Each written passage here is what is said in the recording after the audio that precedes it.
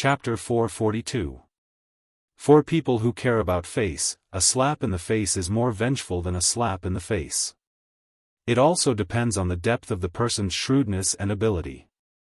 Nanny Cui, who is only second to a few people in the Guanghan house, has experienced ups and downs. She is a mature woman, but she is anxious to make Shi lose face. Now, after being scolded harshly by this foreign guest, she stretched out her hand to smooth her chest and looked at him carefully. She figured out some of the things that she missed because of her carelessness. In a brothel, there are all kinds of crooks and dragons mixed together. Aside from those who wear official robes according to their official status, some of the people who don't act according to common sense are actually more difficult to deal with. Officials protect each other. If one doesn't take care of them well, they can ask for a backer to make up for it. However, the latter is hard to say. How arrogant is Feng Feng Lu? 7 or 8 years ago, they angered a fierce god. As a result, 4 courtesans and 6 beauties suddenly died in one night. This murder case shook the Dragon Waste state and it was hard to find the reason. Later, when the Beimang martial arts evaluation was released, it was known that it was done by Zhong Liang, who is ranked 7th among the top 10 devils. Zhong Liang himself is scary enough. His uncle, Zhong Shentong, is one of the 12 great generals of Beimang. The Zhong family is one of the top noble families in the southern imperial court. Feng Feng Lu's guests are all over the dynasty, but they still have to suffer in silence. It is said that after the incident, they even sent a few young beauties to the Zhong family with both hands. Unfortunately, her back is facing the 2 martial arts instructors in the Feng Feng Lu. They heard the words of the young man with the saber and saw that Sister Cui, who has always been bad-tempered, became silent. They thought that they had fallen into a dead end. After looking at each other, they wanted to show off their power. Soldiers are trained for 1,000 days to be used in a single day. Since the Guanghan house has a strong backing, they rarely have the chance to fight. As a group of guard instructors who are paid a lot of money every month, they can only spar with each other. It is inevitable that they feel uncomfortable. They want to help Sister Cui gain face for themselves. Anyway, as long as they don't have a direct conflict with Sister Shi, they won't make things difficult for Sister Shi, who usually takes care of their brothers. Although this kind of care is just giving her a smile or stopping to chat, it is an honor for them and they can talk with their brothers. As for Sister Cui, she would only smile at him when she needed his help. She would also reward him with some wine money after the event. However, which of the 2 was more important? The brothers who came out to make a living and were able to enter Guanghan house all had some ability. They all knew what was important and what was important. Su Fengnian stretched out his palm and swiped the jug of 3-mix yellow wine on the table. The wine jug slid out of the table and drew a pleasing arc in the air. It just so happened that it bypassed the 2 instructors, circled around them, and then slid back to the table. It was exactly the same as its original position. This was a technique similar to drawing a circle around the ground, which included Cui Mama, Shi Jiejia, Yunzi, as well as him and Tao Manwu. The 2 instructors looked at each other in dismay. They knew what was good for them. They could tell that when the wine jug passed by them, it suddenly accelerated. Even if they wanted to punch it with all their strength, they would not be able to catch it. This was not a small trick that anyone could play.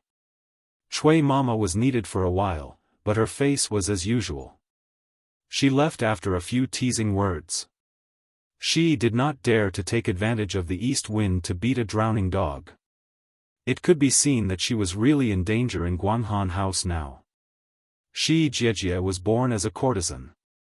Out of gratitude, she admitted that she was old, so she gave up her position and stayed in Guanghan house to be a nanny who was more noble than a procuress. She was responsible for training the girls with potential in the Guanghan house. Sister Cui was born as a maid and was not favored. She finally became a prostitute, but she was beaten back to her original position because she committed a crime. For the first 10 or 20 years, she had been holding back her resentment. It was not easy for her to climb to the position of chief nanny. Xianxia, who had a smooth life, of course regarded her as a thorn in her side. She helped Yunzi up and said softly, "Does it hurt?" Yunzi, who had escaped a disaster, knew that the future would be difficult, but at the moment, she was more happy than worried. She smiled and said, "Aunt, it's okay. Yunzi will be scolded and beaten for the rest of my life. I won't die." She patted his clothes and said helplessly, "If Sister Cui can't get along with you and can't take it anymore, you can come and tell me. At worst, I can tell the master to let you do a job in the embroidered ball pavilion. It's just that there will be fewer ways to earn money." Yunzi hesitated for a moment before she forced a smile and said, "Aunt's words are enough. I believe that Nanny Cui is a busy person who doesn't come and go. She won't fuss over minor matters like me." She sighed and said, "Go. I will deal with it here." When the young man left the tea room with a heavy heart, she looked at the young master with a saber and said faintly, "Young master is clever." She thanks young master on behalf of Yunzi. Seeing that elegant young master pretending to be ignorant, she did not say anything. Today's disaster, if the guest in front of her relied on his background and ability to act a little earlier, she and Yunzi would not have a way out. Sister Cui had taught Yunzi a lesson and then provoked the guest verbally. This was unreasonable. She was humiliated verbally by the young man with a saber and then slapped the wine jar as a warning. Although it was not watertight, it could be considered a kind method of forgiving. As a result, Shi's situation could not be worse, but Yunzi would feel much better. Otherwise, this young master would finish eating, put on his clothes, and leave. Yunzi would be cleaned up to the point that she wished to die. At that time, even if she wanted to save Yunzi, she would not be able to open her mouth. Su Fengnian picked up the wine jar and put away the banknotes. He said with a smile, "Drinking in the tea room is nothing. Let's go to Sister Shi's place." Shi's face showed slight anger. She bit her thin lips and said softly, "Young master, please forgive me. Shi has not received guests for a long time." Su Fengnian laughed involuntarily and said, "It's just a drink. Does Sister Shi really think that I am greedy for your body?" She had casually said those words to Auntie Cui. Sister Shi thought too highly of herself. "I came here from a study tour. In the past, when I went to the brothel with my friends, I was just a hostess. I played the role of the poor person who paid the money. I have not fought with real swords and spears. I want to drink some wine with Sister Shi first to boost my courage. When I see Miss Wei later, I won't be defeated so easily. Although my family has some money, 200 taels of silver will be spent in the blink of an eye. It is really like the saying, a moment of spring night is worth 1,000 gold. A moment of spring night is worth 200 taels of silver. It is too unfair. Sister Shi, is this the truth?" The corners of Shi's mouth curled up. She was really amused. It turned out that there was such a new saying for a moment of spring night. Not to mention other things, this young master with a saber was definitely straightforward. He was the same towards Sister Cui and Shi. If it was said that she had to repay him with her body because he helped her once, it would be too absurd. Shi was not familiar with the affairs of the world. She had long passed the age of naivety. In the brothel, it was rare to have the qualifications to ask a girl who was not free to do anything. Even the top courtesan of Guanghan House, Miss Anyang, could not do it.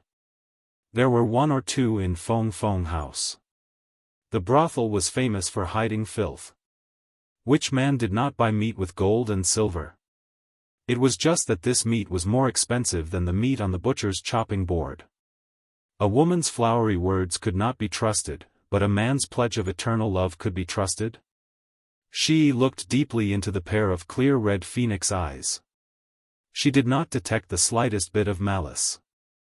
She gritted her teeth and agreed to drink. With her tolerance of 2 caddies of soju wine and not getting drunk, she believed that she would not suffer a big loss. It would not be a big deal if he touched her when she poured the wine. After she thought it through, she said softly, "Young master, follow me to the 4th floor. It is not far from Miss Wei's embroidered ball pavilion." Chapter 443. Walking side by side, Su Fengnian noticed that Shi's fragrance was light and her simple yet elegant attire made her look like a pretty girl from a humble family. Sister Cui was much more exaggerated. Her lips were painted with black paste, her face was painted with yellow powder, and her hair was decorated with a golden hairpin.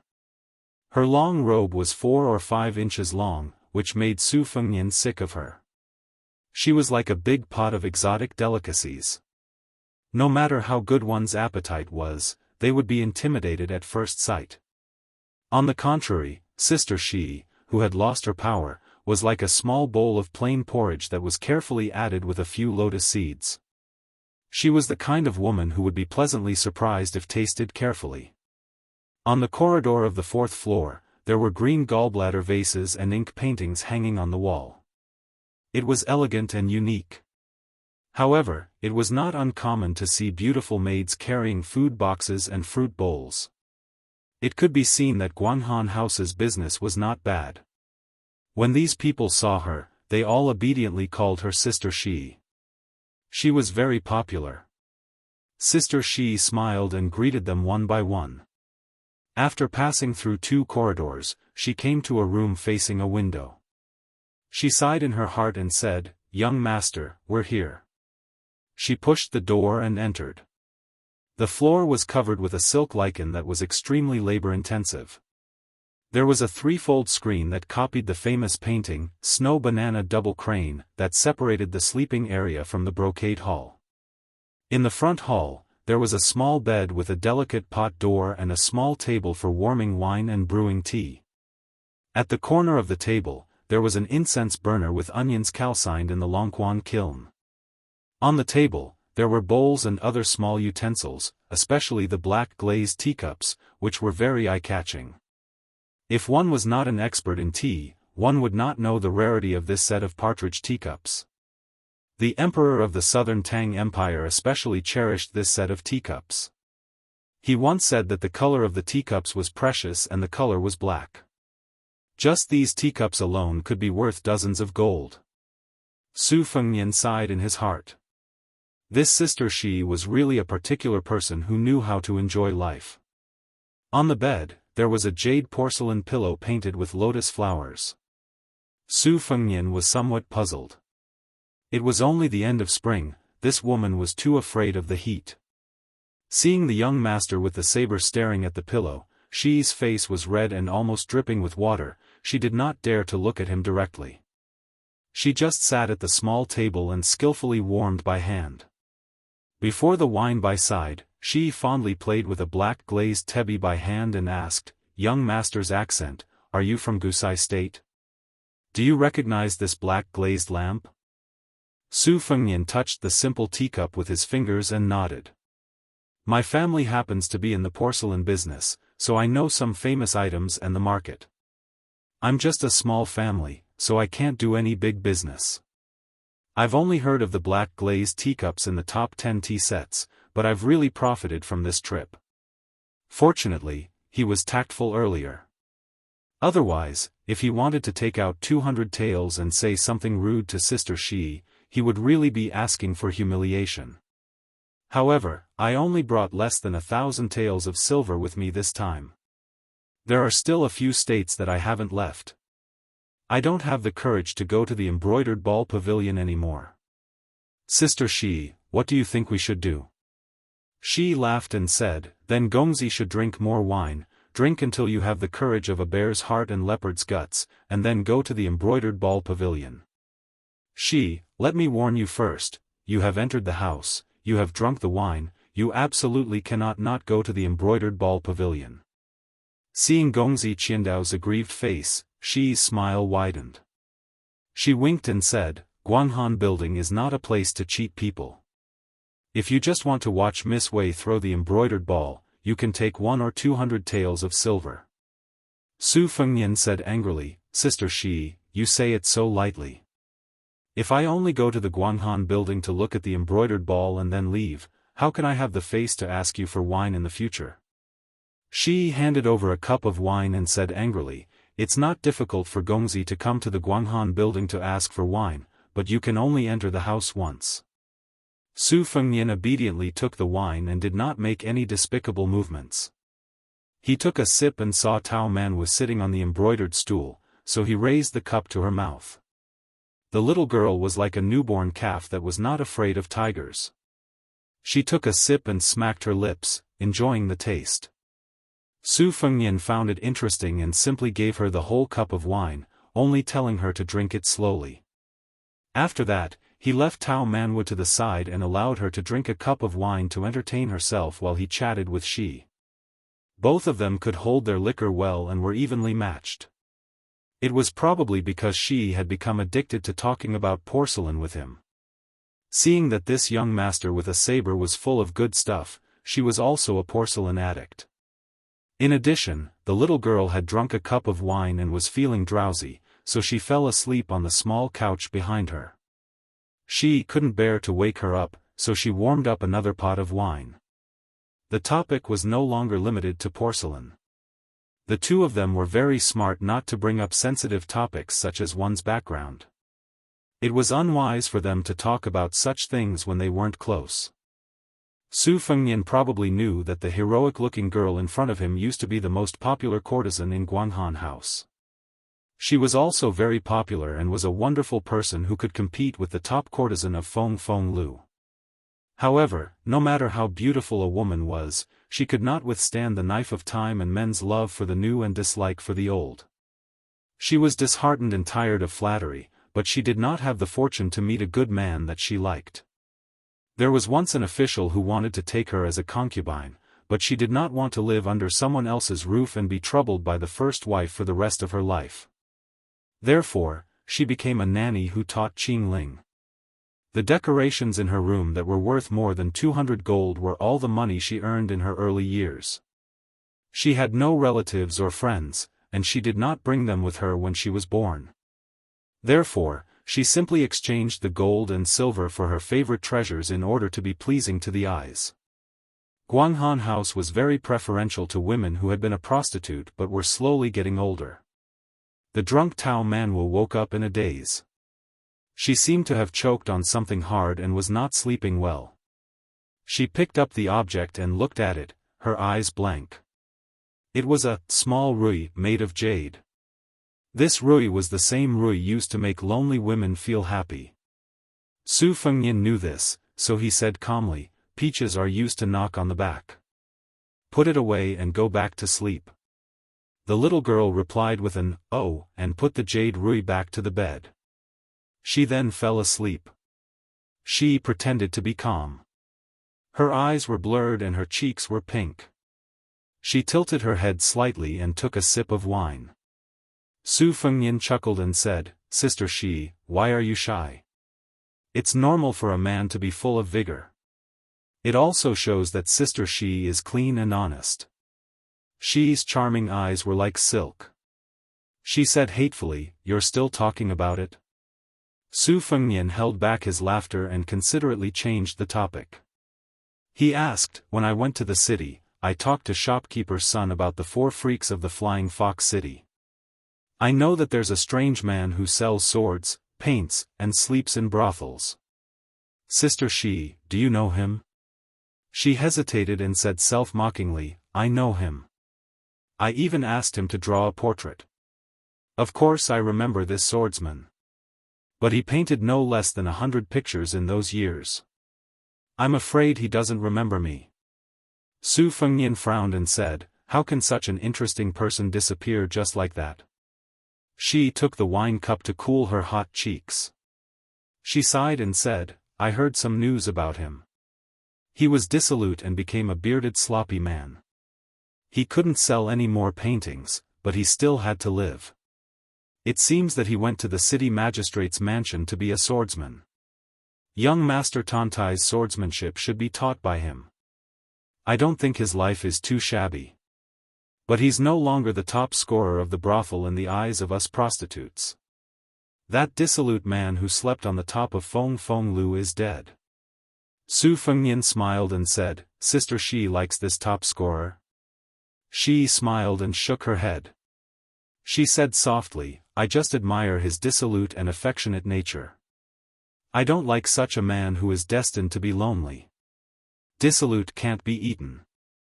Su Fengnian reverted to his old attitude and said harshly, he wants to be both dissolute and stable.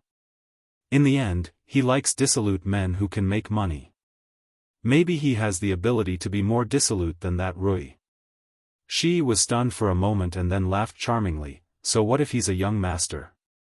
Su Fengnian said calmly, he's quite good. Sister Shi didn't believe him. Su Fengnian asked, he's more dissolute than your Rui. Sister Shi, do you like him? Is the Rui dissolute?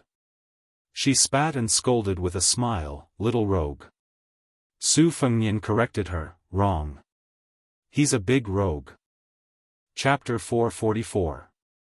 Dirty talk was probably the best tonic to warm up the relationship between men and women.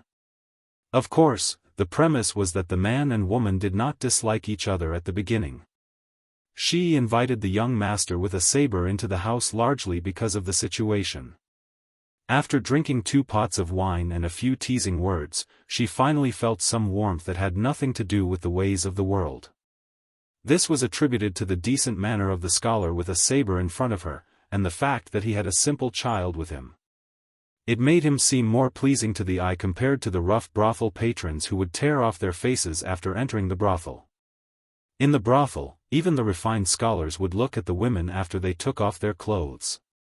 Su Fengnian accidentally got the information he wanted and was ready to get up and leave the house. After going to the embroidered ball pavilion, he could leave the Guanghan building. Whether he could follow the vine to find the top scholar who sold the sword, and whether he was related to the man Su Shao wanted him to find, would depend on fate. Shi's ability to observe people's expressions was perfect. Seeing that he did not have the intention to pester her, she was relieved but also a little disappointed. After all, she was old and no longer had the beauty that could make men crazy. She stood up with Su Fengnian and saw that the little girl on the bed was sleeping coquettishly. She was happy from the bottom of her heart and smiled, young master, if it's not presumptuous, I will give the little girl a porcelain pillow. The little girl's name is Shi, and her name is similar to mine. It can be considered fate. Su Fengnian was surprised, Sister Shi is really willing to give it to her? Shi threw a coquettish glance and said coquettishly, if young master wants a black glazed cup, Shi will not be willing to give it to her. I will give her a porcelain pillow that is not worth much. Consider it as forming a good relationship with the little girl. I am willing to give it to her. Su Fengnian sighed, Sister Shi is so considerate. It is disrespectful to accept it. If there is a chance in the future, I will definitely return the gift. Shi waved his hand and smiled, don't. I don't have any ulterior motives for giving the little girl a porcelain pillow. If you return the gift, you will be at a disadvantage. Su Fengnian didn't insist. He thought that if he could safely return to Beiliang, there was a set of black glazed lamps in the prince's mansion that the late emperor of southern Tang had held tightly to before his death. It could be said to be an immortal item. If there was a chance, he wouldn't mind giving it to this good-natured brothel girl. In any case, leaving it in the prince's mansion would be a waste of natural resources. Top-quality tea sets were similar to some priceless tea pets. If they were placed on a shelf and not touched by people or soaked in tea for a long time, they would lose their spiritual energy. It was the same principle as how people raised jade. However, there was no harm in not talking about this kind of unsettled matter at the moment. He walked over and pinched Tao Manwa's little nose. She was as sleepy as other girls her age and had a bad temper when she woke up. When her nose was pinched, she would randomly punch and kick. Su Fengnian had a hard time teasing her awake. When Tao Manwa saw that it was Su Fengnian and not her parents, the little girl suddenly lowered her head and burst into tears. Su Fengnian didn't console her and said softly, Taozi, wake up. Sister Shi saw that you are cute and gave you a porcelain pillow. Quickly, thank her. Tao Manwa wiped her cheeks with her sleeve and looked up with a smile. "Thank you, Aunt Shi." Shi's heart softened and she said softly, "Good girl." Su Fengnian took out a few banknotes and put them on the table. He held the little girl who was hugging the porcelain pillow and said apologetically with a smile, "I won't disturb Miss Wei today. Here is the deposit. I will come back tomorrow. Our Taozi has a bad temper when she wakes up. If I don't let her sleep well, she won't be happy for the next few days." She didn't have time to be rude and said softly, "Why don't you go to Miss Wei's embroidered ball pavilion and let the little girl sleep here?" She added flatly, "If you don't find it dirty." Su Fengnian shook his head. He noticed that his sleeves were being pulled. Seeing the reluctance in the eyes of the little girl in his arms, Su Fengnian frowned. The two girls, one big and one small, became nervous. Of course, Su Fengnian didn't want Tao Manwu to stay together with Joy, who had cultivated into a spirit. If there was any mistake, Su Fengnian would kill him without hesitation. However, how would they know about the inside story that was filled with thick blood qi? As they wished. How many people and how many things were as they wished? Su Fengnian, whose hearing wasn't inferior to that of a top crypt master, slightly trembled. As expected, unpleasant things came knocking on his door. Su Fengnian forcibly suppressed the killing intent in his heart. He didn't know why, but after the death battle with the demon Xia Ling at the Duck Head Green Inn, he didn't draw his saber and gained enough energy. The saber will in the scabbard skyrocketed, but the killing intent in his heart also rose. However, Li Chungang had already retired from Jianghu and wasn't by his side. Otherwise, he would definitely ask whether this was good or bad. Su Fengnian was really worried that when the time came, he wouldn't be able to raise the dragon-slaying saber will and become a demon who killed people like flies. Su Fengnian silently recited the chant of the Great Yellow Court and calmed his mind. He looked at the door and heard a hurried knock. Su Fengnian was surprised. Other than Wei Manxiu, who she regarded as her daughter, no one else would come, and Xiu's knock wouldn't be so stiff. Su Fengnian took a deep breath and went to open the door. She saw Sister Cui with a playful smile. Su Fengnian also had a thunder pool that she couldn't touch, and this room was it. Just as she was about to speak with a cold face, she saw a tall woman dressed as a man standing behind Su Fengnian. Su Fengnian suddenly stopped and swallowed her words. She respectfully bowed and said, "Su Fengnian greets the third miss." The woman who didn't have the appearance of a charming and graceful woman was quite heroic. She wore a jade belt brocade robe like a rich man and had a long saber hanging on her waist. She said unhappily, "It's the third young master." Su Fengnian's mouth was bitter. She lowered her head and said, "Su Fengnian greets the third young master."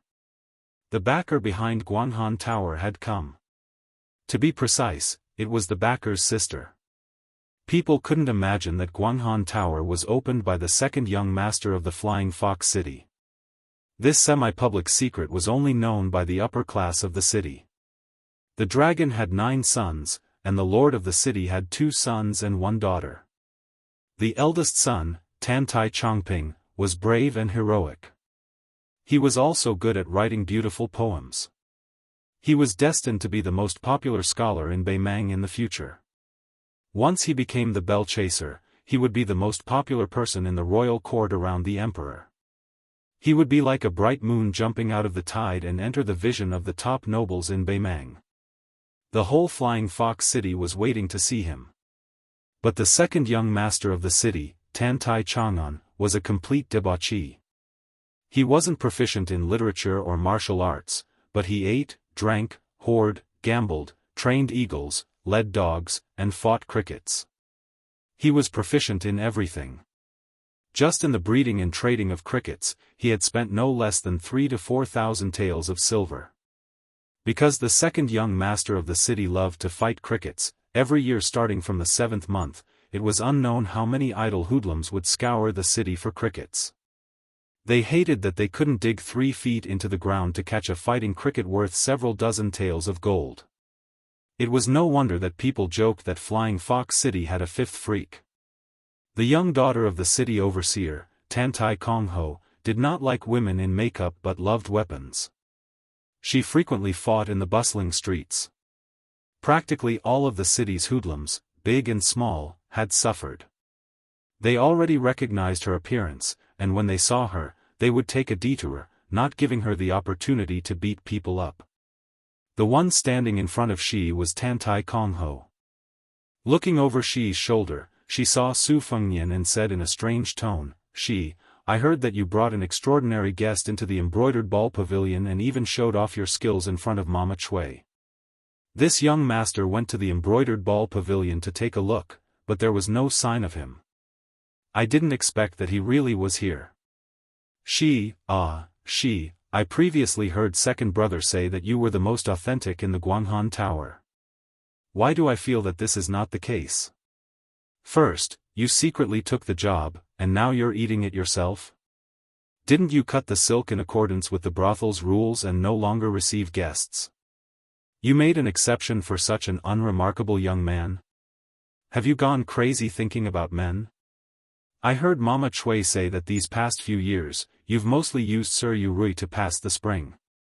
How about you let this young master gain some experience? This influential woman's imposing manner was overbearing, without the slightest bit of misgivings. Every sentence pierced the heart and bone, each word piercing the spine.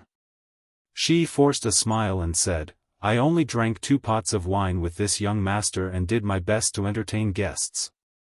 She did not receive any guests. If there truly is a day when she makes a comeback, she will certainly first inform the third young master before daring to act. Mama Chui clicked her tongue and said, "Little sister, she is truly an honest person. She deserves to be called a loyal woman who will dedicate her life to the Guanghan Tower." Tantai Kongho angrily rebuked, "Shut your mouth. You don't have the right to add insult to injury. She is not a good thing. You're the same as her. If she's lacking, how much better can you be?" Mama Chui stammered, keeping quiet out of fear. Su Fengnian, who was watching from the sidelines, laughed in his heart. Don't look at this little girl's poisonous mouth. She actually knew how to be impartial. She wasn't the kind of stubborn young girl who would listen to the wind and listen to the rain. Mama Chui's move of fanning the flames was a profit, but the profit was limited. Chapter 445. Tantai Kongho pointed a finger at Su Fengnian, "You are a guest. Even if you break the rules, it is Guanghan House's fault. This young master will not bicker with you, but I heard you have some skill. I just happen to have a servant at my side who knows a bit. If you can withstand 10 moves, then for the next 3 days and 3 nights, aside from Anyang, Qingnu, and Wei Manxiu, those 3 red cards, you can play with any woman in the house as you please, regardless of day or night. You can play with as many as you can. If you can sleep with 100 women, then that is your skill. Guanghan House will admit defeat. How about it? As long as 10 moves, this young master is famous in Flying Fox City for keeping my word. Do you dare?" Su Fengnian smiled and said, "I don't dare. Third young master's retainer is an expert at a glance. I am only a poor wanderer who came to Guanghan House to find Miss Shui Ling. If I am beaten down by third young master's people as soon as I make a move, I fear I will dampen third young master's mood." Tantai Kongho was flattered. In fact, she was slightly happy in her heart, but her face was still frosty. She disdainfully said, "Don't dare? Are you a man with a gun?" Su Fengnian remained unmoved, making Mama Chui extremely disappointed. She said without any backbone, "If third young master says yes, then yes. If he says no, then no." Tantai Kongho completely lost interest. She was overflowing with interest to teach a lesson to a big, green-skinned hoodlum with dozens of underlings, but bullying unarmed and defenseless commoners or those embroidered pillows was truly meaningless. Not to mention, her 2 elder brothers would also be unhappy. Sighing, she turned and left, muttering, "Your father and mother gave birth to you, this son, in vain. Without a gun, other than barely carrying on the family line, what can you accomplish? The robust retainer's expression suddenly changed. He stood in front of the third young miss to protect her, shouting, "Careful!" Tantai Kongho was bewildered.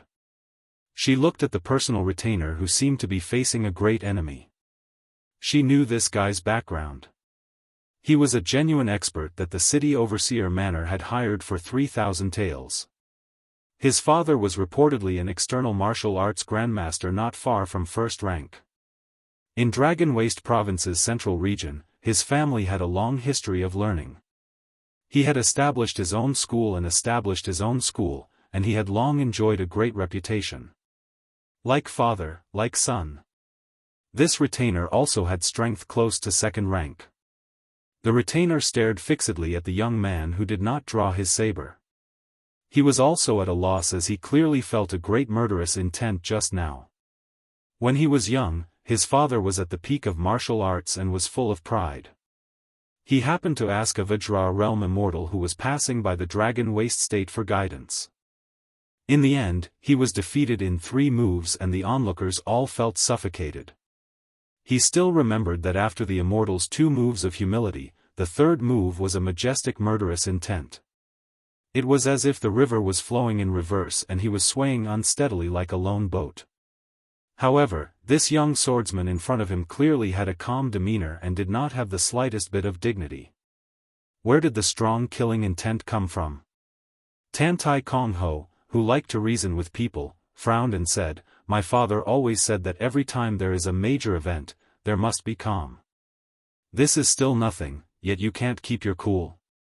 The retainer with his keen 5 senses revealed a bitter smile. After he confirmed that there was no abnormality, his taut muscles gradually relaxed. The 2 loops of clothing around his arms visibly bulged and returned to being ironed. He said in a low voice, "This little one worried too much." Su Fengnian, who was holding Tao Manwu, stood at the doorway.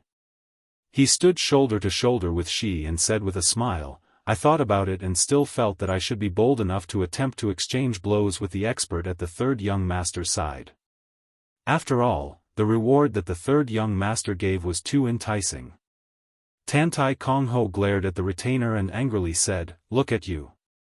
You're being looked down upon." The retainer's heart immediately rose to his throat. If the young swordsman had blindly retreated from beginning to end, then it would have been fine. He could have treated it as a misconception. However, this fellow had played a trick of retreating first and then advancing. If he truly targeted the third young miss, he truly did not have absolute certainty that he could protect his master. It did not matter if he was defeated. At most, it would damage the prestige of his father's sect. However, if he allowed the third young miss to receive the slightest injury, with the city overseer's mansion, city overseer's protectiveness and the 2 young masters' pampering, he would no longer be able to mingle around in Flying Fox City. Taking a deep breath, the sturdy retainer narrowed his eyes and said, "Exchanging blows is fine.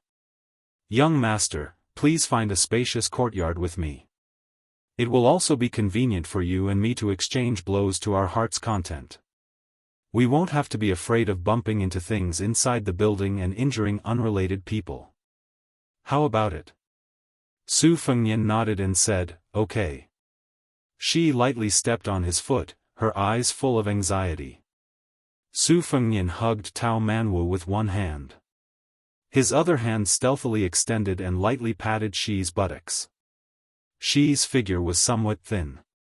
In fact, the places that should have been round and perky were not missing a single point. Her body trembled, and her pair of beautiful limpid eyes widened. Fortunately, everyone, including Tantai Kongho, was attracted by his face. They did not notice this big pervert who had the guts to take advantage of her. If this was seen by the lawless Tantai Kongho, they reckoned that she would certainly sigh in admiration. This was the real deal, having a calm demeanor whenever something big happened. Su Fengnian handed Tao Manwu over to Shi, who was painstakingly hiding her shame and indignation. He softly said, "Let Taozi stay with you for now. It's not good to let a child see fighting and killing." She silently took the little girl. However, it was not tender feelings, but rather a murderous look. Su Fengnian did not pay attention to her. He made a shushing gesture towards Tao Manwu. The little girl was worthy of being called telepathic. She nodded. Mama Chui could not suppress the ecstasy in her heart. This young man did not know when to advance or retreat. Did he really want to sleep with 100 girls in Guanghan House? But the retainers at the third young master's side had frightening skills. Several dozen ruffians simply could not get close to them. You, a young man with a physique only slightly better than a weak scholar, wanted to withstand 10 moves. If you were lucky enough to survive, you would have to lie in bed for several months. Even if the girls took off their clothes and swayed in front of you, would you be able to get up from your crotch? While she was secretly delighted and thinking, she suddenly raised her head and saw the young master behind the third young master and his retainers turn his head and smile at her. She did not know why, but she was frightened. Su Fengnian absent-mindedly followed behind. He walked down Guanghan House and walked towards the lake in the rear courtyard. He did not care about the constant addition of personal guards and retainers along the way. When dealing with a third-rank retainer, he only cared about the propriety. He was more concerned about the entanglement behind the governor of Flying Fox City. The north and south of Beimang were gradually intertwined in the confrontation. Apart from the complicated genealogy of the Yelu and Murong royal families, the ones who really stood at the top of this dynasty were only the 8 provincial governors and 12 generals of the border governors, as well as the dozen or so officials of the southern dynasty who had the right to speak in the court. These 30 or so people each represented a tangled and complicated power. They were either connected by marriage, fought to the death, cooperated with each other, or did not have any contact with each other. It was very difficult to sort them out. As far as the officials of the southern dynasty were concerned, they were generally supported by 2 skeletons. One was the aristocratic group known as the noble clan of Longguan. They were stubborn, conservative, and self-righteous. They were not inferior to the aristocratic families of the old Spring and Autumn period. After the Spring and Autumn period war, the aristocratic families of Longguan in the north of Beimang became even more arrogant. They considered themselves to be the orthodox aristocratic family. The Zhong family, which produced the great demon Zhongliang, was one of them. One of them was the military power led by 3 generals. The other was Huang Songpu, who was of the same rank as the provincial governor in Gusai state. He was a remnant of the Spring and Autumn period. Originally, the scholars in the south of Beimang dynasty, no matter if they were native scholars or remnant of the Spring and Autumn period, were all civil officials. Only those in the north could become generals and ministers. It was the amazing Huang Songpu who took the lead. After that, there was General Lu Gui, who was praised as half of Su Shao by the Empress of Beimang, and Yang Yuanzan, who was born a pariah but rose rapidly in the military world.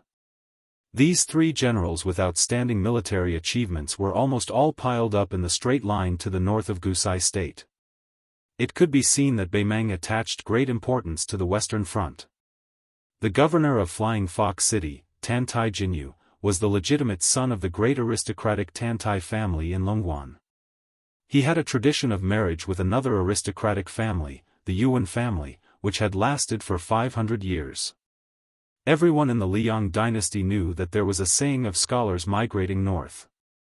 There were 2 torrents. One flowed into the group of scholars in Jiangnan, and the other flowed into the furnace of the old aristocratic families in the north. What they didn't know was that there was an even larger group of scholars that were fleeing north. They were like carps crossing the river into the Beimang dynasty. Other than those who couldn't acclimatize and died young, most of them started to integrate into the Beimang dynasty. This was especially true for the officials of the southern dynasty, who started to stand out.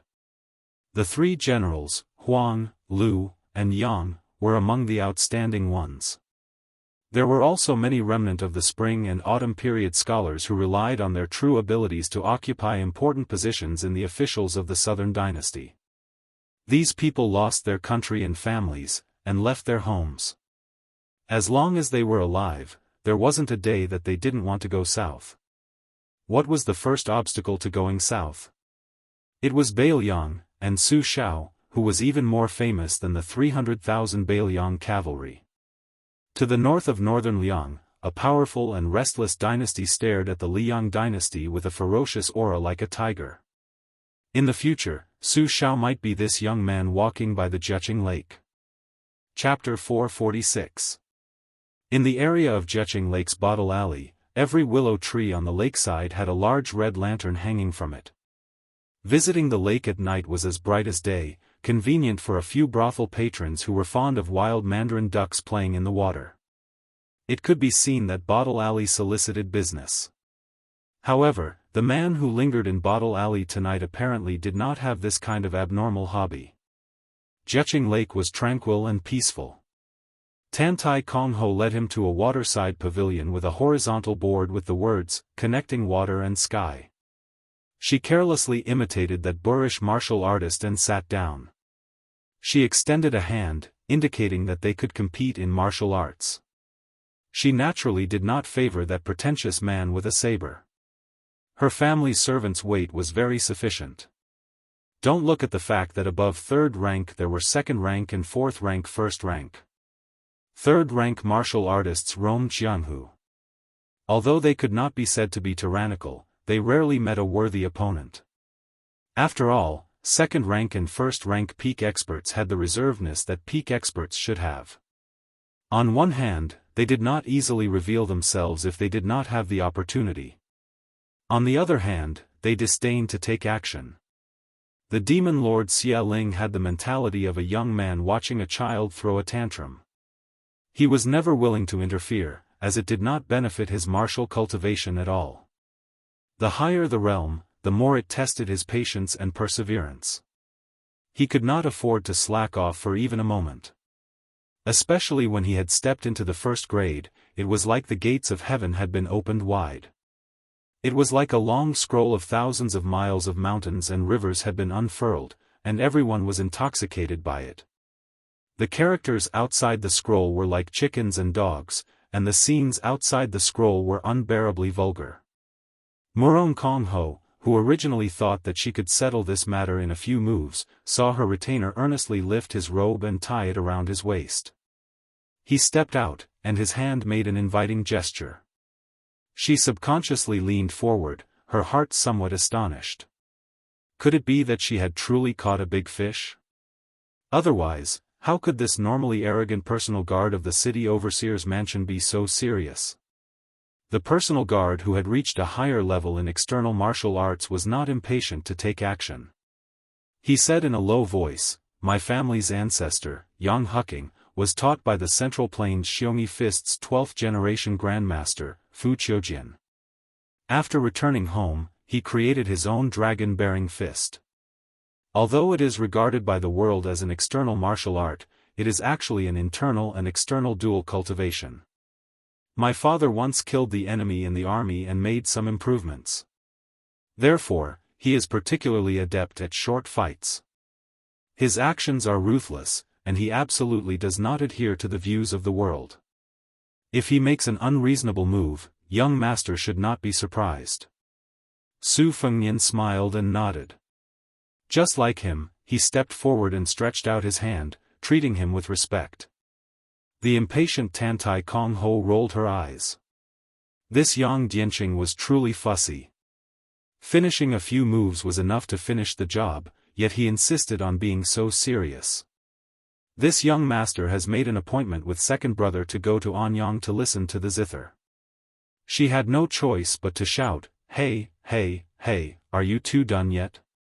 You're even chatting. It turns out you've met old friends in a foreign land. Hurry and be quick about it for this young master. A loss is a loss, and a win is a win. There's no need to be so polite."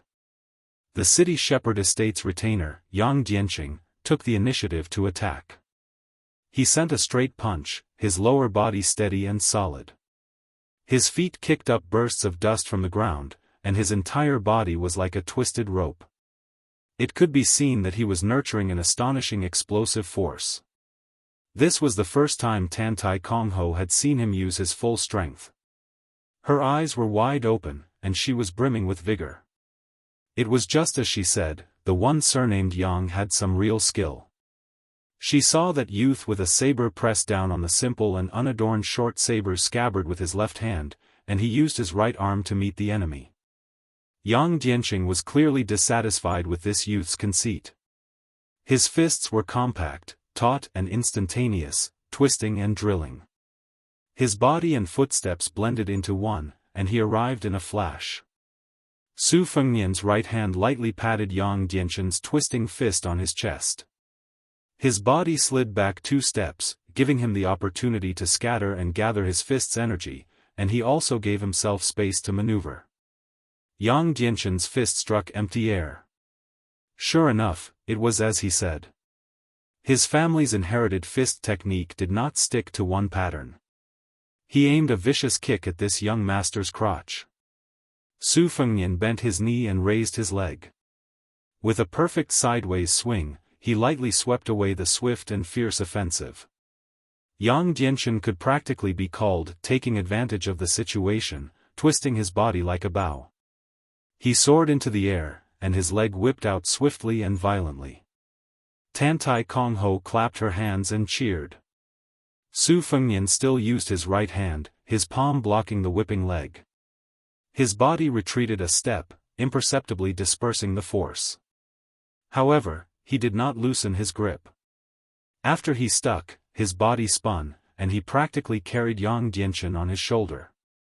He spun in a large circle, and Yang Jianqing was flung away. Yang Jianqing floated to the ground, his feet rooted to the ground. There was no sign of defeat. Tan Tai Kong Ho, who wished for the whole world to be in chaos, called out, "Good." In her opinion, this battle of martial arts could not be said to have a clear victory or defeat. It was merely that the saber-wielding young man's strange technique, using defense as an attack. Fortunately, he had not been defeated 1,000 li away. She admired Yang Jianqing's carefree and unrestrained fast and fierce attacks. Watching it was a feast for the eyes. Yang Jianqing was self-aware. After several moves, let alone that his offensive was like a tide, in fact, each time he attacked according to this young man's intentions. If the opponent truly wanted to be ruthless, whether or not he could last 10 moves would depend on luck. Just as he was about to grit his teeth and use the killing move of the dragon manifestation fist, a mellow voice that was no different from the sounds of nature entered his ears. "Don't fight, don't fight. Under the moonlight, the two of you are both experts. Heroes should appreciate each other. Fighting with your lives on the line will only spoil the scenery. Kong Ho, if you continue to cause trouble, second brother will not accompany you to listen to the zither." Su Fengnian and Yang Jianqing looked at each other and smiled knowingly. They both withdrew their hands, and the latter cupped his fist in gratitude. With Yang Jianqing's status as the city overseer's mansion's guest, it could be considered giving this saber-wielding young man enough face. Su Fengnian was all too clear about the many customs of these martial artists. For Yang Jianqing, who had both a backer and a family background, to be able to reach this step was not easy at all. He also meticulously cupped his fist in return. "That's it?" Tan Tai Kong Ho, who finally had something to watch, was clearly very dissatisfied. Her eyes widened, and she indignantly looked at the white-robed hedonistic young man carrying the birdcage. She shouted, "Second brother! What's wrong with you? You're helping an outsider, and you won't even allow me to find some fun? In the end, are you really my second brother? I was actually picked up by father and mother, so you don't feel sorry for me at all, right?" The white-robed young man wore a smile as he stood by the lakeside. He carried a birdcage woven from purple bamboo and raised a rare dragon-tongued sparrow. He was approximately 25 or 26 years old, and his face was like a crown of jade. He was extremely handsome, and his appearance could make a young lady scream. Compared to His Royal Highness's true appearance, it was somewhat lacking. However, compared to the current Su Fengnian who wore his face, it was much more outstanding. His younger sister's rude and unreasonable behavior truly gave him a headache. He angrily smiled and said, "My little grand-aunt, please spare me. Can't you just treat me as if I was picked up?" Tantai Kongho's mouth was unforgiving, but facing this relative, her tone clearly carried a lot of affection and playfulness. There was not the slightest bit of coldness. She trotted out of the waterside pavilion and arrived in front of her second brother. She put her hands on her hips and pouted, feeling wronged. "Nonsense. You and big brother are twin brothers. If you were picked up, wouldn't father and mother only have me as their biological daughter?" Tantai Chang'an, who was Flying Fox City's #1 debauchee but did not have a bad reputation, had a warm smile in his eyes. He stroked his younger sister's head and said with a wry smile, "You, oh you, if these words were heard by your big brother, see if he doesn't ruthlessly sort you out. It's only because I dote on you more than that bookworm that I won't get angry with you. Come, let's see who in the family loves you the most. If you're right, second brother will give you a pleasant surprise." Tantai Kongho's eyes smiled like crescent moons. She pulled on her second brother's arm and giggled, "It's definitely second brother. There's no running away." The handsome young master laughed heartily and tapped her forehead, "I clearly know that you, this girl, don't have a conscience. When you get to that bookworm side, you'll be a fence-sitter and change your tune." However, hearing this still makes second brother happy. "I had the servants prepare plum blossom porridge for you in the courtyard." The plum blossom stamens were all personally picked by second brother during the late spring.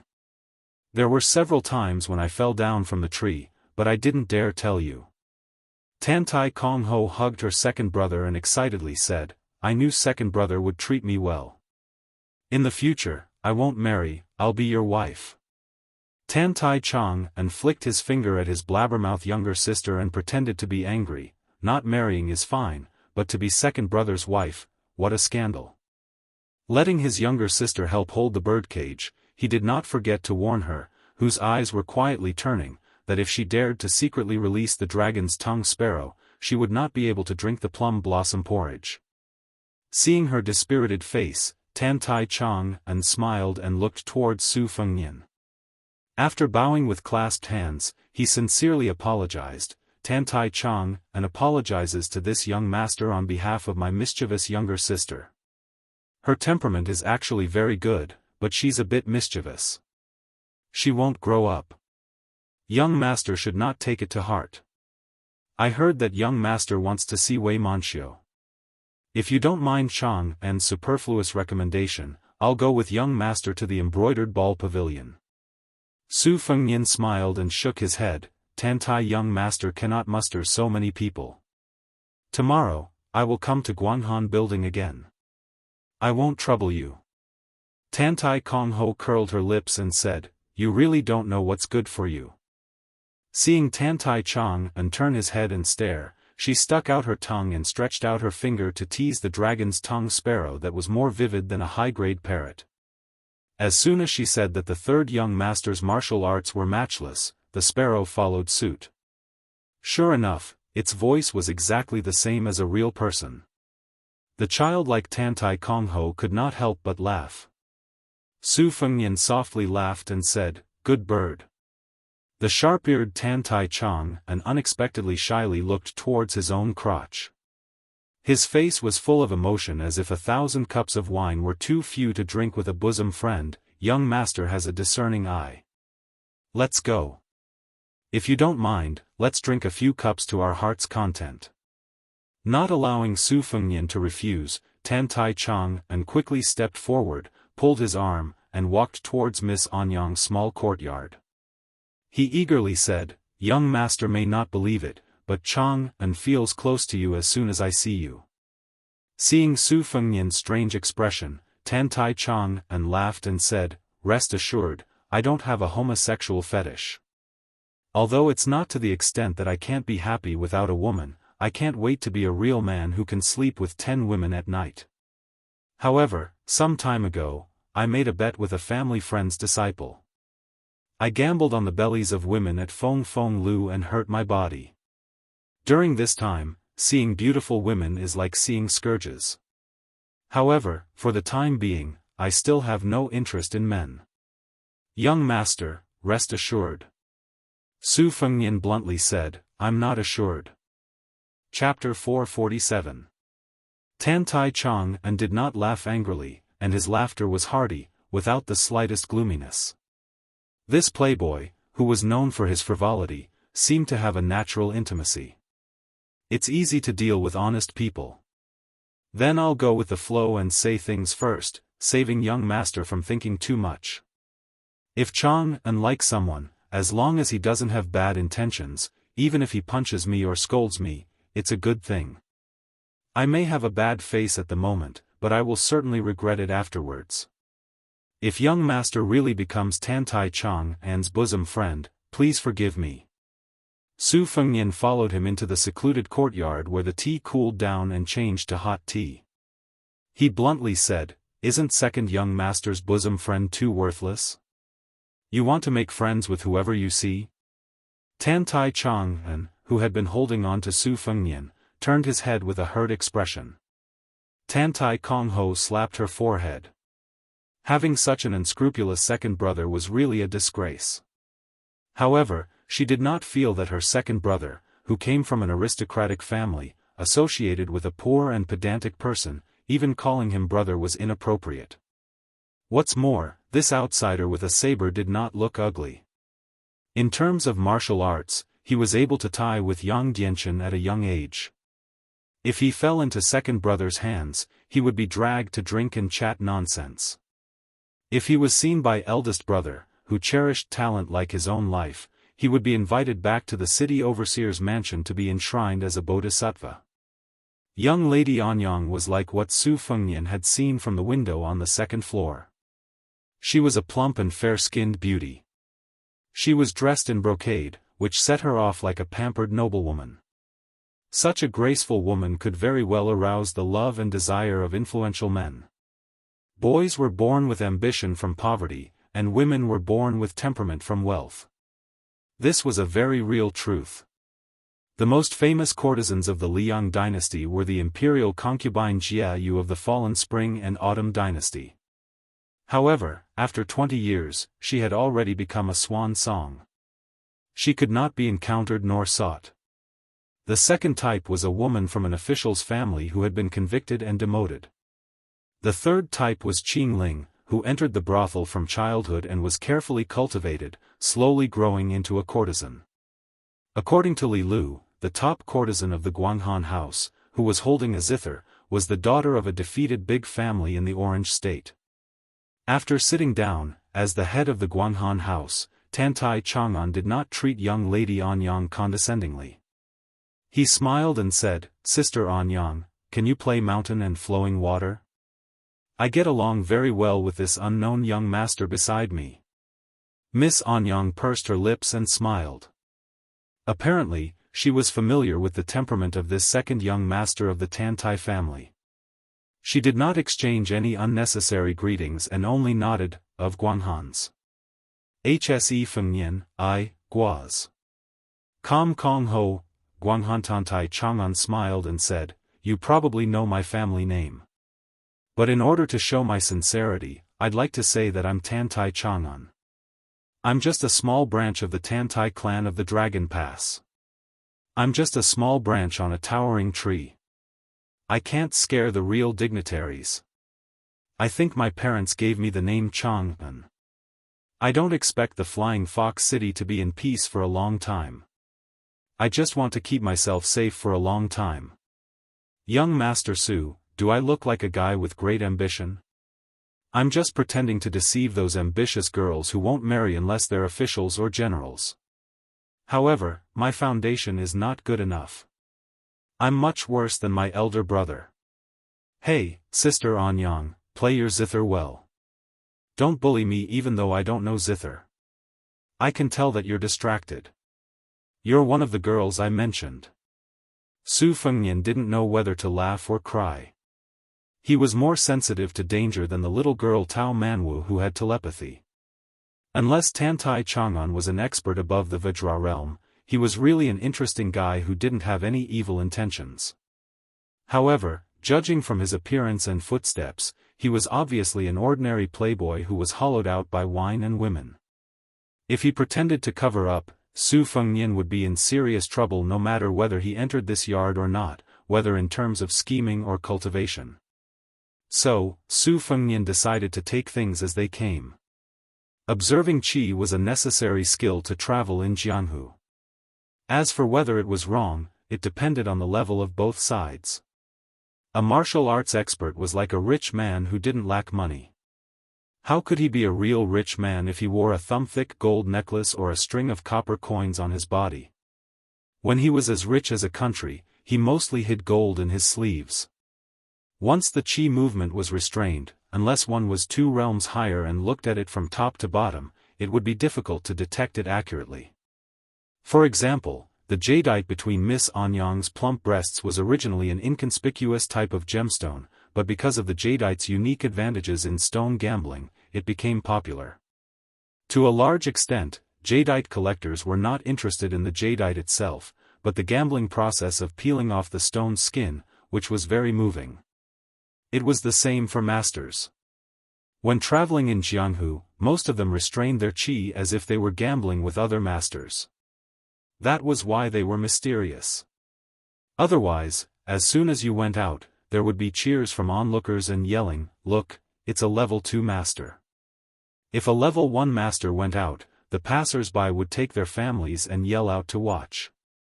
It was too outrageous. This was the essence of Jianghu's attraction. It could make you fail miserably, but it could also make you famous by stepping on others. If one reached the celestial state that resonated with heaven and earth, it was another story. Not to mention the first 3 realms of level 1, even earth immortals of the 4th realm could be identified. However, like the saints of the 3 sects, they hid their strength and bided their time. It was difficult to judge them with common sense. This was also the reason why the old Taoist Zhao Xuanzu of Longhu Mountain could successively deceive the 2 sword immortals, Li Chungang and Dong Tai. The rest of the martial artists who proved their Dao with strength couldn't escape the celestial eye. Wang Xianji, who was the strongest in the world, and Tuoba, who was close behind, were said to be able to kill the other 8 people on the list once they joined forces. They didn't need any celestial phenomenon at all.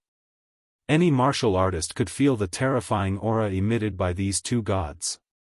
No matter who they faced, they could crush them. Even if they were earth immortals, they would be killed by pure strength. Tantai Chang'an really spared no effort to play wholeheartedly. Listening to the zither, he glanced at his sister who was happily drinking the plum blossom porridge cooked by him. He took a sip of wine and squinted, saying, "You must be joking. My ambition is to be a teacher in a rural private school. I serve the disobedient boys with a feather duster, but I'm more lenient with the girls. I don't have a bad idea, but I just think about how they will look when they grow up. They will be slender and elegant, get married, help their husbands and raise their children. I don't know why I feel happy when I think about it."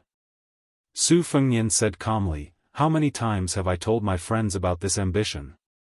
Tantai Chang'an said innocently, "It's up to you to believe it or not. I really only told you about it." Su Fengnian couldn't help but cast a sidelong glance. "Tantai Chang'an, when you were picking plum blossoms, you fell and damaged your brain?" Tantai Kongho, who was drinking porridge but listening to the conversation, spat out a mouthful of porridge. She gave a thumbs up and said with a smile, "Su Qi, well said." Tantai Chang'an rolled his eyes and said, "Great aunt, who just scolded me for helping outsiders? Should I scold you back a few times? In a war of words, who has your second brother lost to?" Tantai Kongho made a face. Looking at that youth with the saber, he was much more pleasing to the eye. At least her second brother had innumerable friends. But those who dared to say that her second brother's brain was damaged could be counted on one's fingers. Besides, she hadn't known this wanderer for long. This straightforward courage and insight was to the liking of her city lord mansion's 3rd young master. It was no different from this bowl of plum blossom porridge. Wasn't this the so-called no discord, no concord? She leisurely ate the plum blossom porridge, her mood very good. Tantai Chang'an asked, Su Qi, what is your ambition? I see that your martial arts aren't bad. Do you want to be like Hong Jingyan, a martial artist revered by tens of thousands of people? Or do you want to be like Luo Yang, a devil with no misgivings? Or perhaps even more ambitious, to be like our Bei Meng's god of war, the only one in 100 years who can be called an indomitable dynasty? Su Fengnian thought for a moment and said calmly, I don't have that much ambition. I'm just thinking that there will be a day when my old man really dies of old age, so I can leave with some peace of mind. Murong Kongho seemed to recall her own words on the 4th floor. She didn't care whether this Su Qi could hear her or not. She softly whispered, I'm sorry, Su Qi. I only spoke casually in Guanghan building. Tantai Chang'an was silent for the first time. After a long time, he raised his cup and softly said, very good. Your ambition is a bit bigger than mine. I don't like those fellows who keep on talking about helping the people. There are too many of these people in Flying Fox City. Many of my friends are the same. They always look high and far away, but they don't care about their feet. They don't travel far when their parents are healthy. They don't understand. Seeing Su Fengnian's gaze cast over, Tantai Chang'an awkwardly smiled and said, as long as you understand what I mean, it's fine. I didn't say that you were wrong. I'm ignorant and incompetent. With great difficulty, I remember some principles, so I blindly opened my mouth. Su Fengnian smiled. Chapter 448. Tantai Chang'an laughed heartily as if he had seen a ghost. Su Qi, you stingy brother are finally willing to give me a smile. Come on, let's drink a cup of wine. Let's have a toast. Su Fengnian raised his glass and drank it up. Because he recalled many past events, he certainly liked the childhood when his mother was still alive. He was carefree and played with 2 sisters who loved him dearly. Even if his mother urged him to study and learn to read more strictly, he was also carefree. He was not afraid even if the sky fell down. His mother had a sword and his father had 300,000 cavalries. He was a child who didn't need to bear anything. What was there to be afraid of? His Highness the Crown Prince did not hate Li Hanlin, who shared the same rotten taste as him, Yan Qiji, who was more like a girl, and Kong Wuqi, who spared no effort to take the lead in getting into trouble. When he thought of something that didn't go his way, he would vent his anger on Su Shao, pick up a broom, and chase him down. Not to mention in the mansion of the vassal of the dynasty, it was probably an unimaginable absurd scene in any aristocratic family. However, Su Shao was not angry every time. At first, Su Fengnian did not understand.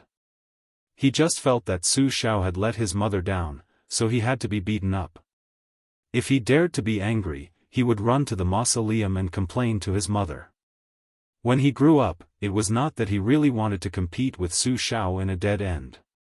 He must have been holding back his resentment before he casually picked up a stool and a broom to chase him away. It was just that it had become natural. Many times, his hands were itchy and convenient. The father and son really did not care about how the world looked at them. Su Fengnian said slowly, Tantai Chang'an, if you didn't lie, your ambition is actually quite good. Tantai Chang'an nodded hard and said, I know you will understand me. Don't say more. Let's have another drink.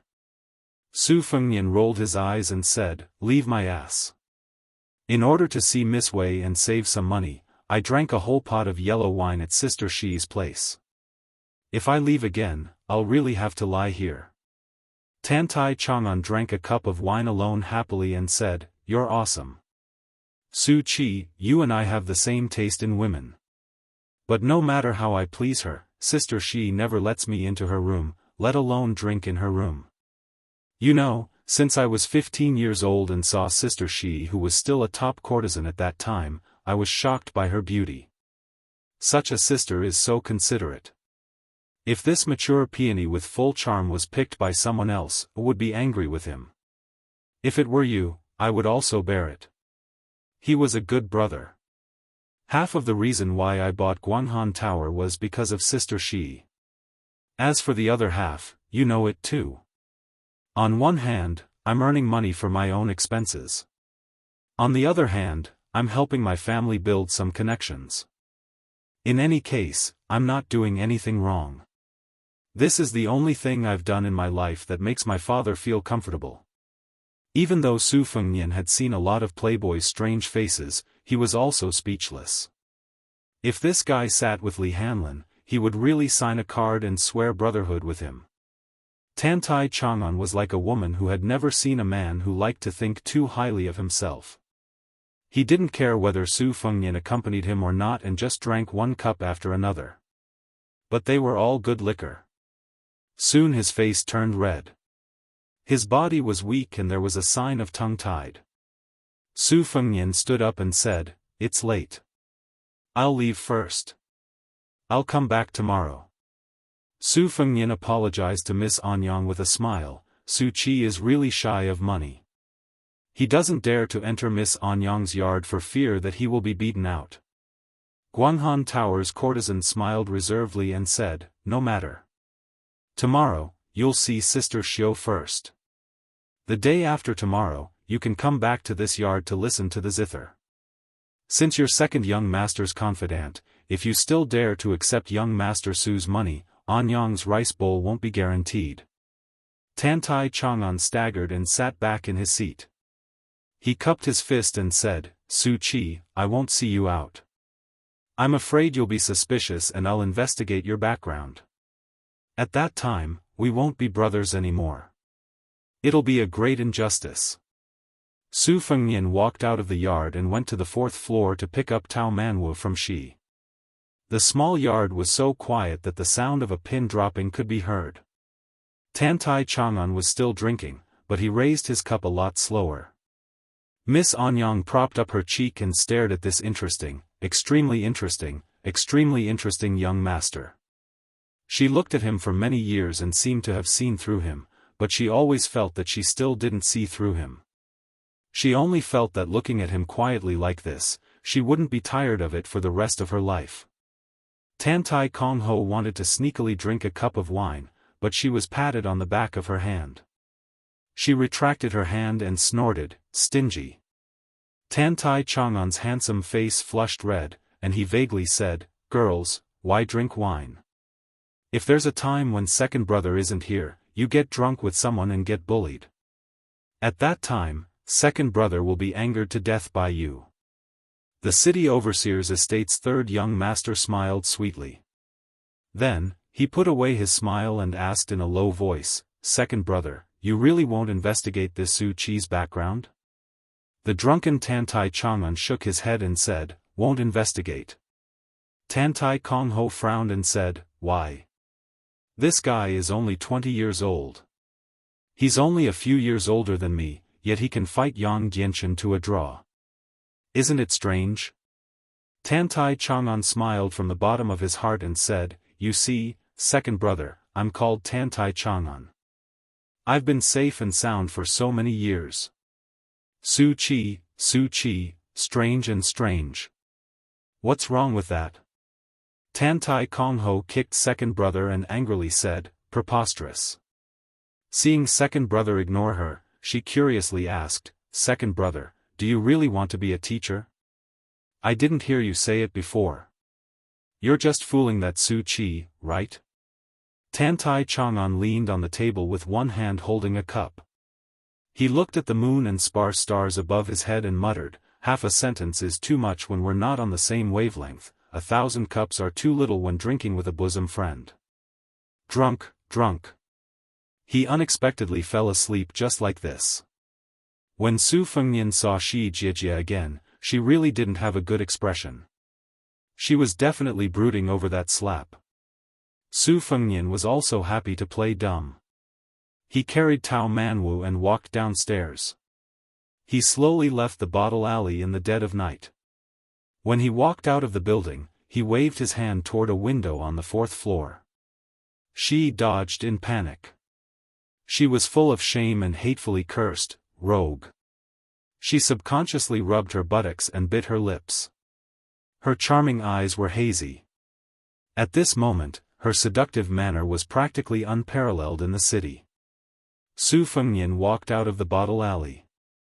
The little girl hugged her beloved porcelain pillow. The corners of her mouth couldn't help but curl up. Hugging the pillow was much more comfortable than carrying the heavy luggage. Su Fengnian narrowed his eyes. His heart was not as relaxed as he appeared to be. Other than the face that Shu Xiu had painstakingly made for him and the puppet of the fake crown prince in the Wudong garden, this trip to the north meant that the entire Bailiang Palace's brain was meticulously operating. They had done too many things in secret. For example, the travel permit that Su Fengnian had on him now meant that he came from a very real family in Gasezu. He was the son of a concubine from a family that was in the porcelain business. His Royal Highness had also taken root because of this. The pitiful owner was certain that he had died somewhere unknown. He might not have the opportunity to be buried in his ancestral grave and erect a tombstone in his lifetime. One step after another. Not a single step could go wrong. Su Xiao made it clear that as long as His Royal Highness left Bailiang, he would not send any more men of sacrifice to protect him. Li Shan and the other people involved had no objections. This was because they all knew that if more men of sacrifice followed him, there would be clues to be found. Beimang had a tight spider web that enveloped the entire imperial court. These bloodthirsty spiders were the most sensitive to the slightest movement on the spider web. Spider web was a homonym of Zhu Hua. It was created by Li Mibi, a close official of the Beimang Emperor. He imitated Zhao Go of the Liang dynasty, but surpassed his master. He used a pole to catch butterflies and dragonflies. It sounded poetic but was extremely bloody. Once someone was stuck on the pole, their head would fall to the ground. Because this shady organization could act first and report later, it showed the trust that the Empress of Beimang had in Li Mibi. Therefore, Li Mibi had always been regarded as the ninth shadow edict holder. It was hard to imagine that this powerful executioner had killed several members of the Yelu royal family. Most of the descendants of the Murong family had also died at his hands. 20 years ago, he was just a depressed scholar from the Eastern Yuan tribe. Perhaps it was true that some people were destined to live in seclusion and turn into dragons when faced with wind and rain. Li Shan once said that the death of Li Mibi was equivalent to cutting off one eye and one arm of the Empress of Beimang. But this old scholar, who was already 60 years old, could be regarded as the ancestor of assassination. Unless he died of old age or was killed by the Empress of Beimang, there was no possibility for him to be assassinated. Su Fengnian couldn't tell whether Tantai Chang'an was really a playboy or a fake playboy. But after weighing and calculating all the details of entering the Flying Fox City, he was sure that there was no possibility of giving himself away. So, he didn't bother about it. After all, he could just kill his way out of the city. Tao Man was suddenly whispered, "After you left, I didn't say a word. But Aunt Shi said that you were a rogue." Su Fengnian nodded and smiled. "What do you know?" "A woman said that you were a rogue." "It's a compliment." Tao Man was said, "Oh." Maybe it was revenge that he was not allowed to talk to Aunt Shi, so he kept repeating, "Rogue, rogue, rogue." Su Fengnian sneered, "Little girl, it's 10 years too early for me to slap your ass." Tao Manwu changed to a more comfortable position and snuggled in his arms. This time, she only said once, "Rogue." Chapter 449. Taking advantage of the fact that there were many brothels in the city, the night ban in Flying Fox City was relaxed.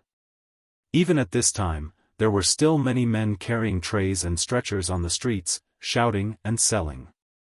Tao Manwu was a little foodie, so he couldn't sleep well if he didn't fill his stomach. In the end, it was Su Fengnian who had to suffer. Therefore, he took out a small piece of silver and bought 2 bowls of golden rice cooked with purple necklaces, flower petals and a few pastries. When they arrived at the inn, it was Li Lu who was keeping watch. Usually, he would be dozing off at this time of the night, but he was probably too excited after his trip to Bottle Alley. Su Fengnian asked for a table and asked him to eat with him. The strong and honest young man said okay and didn't act too polite with this young Master Su. When he saw the little girl whose nickname was Peach holding an exquisite porcelain pillow, he didn't know where it came from, so he didn't ask too much. Su Fengnian pointed upstairs, and Tao Man was stopped eating. He quickly wiped his mouth and got up. Su Fengnian gave the remaining pastries to Li Lu. In the room, with her back to Tao Manwu, she pulled out the flying sword by An, which was used to assassinate the guards at the gate. She pierced her fingernails into her palm and wiped it on the floating flying sword. It seemed to be an understatement, but it was full of mysteries. The 12 flying sword embryos were different at the time when they came out of the furnace, and their textures were also very different. Drinking blood to become a fetus was a slow and delicate work. If there was more blood, the sword pattern would overflow, and if there was less blood, the sword aura would weaken. The textures were like the mouth of a psychic flying sword, which could not be neglected. Su Fengnian did not hurry to put Bai An back into his sleeve. He looked at the scenery in front of him, which was like ripples in the clear water when the wind blew, and sighed softly. The joy in Guanghan building was not what he felt the most, but the small decorations in the room that were like the calligraphy and ink used by the famous scholars of the Liang dynasty. Su Fengnian's mood, which had been gloomy since he entered the Dragon's Waste province, finally became a little better. Even the top courtesan of the brothel was so fond of the elegant wares of the Central Plains. Presumably, most of the scholars who fled to Beimang would not change their rich and prosperous status even if they lived in a foreign land. These elegant habits that would revive in times of peace and prosperity would eventually have a subtle influence on the influential class of Beimang. Just like His Royal Highness raised his sword, it slowly penetrated into this barbaric dynasty that worshipped martial arts. The Empress of Beimang accepted the remnants of the spring and autumn period with great generosity and promoted scholars without restraint. The advantages were obvious, but the disadvantages were hidden. Tantai Chang'an, who was as outstanding as any aristocratic family in the south, was an excellent example. How many warhorses and armors could a cage of dragon's tongue sparrows buy? Su Fengnian quietly put away Bai An and let out a long sigh. He turned his head to look at Tao Manwu, who was lying on the bed and staring at the porcelain pillow. He smiled and teased, "Little money grubber, will you bring a porcelain pillow with you when you leave the city in the future? Won't you be tired?" Tao Manwu said with a firm expression, "I can carry a money bag and hold a porcelain pillow." Su Fengnian nodded. "Very good. If I don't have any money to spend, I can sell the porcelain pillow in exchange for wine." Tao Manwu was extremely nervous. She carefully looked at Su Fengnian and grinned as if a burden had been lifted from her shoulders. Ever since she could remember, the little girl had always felt uneasy about her talent. But at this moment, she was complacent for the first time. Su Fengnian asked curiously, "You can see through people's hearts. Do you even know what they're thinking, or do you only know how to differentiate between good and bad thoughts?" Tao Manwu hesitated for a moment and kept her mouth shut. Su Fengnian said with a smile, "I heard that in Flying Fox City, there's the Chow family's peony buns, Granny Shue's meat pies, Jiaqing's Bottle Alley soup, May's roast goose and duck, and Duan's mutton rice. There's a lot to see. Do you want to eat while watching?" Tao Manwu snorted. Su Fengnian said with a regretful expression, "Okay, then I'll go shopping tomorrow. You can stay in the inn and hold a porcelain pillow and count the money." The little girl, who could not be swayed by force and could not be swayed by poverty, snorted twice. Su Fengnian could not help but laugh. He extinguished the oil lamp on the table and sat cross-legged on the bed against the wall. He said with a smile, "Go to sleep." The little girl rolled over and took the opportunity to kick him lightly. Su Fengnian ignored her and concentrated. In 2 hours, he still had to raise the flying sword, Huang Tong. Fortunately, the great yellow courtyard could make him half asleep. Raising the sword for 12 hours required him to work hard every 2 hours, so he would not be too tired. In fact, even if he did not have to raise the sword, Su Fengnian did not dare to sleep too deeply. After a while, the little girl, who was used to falling asleep in Su Fengnian's arms, let go of the cold porcelain pillow and slipped into his warm embrace. Soon, she was snoring lightly and fell asleep. Su Fengnian raised the 3 swords one by one. When the sky turned bright, he wrapped Tao Manwu in the quilt and went to sleep. He picked up the spring thunder saber on the bedside and walked to the window to stretch himself. He had a premonition that a storm was coming. It was neither good nor bad, so he did not have to worry about it. After killing Xia Ling to his heart's content, not to mention the benefits brought by the Enlightenment, his mentality and temperament had completely changed. Outside the window, it was drizzling. The pitter-patter of the spring rain was soft and the gentle breeze moistened everything. Tao Manwu slowly woke up and stared at the figure in a daze. This world was naturally different from ordinary people in her eyes. In the little girl's eyes, everyone was shrouded in a layer of brilliance. Most of the people in the marketplace were gray and white. Occasionally, there would be people with varying degrees of green and purple halos. Her father was like a green mountain. Uncle Dong was surrounded by purple air. The dying people were as black as ink. When bad people were full of murderous intent, they would be scarlet and dazzling. A kind-hearted woman like Aunt Shi was warm and yellow inside and outside. Everything in the world was exceptionally splendid in Tao Manwu's eyes. The older she grew, the clearer it became. The young man in front of her was dark purple and mixed with gold. It was the first time she had seen such a scene in her life. Chapter 450. Tao Manwu didn't know that if someone noticed her, she would be regarded as the reincarnation of the living Buddha of Buddhism and the celestial being of Taoism. Unfortunately, Xia Ling didn't know why he didn't know. If he paid attention to her heart of colorful glass instead of His Royal Highness, she might be able to return to the peak of the finger mystery state. As for whether she would be counterattacked by fate after that, she believed that Xia Ling, the devil, would not care about it because he was obsessed with killing Luo Yang. Su Fengnian didn't interrupt the little girl's examination behind him. He waited for her to withdraw her gaze before he turned around and said with a smile, "After breakfast, I'll take you to the temple fair." Tao Manwu looked puzzled. She didn't understand why he was so merciful. In her opinion, this bad guy who didn't show his true face was shrewd and unscrupulous. He made her suffer a lot. Why did he change his mind after one night? Su Fengnian chuckled and said, "I've already thought about it. When the time comes, I'll leave Flying Fox City alone. I won't take you, a burden, out of the city. Don't worry, it won't affect your food and clothes. It'll definitely be more comfortable than following me. Since we're still together, I'll pretend to be a good person for a few days so that you won't hate me. I heard that people like you can see through people's hearts. Whenever you can't forget someone, God will definitely echo. I still want to live well. It's not good to be on tenterhooks all day long." The little girl bit her lips and stared at him. She was sure that he wasn't lying and really intended to leave her in Flying Fox City. The little girl, who should have been glad to escape from danger, didn't know how to hide her feelings. She looked gloomy. Su Fengnian didn't add fuel to the fire. He led her downstairs. After eating the stomach-warming breakfast, they walked to Suguan Alley in the west of the city. Along the way, the little girl's face was cold. She didn't look good to Su Fengnian, who had a new cold and ruthless impression. However, the joys and sorrows of a child's experience were like a jug of new wine, with the taste floating above it.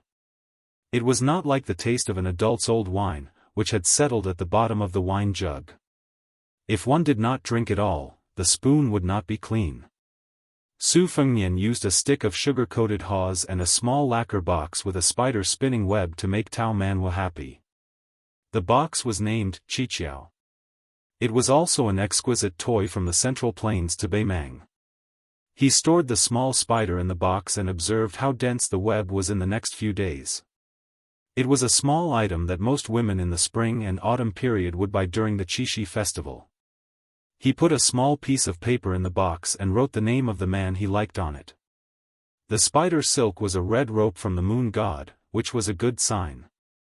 If the web was dense and luxuriant, the woman would naturally be happy to see it. Su Fengnian's strides were big. After 2 trips, he was used to all kinds of performances and sales at temple fairs.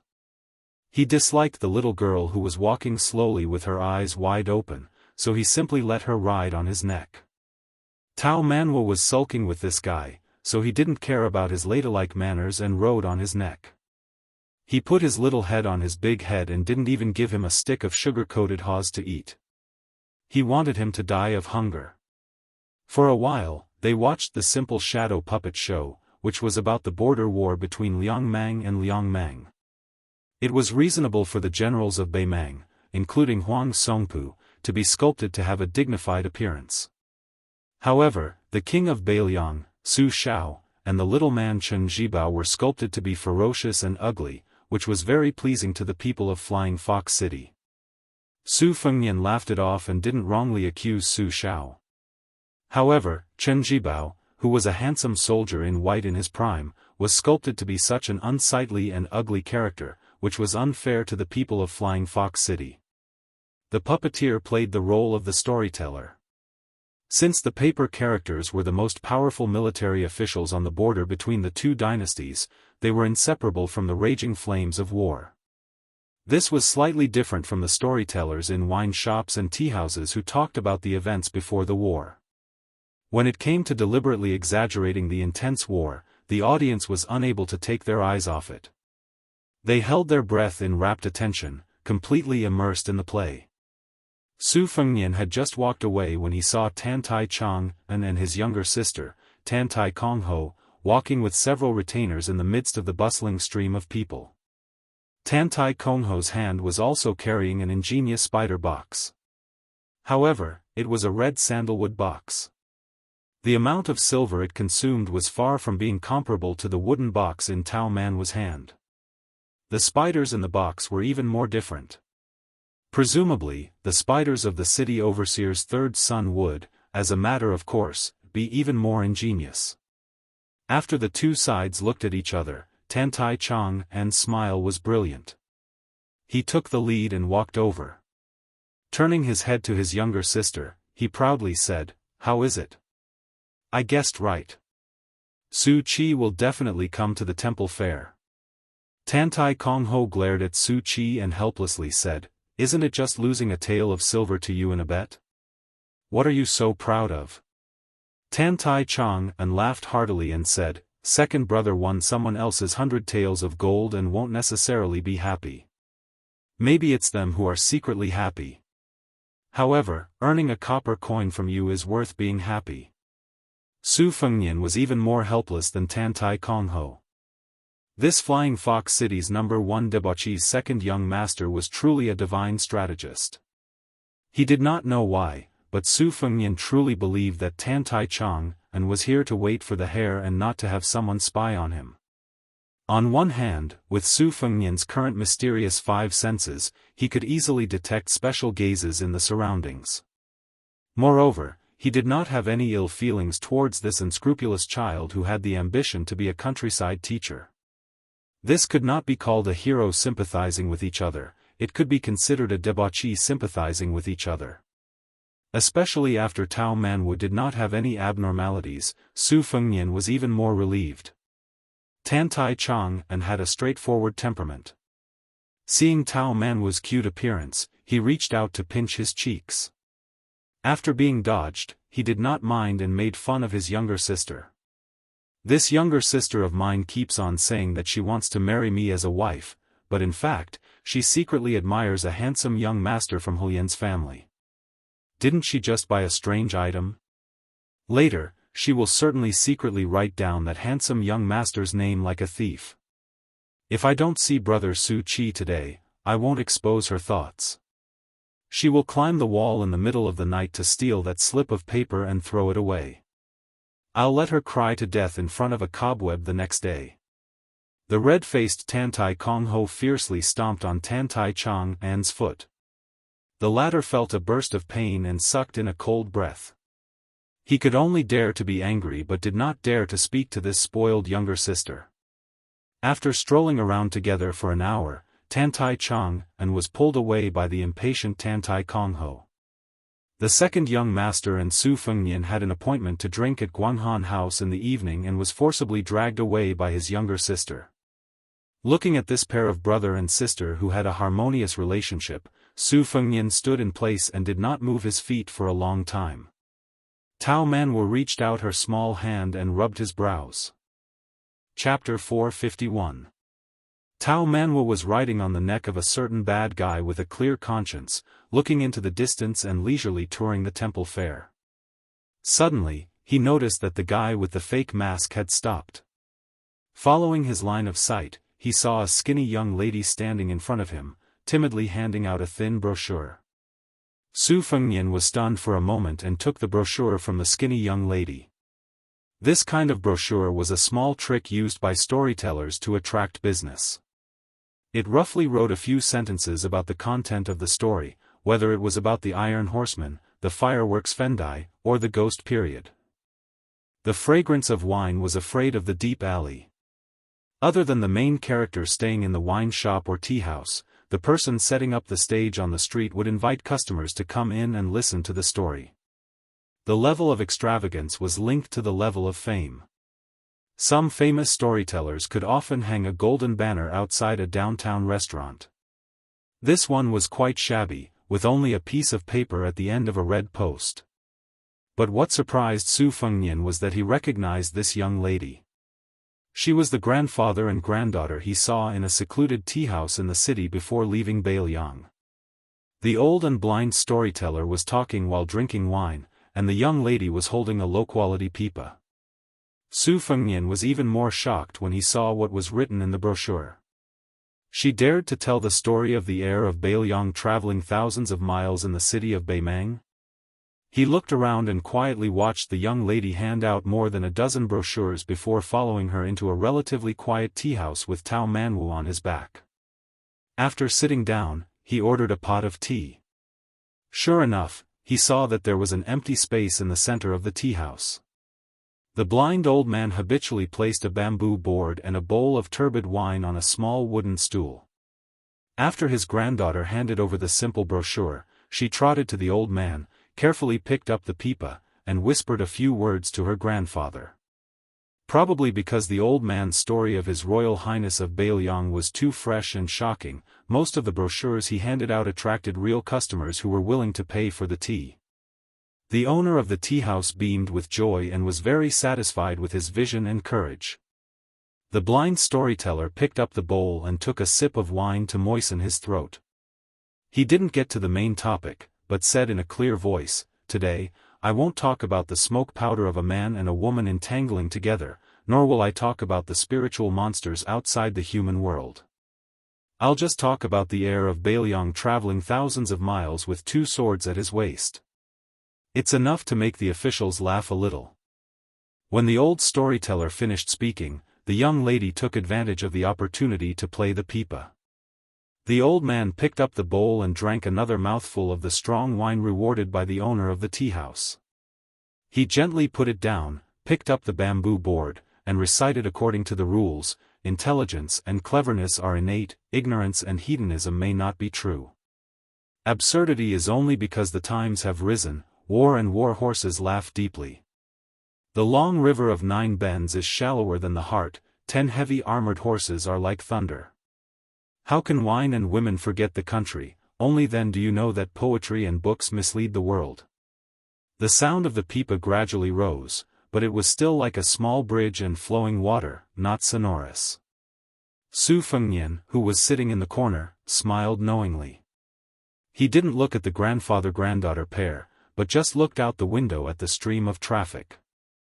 He somewhat admired this old storyteller, who actually dared to speak well of His Royal Highness in Beimang. Fortunately, Beimang's culture was rough and open-minded. There was no literary prison, and very few people were convicted for speaking. Even if one criticized the government, it wasn't a big deal. Of course, what the old man said was based on hearsay, and it was very different from the truth. However, it was quite a gimmick, and the audience found it very interesting. Especially when he talked about how His Highness the Heir Apparent had single-handedly faced off against Prince Jingan Zhaoheng and 1,000 armored cavalry outside Xiangfan City. Some of the customers who didn't take it seriously at first became engrossed in the story. A few of the audience members who originally wanted to leave also returned to their seats and asked for another pot of tea from the waiter. The blind old man also pretended to stop at this moment. The customers knew that he was going to collect money. There were a few tables that threw some copper coins into a large white porcelain bowl. Ding ding dong dong, it was very pleasing to the ear. The elder no longer kept them in suspense and continued to speak tirelessly. When he reached the part where the Prince of Northern Liang used a spear to stab a valiant cavalry general to death, the guests immediately gasped in surprise and clicked their tongues. They first looked at each other in dismay, and then began to discuss spiritedly. Most likely, they didn't believe that this prince had such ability in a horse battle. As for the Prince of Jingan, Zhaoheng, the northern Mang people had heard about it because the storyteller had told them too much about the Liang dynasty's prince's struggle for the throne. They knew that this vassal king was only unlucky, unable to become the supreme ruler of the 9 and 5. Su Fengnian saw that Tao Manwu was speechless, and his eyes were wide open. He looked like he wanted to rush over and urge the old man to quickly talk. Su Fengnian pricked his finger under the table and dripped a drop of blood to nourish the sword. After keeping the sword in his sleeve, he poured himself a cup of tea and closed his eyes to concentrate. The blind old man was very clever. When the audience was a little impatient, he finally talked about the ancestral court of Taoism, Mount Longhu. He talked about the great general Su Zhao's deeds in Jianghu. The audience was immediately intrigued again. Su Fengnian couldn't help but laugh. There weren't many people who survived the battle on the snowy plains, and those who survived would never reveal the secrets of heaven. The old man was very mysterious. When he talked about the Mount Huiyu's purple thunder formation, he only said that it was the supreme divine ability of the sword god Li Chungang. Most of the audience scoffed. Looking at the situation, wasn't this old man wearing a sheepskin coat even more powerful than Arbeimang's god of war, Tuoba? Then why wasn't this old god of sword among the top 10 martial arts judges? They only heard that there was a Dong Tai holding a peach branch. The old man heard the boos and countless boos, but he wasn't anxious. At this time, the sound of the pipa became louder and louder. It was like a silver bottle breaking and splashing water, making people worry if the little girl's weak and delicate hands could hold on. In the magnificent atmosphere created by the pipa, the old man talked about the finale of the show, the arrival of the flying sword. He said that the old god of sword used the word sword to make thousands of swords from Mount Hui and Mount Longhu fly to the snowy plains and cover the sky. The audience was dumbfounded.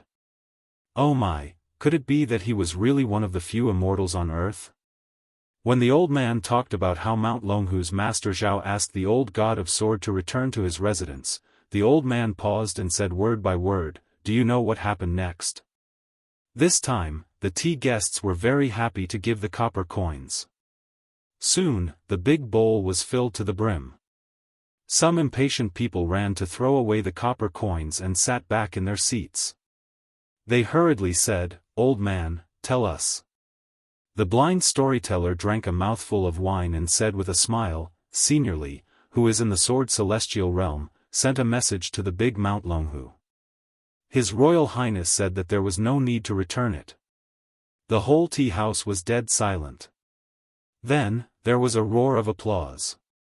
Many tea guests who felt that their anger had been vented began to hit the table. Tao Manwu, who was beside Su Fengnian, chuckled. Su Fengnian took out a small piece of silver and shook his head. The little girl originally thought that the old man's storytelling was brilliant and varied. Seeing that this stingy man was unexpectedly generous, she finally smiled. She grabbed the silver and ran to the center of the tea house. She gently placed it into the bowl with her face flushed red. Then, she ran back to Su Fengnian's side and snuggled up to him, not daring to look at others. Everyone only thought that this young man was most likely a rich son who had too much money and nowhere to spend it. They didn't think much of it. When the blind storyteller talked about the Eastern Sea's martial emperor city, he only said that His Highness the Crown Prince carried a bowl to the top of the city wall, but he didn't tell the whole story. The guests in the tea house were shocked to the core. They all thought that this hereditary crown prince of the northern Liang was really daring. They didn't investigate the details and heard that the storyteller was telling a story. When the old man said that the world's number one, Wuxia Xianxia, flew to the surface of the East Sea, opened the gate of heaven with sword God's sword, and made the East Sea rise, the tea house suddenly became silent. Beimang's people were valiant. No matter how feminine the Flying Fox city was, it was still in comparison to other cities. After all, the blood of warriors still flowed in their bones. They could look down on the emperors, dukes, and marquises of the Liang dynasty and look down on those soft and romantic scholars. However, they definitely wouldn't look down on the famous General Gu Jiantang from the spring and autumn period. They also didn't dare to look down on the city master of Martial Emperor City who had dominated Jianghu for 60 years.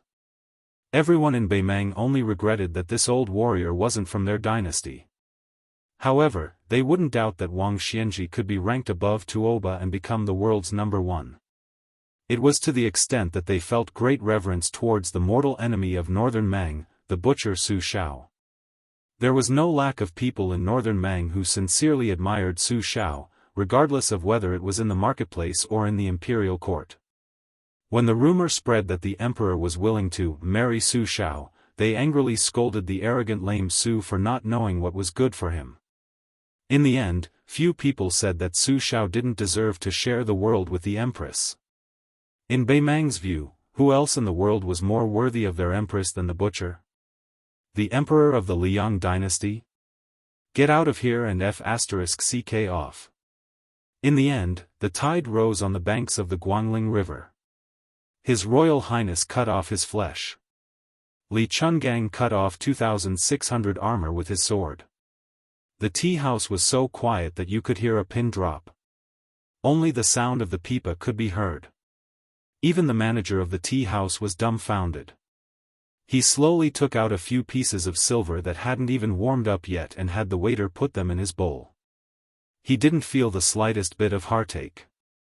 Luckily, he had invited this grandfather-grandson pair to tell stories today and earned a lot of extra money.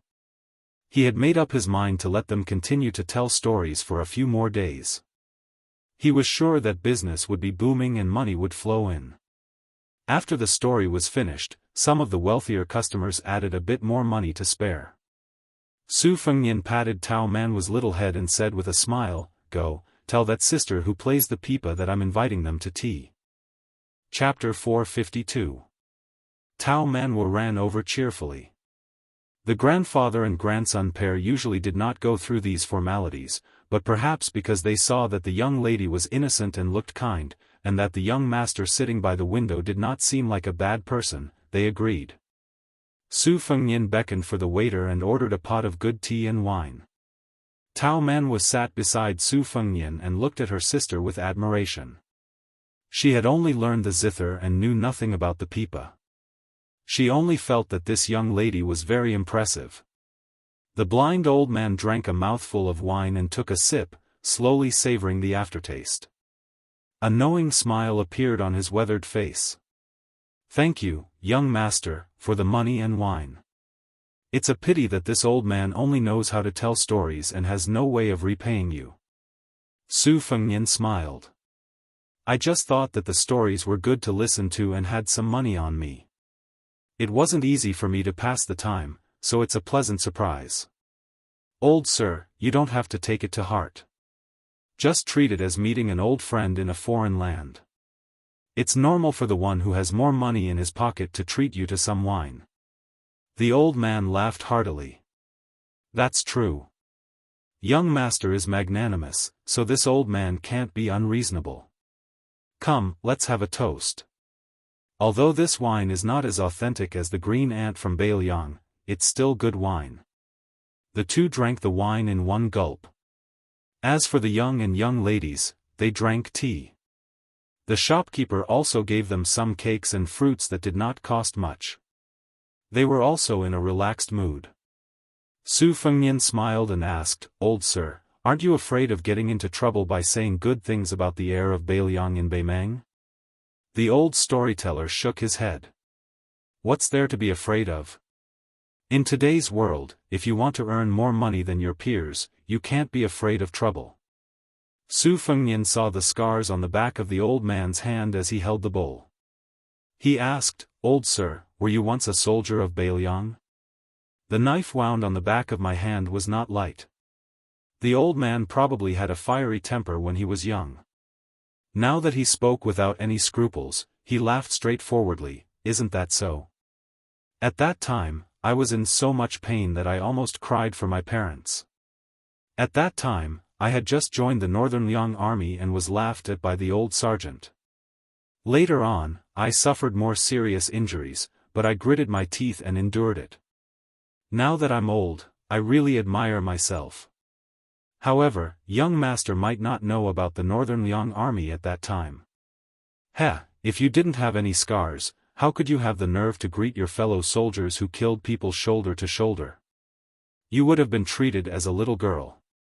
It's funny to say that after joining the army for a few years, I couldn't wait to be hacked a few more times. Before our old sergeant died, he said, "Whoever wants to usurp my position, take off your clothes. Whoever has more scars than me will be the sergeant. In short, whoever has more heads than me will be the sergeant. In short, whoever has more heads than me will have to be the sergeant." Su Fengnian muttered, "Old sir, why did you say that you were in the Beiliang army back then?" The storyteller drank a mouthful of wine and hesitated for a moment. After taking another big gulp, he slowly smiled bitterly and said, "These words can only be said to an outsider like you, young master. It's not a secret, and it's not a family scandal. Back then, our general defeated the Western Wall and destroyed the West Chu dynasty, which was almost as powerful as Liang at that time. Everyone in the Beiliang army was filled with resentment.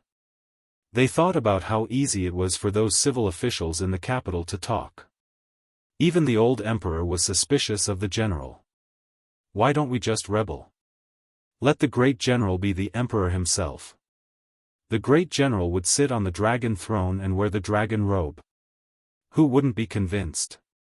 It's a pity that the general refused. In fact, it's not a big deal. For us old soldiers in Liaodong, as long as we serve the general, it's fine if we don't want to be the emperor." Later on, I followed him to Beiliang, and the atmosphere changed. The general was still the general. No one complained, but the general was not a man with 4 heads and 6 arms. Some of the generals under him probably thought that the world was peaceful and that it was time for them to earn back their money. Later on, many civil officials who had never fought in wars also climbed up the ranks. This old man and some of my old brothers were disheartened, especially me. I was blind and didn't want to occupy the latrine pit and waste the rations of the Beiliang army. Seeing that the young master opposite him did not speak, the storyteller laughed and said, "Young master, don't think that the 300,000 cavalrymen of Beiliang are easy to deal with just because this old man nagged.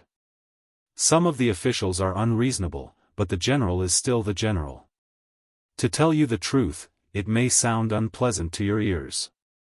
As long as the general is the king of Beiliang, you Beimeng won't be able to take a single step south. If the general doesn't defeat the Beimeng royal court, you should pray to Buddha." Su Fengnian smiled and said, "Drink." The blind storyteller raised his bowl and said, "Drink." The old man drank to his heart's content and muttered to himself, "The reason why I'm not dead yet is because I have to take care of this poor granddaughter of mine. Also, I'm afraid that the people of Beiliang will lose their morale. What if something happens to the general? What will happen to the 300,000 cavalrymen?" 4 or 5 years ago, when this old man heard that His Royal Highness was idle and spent a lot of money in everything he did, he really wanted to go to the Bailiang palace and beat him up. Only later did I find out that this was not the case. Thinking that since I don't have many years left to live, I'll visit as many towns as I can in Beimang and have a good talk with the Beimang people about our future king of Bailiang. That way, you northern barbarians won't be able to sleep well, haha.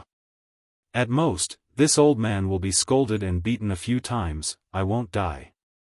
If I really die in Beimang, it won't be worse than those old brothers who died on the battlefield. The old man came back to his senses and said with a guilty smile, "Young master from Flying Fox City, this old man is babbling nonsense. Please don't take it to heart. I drank too much this time." Su Fengnian shook his head and said with a Bailiang accent, "Old sir, how do you know that I'm not from Bailiang?" The storyteller was stunned and thought quickly. He guessed that this was a descendant of a Bailiang merchant who came to Beimang to do business. However, to be careful, he lowered his voice and said with a smile from the bottom of his heart, "No wonder you said that you met an old friend in a foreign land. Don't worry, this old man knows what's important.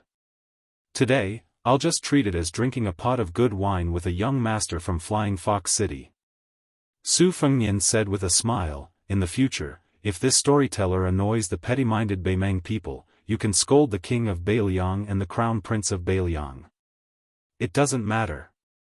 The world is big, but staying alive is the most important thing. Your granddaughter hasn't found a good man and is still relying on you to earn money." The storyteller shook his head and said, "What's there to scold? The great general has never done anything wrong in his life. If I scold the great general, I'll be rolled to death by the old Dekarchas in the underworld. His Royal Highness can't bear to scold him. He was blind in the past and scolded him so much. If he scolded him one more time, I won't be able to die in peace. Since my granddaughter was born into the Song family, this is her life. There's nothing to complain about." The young lady holding the pipa smiled gently. She accepted her fate and was calm. Su Fengnian put down his wine cup and said softly, "Old sir, if you trust me, can you lend me your granddaughter's pipa to try playing? My second sister is especially good at martial pipa. I'm not as talented as her, but I've been influenced by her and know a thing or two. Maybe I can give you some simple insights." The old man said with a smile, "What's there to be reluctant about? Ariu, pass it to the young master." Su Fengnian smiled, "Miss, please pass me the zither wiping cloth as well." The young lady blushed and stood up. She carefully handed over her beloved pipa. After Su Fengnian carefully wiped the pipa, he sat upright and thought for a while. Then, the 4 fingers of his right hand were lined up. From the zither string to the winding string, he quickly flicked it to the right. Then, he withdrew 3 fingers and only used his right index finger to wind the string. The 3 strings of the old zither were played one after another. 1 stroke and 1 hook. The eyes of the young lady who had played the pipa for many years lit up. This pipa was only the lowest grade of whitewood pipa. Compared to those high-grade pipas made of red sandalwood, rosewood, and rosewood, it was far from being strong enough to reach 2 or 3 li away. Su Fengnian gently demonstrated the strokes one by one. Then, he raised his head and smiled at the young lady standing next to him. For a whitewood pipa, the sound quality is considered good. If money allows, you can add a little glue. Old Sir said that the content of the book is especially critical of the pipa's brittleness. Also, the first string is not far from breaking. But in my opinion, since you're playing the pipa for the audience to enjoy, breaking the strings is also a beautiful thing that everyone will be happy to see. There's no need to rush to change the first string. I'll tell you more about the Chow family's pipa techniques. You can remember as much as you can." One spoke, the other listened. The blind old man sipped his wine slowly and leisurely. After Su Fengnian finished teaching the Chow family's techniques, which were recognized as almost extinct, he stood up and bid farewell. Holding Tao Manwa's small hand, he left the tea house. The young lady took back the pipa and muttered, "Grandfather, who is this young master?" The old man drank the last mouthful of wine. His face was rosy and he smiled. He's probably a good person I met by chance. The old storyteller might not know in his life that he had once spoken face to face with the king of Bailiang about Bailiang. Chapter 453. Tao Manwa's small head rested on top of Su Fengnian's large head as they returned to the inn together. It was better to be happy together than to be happy alone.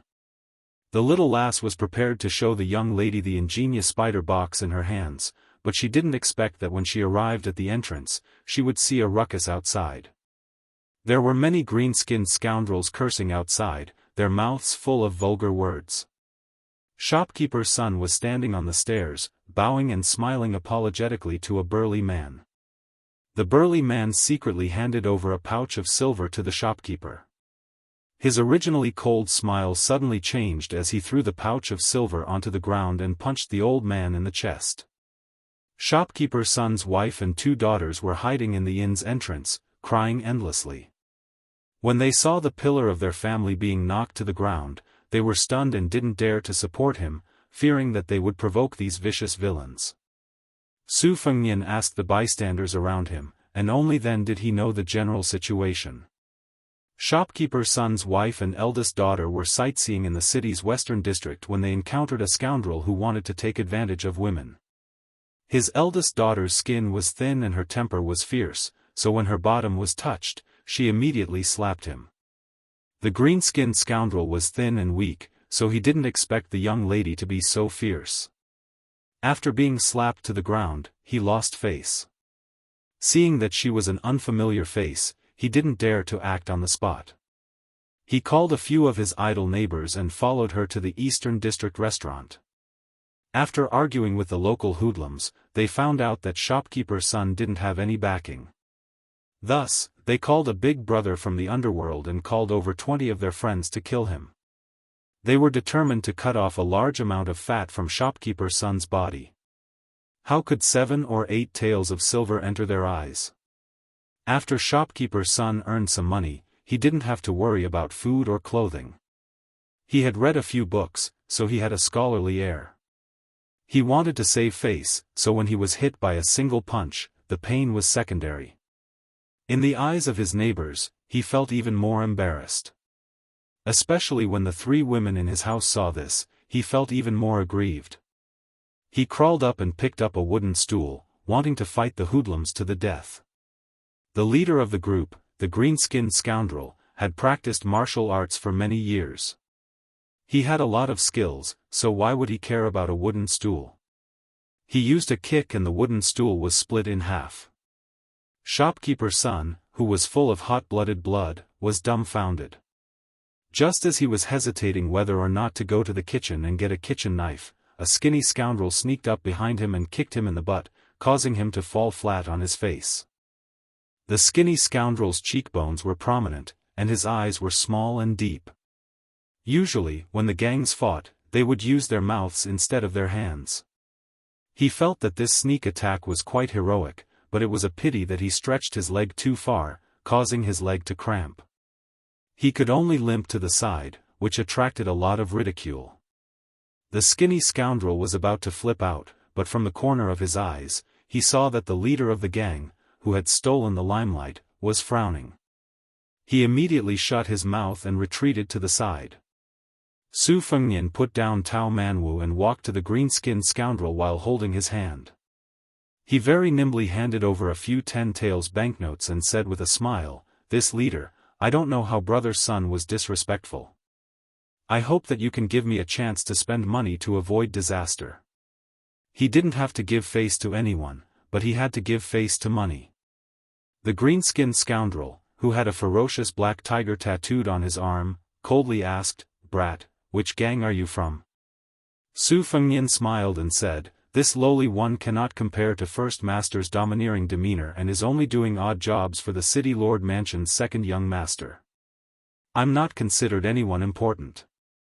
Second young master took a fancy to this restaurant's 5 sprouts soup, and as a result, I developed a friendship with manager Sunday. Thus, I came here to ask for this restaurant's signature vegetarian dish.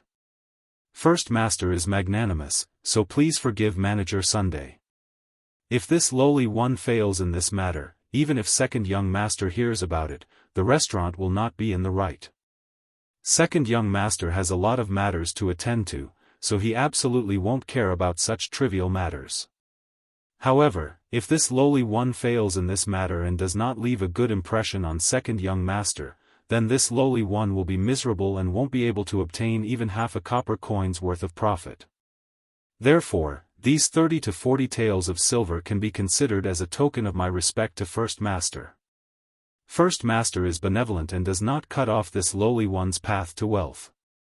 What do you think? The leader's face was gloomy and uncertain.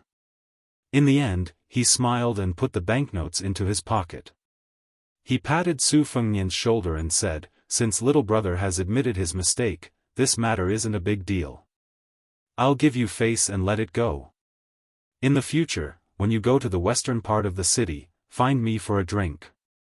It's simple, just say the name of Flying Fox Town's Guanxi." The commotion died down, and the immortals who were watching from the sidelines also dispersed and entered the restaurant. Manager Sun, who was still in a state of shock, asked in a low voice, "Brother Su, are you really a noble of the city lord's mansion?" Su Fengnian picked a clean table and sat down. He said with a smile, "How could I be related to the city lord's mansion? It's just that there are some elders in my family who have some business dealings with the mansion's steward. I'm not familiar with the second young master of the Tantai family. This time, I went to the city lord's mansion and shamelessly put myself under the guise of an assassin. I don't know if I'll be able to meet the second young master. Brother Sun, you know that my family is in the business of porcelain, but the second young master is an expert in this field. If I'm lucky enough to be recognized by him, I might be able to drag the second young master to the restaurant for a meal." Manager Sun's mind calmed down. He rubbed his hands and said with relief, "I don't dare to accept the second young master's money. It's already a great honor to be able to come to the restaurant. Brother Su, today's matter is all thanks to your righteous help. I'll go get the money to pay you back. Also, no matter how long you stay in the inn, as long as it costs money, I'll take care of it. If you don't agree, I'll be angry with you." Su Fengnian hesitated for a moment, then said with a smile, "Brother Sun, don't haggle over the 30 or 40 taels of silver with me. I'm the descendant of a merchant who went to Guanghan House. If you're stubborn, you won't recognize me as your brother. In the future, as long as I go to Flying Fox City, I'll definitely come to your place to eat and drink. I won't be careless about this. I'm not joking with you, so don't feel bad." The anger in Manager Sun's chest was swept away and he laughed heartily. After sitting down, he waved to his wife and daughter who were standing in the distance and said, "Come, say hello to Brother Su." Chapter 454. Even the little girl who despised Su Fengnian for being too old, along with her mother and elder sister, respectfully bowed to him. The three girls were like raindrops on a pear blossom. Having survived a calamity, they were grateful to Su Fengnian. Not to mention, it seemed that this handsome young master with a saber had some connections with the city lord manor.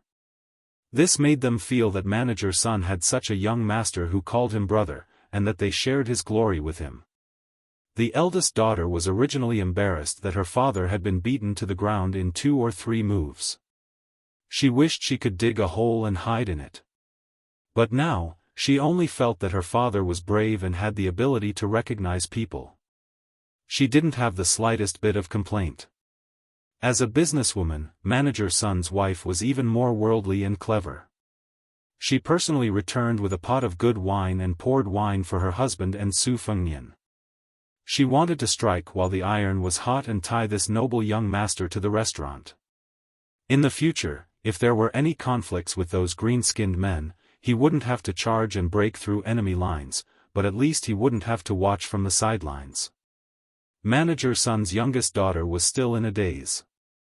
When her elder sister pinched her arm, she raised her head and saw her mother give her a meaningful glance. She mouthed the words Tantai's eldest young master. The little girl immediately became spirited.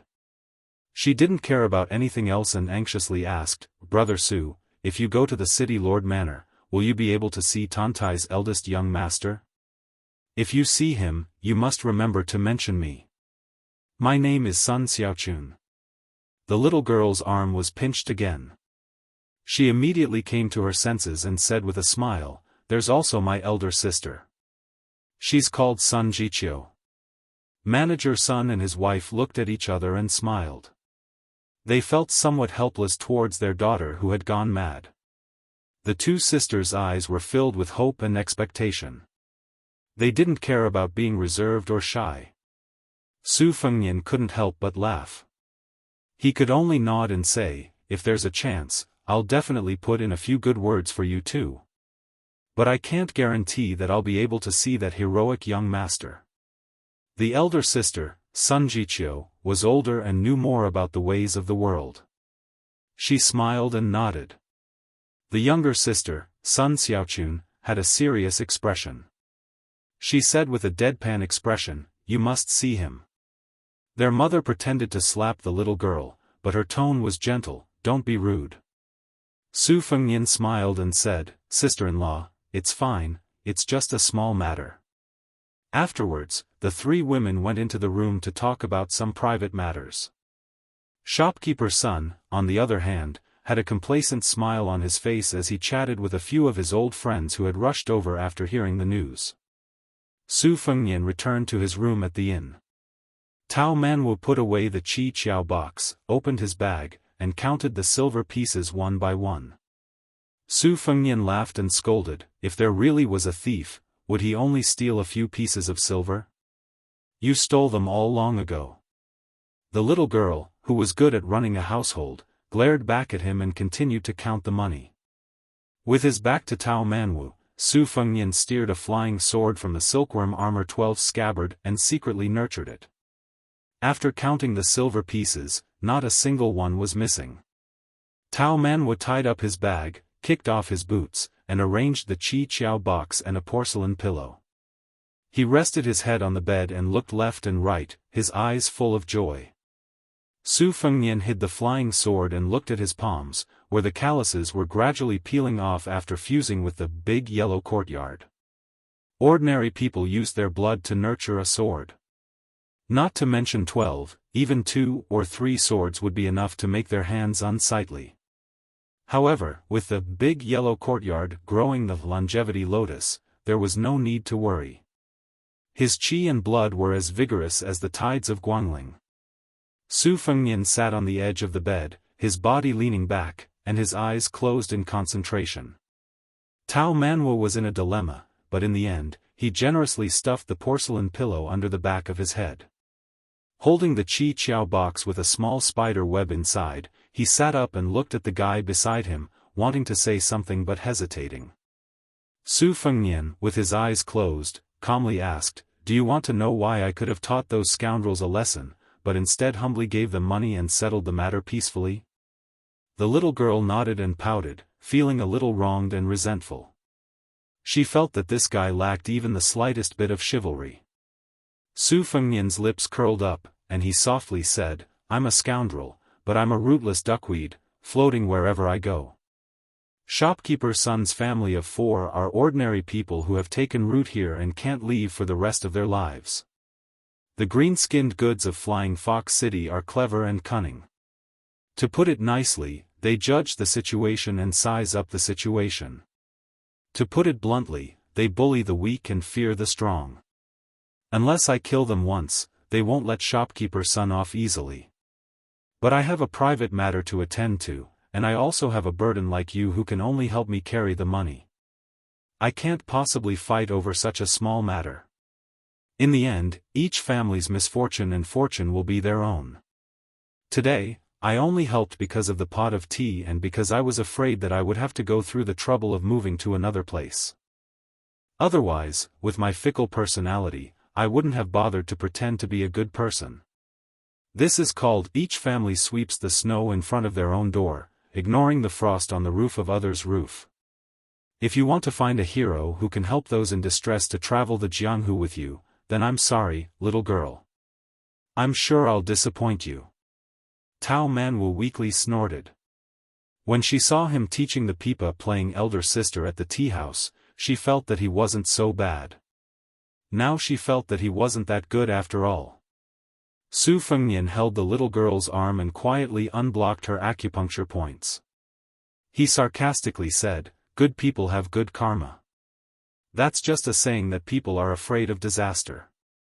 In fact, not many people are willing to be good people. Generally speaking, good people don't have good karma. It's just that no one has the opportunity to let you know." Tao Manwu only felt that her arm was hot. It wasn't comfortable or uncomfortable, so she endured it. Su Fengnian calmly said, "Change your arm." She turned around and stretched out her arm. After Su Fengnian succeeded, he teased, "They all say that men and women shouldn't touch each other. You don't have any shame." Tao Manwu ignored this and sighed like an old man. She bit her lip and said, "Uncle Dong said that a country's weapon should not be shown to others. A gentleman hides his weapon and waits for the right moment to move. A villain holds his weapon and clamors non-stop." Su Fengnian opened his eyes and said with a smile, "Your Uncle Dong is a knowledgeable person. Isn't he very similar to me?" The little girl rolled her eyes. She was too lazy to talk to this scoundrel who flattered himself. She just wanted to take back her beloved porcelain pillow. Su Fengnian pressed down on the porcelain pillow and said shamelessly, "I'm not giving it back." The little girl knew that she couldn't compete in strength, so she showed a disdainful expression.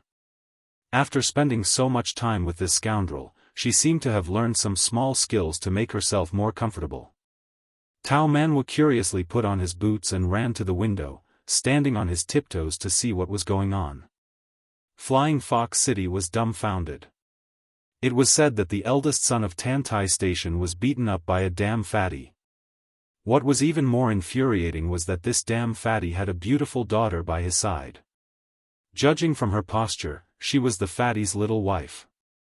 More than 100 valiant iron cavalry rode straight into Flying Fox City. The iron hooves crushed all the women in the city. Later, the well-informed high-ranking officials and dignitaries in Flying Fox City turned from anger to fear. The damn fatty who broke into the city without following the law was not only a real military general, but also a leading figure in the military circle of the southern officials in Beimang. He was the most exceptional second-grade general in Beimang in the past 30 years.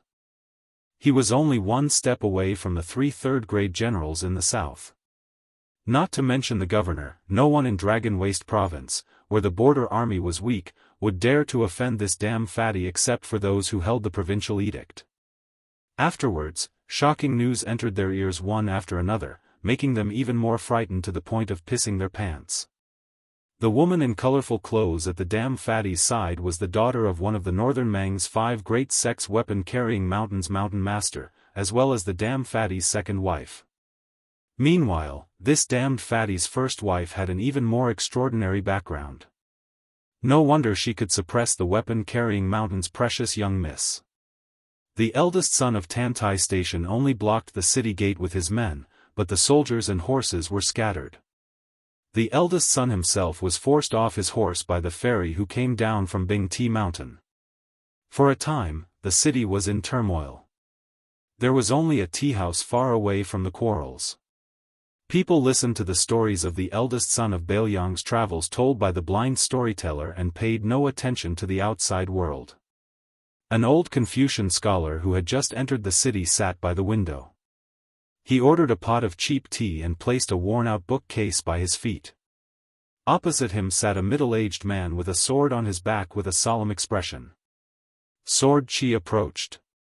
Chapter 455. Hundreds of cavalrymen charged into the city, clad in heavy armor. The fat general in the lead weighed at least 100 kilograms, but he didn't give off the feeling of being a burden at all. His body was strong, his skin was dark, and his mount was also a heavy black horse. The cavalrymen behind him galloped in a straight line. Beside the fat general, there was a delicate woman riding side by side. She had a lively temperament, and her colorful clothes fluttered in the wind, making her look like a fairy. The young woman wore a dark and serene green skirt with a soft and delicate yellow inner garment, which was exquisite and elegant. An ancient sword with a peacock green scabbard hung on her waist. Even when she galloped with the Beimang's #1 cavalryman, she didn't look like a vase at all, which made the fat general's personal cavalryman look even more majestic. The Beimang dynasty had a vast territory, but ever since the Liang dynasty unified the spring and autumn period, it had launched 6 grand wars with all its might, but only one of them involved the central line of the Dragon Waste state. The main battlefields were the eastern line of the 2 Liao provinces, and the western line of the Beimang Gusai province and the Liang Liangzhou province, which was 100 steps away from Flying Fox City. The fat man slowed down his horse and looked up at the hanging sword pavilion.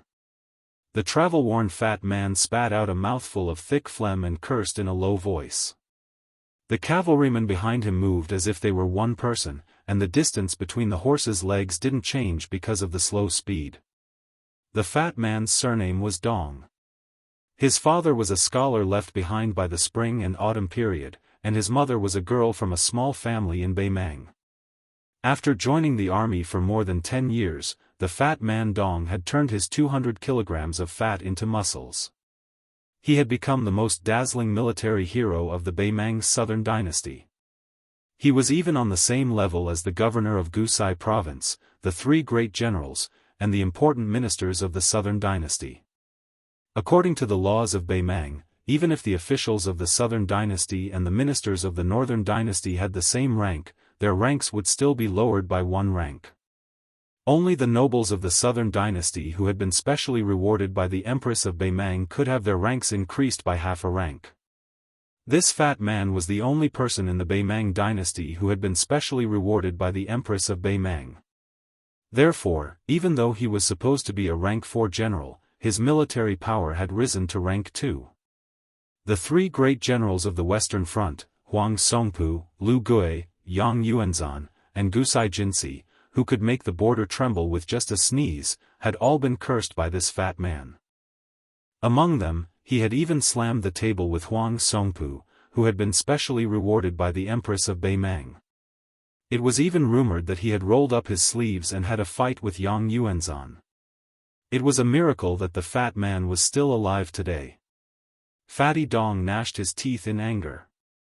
How did that old turtle Murong Baoding manage the little bastards in his clan? Murong Zhangtai had already given him a secret letter, but he still dared to lead his private army to rob his brother, sister-in-law, and niece. Did he really think that he could sit back and relax just because he was ranked 9th on the martial roll? Putting aside the murder of his sister-in-law, if anything happened to his niece, who he regarded as his own daughter, then this old man would fight with Murong Baoding to death for the rest of his life. If any of the descendants of Murong Baoding's branch came to Gusai province to steal military merits in the future, then I'll make sure to beat them up so badly that even their parents wouldn't be able to recognize them when they crawled back home. Along the way, as they approached Flying Fox City, there were already several groups of scouts roaming around and spying on them from half a li away. Fatty Dong did not pay any attention to them at all. With these guys' horsemanship and combat strength, any one of the cavalrymen behind him could easily shoot them down. In terms of the killing ability of the horse bars and the scouts, only the white horse wandering crossbows trained by Chen Zhibao could compare with his crow bars. Politeness demands reciprocity. After so many years of fighting to the death with real swords and spears, the odds of victory and defeat were always 50-50. Fatty Dong grinned, which made him look even more sinister. He knew that he wasn't a romantic, elegant, and kind person. Before he joined the army, the children in the neighborhood would be scared and cry when they saw him. Other than men who had similar interests, he hadn't been liked by many women or children in his life. Therefore, whenever he met a woman, Fatty Dong would cherish her very much. There were only 2 women, and both of them had become his wives. The outside world said that Fatty Dong treated both the first and second wives equally. Anyway, the one who became the official daughter-in-law of the Dong family first would be the first daughter-in-law, and the one who married into the family later would be the second daughter-in-law. This was called first come, first served. Anyway, this old man didn't like to be reasonable. The one beside me was the sweetheart of that old man, Bubang Shan. Wasn't she also taken home by me? Every 2 or 3 days, that old fellow disdained my martial prowess as unsightly. Motherf ****, what the hell do you know about the art of war? The pinnacle of martial prowess is no more than fighting 1,000 men. This old man is a match for 10,000 men. I've long disliked you, old man. Don't rely on your father-in-law's status as a martial grandmaster to make a ruckus. This old man respects the old and loves the young. I won't bicker with you. At most, I'll just pat your butt and turn around to tidy up your daughter in the middle of the night. This is called everything has its vanquisher. When the woman beside Fatty Dong saw that all too familiar smiling face, she helplessly said, "Husband, are you up to no good again? Who's going to suffer this time?" The damned Fatty laughed and said, "Your husband has always won people over with virtue and has always been kind to others." The beautiful woman with wide sleeves that fluttered like an immortal from the heavens wrinkled her brows. "You like that Tao man was so much? In the future, you probably won't be so nervous about the children of me and that person, right?" Fatty Dong chuckled and said, "You're treating me like an outsider. Tao Manwu is the only child that your husband truly likes in this life. He's also eldest brother's orphan. What's wrong with feeling a little heartache? It's fine if you don't get along with the princess of Great Yong. It's normal for women to be jealous. But it's not good for you to be blindly jealous of a child. If there's no one around, your husband will have to serve you according to the family rules and spank your butt." The woman whose father was the mountain chieftain of Mount Banbing originally wanted to snort coldly to express her slight dissatisfaction. However, she saw that he had been rushing day and night, resting every day only because he was exhausted and had no choice but to take a nap. Wiping his face with a wet cloth could wipe away several layers of dust, and his lips had long since become chapped and dripping with blood.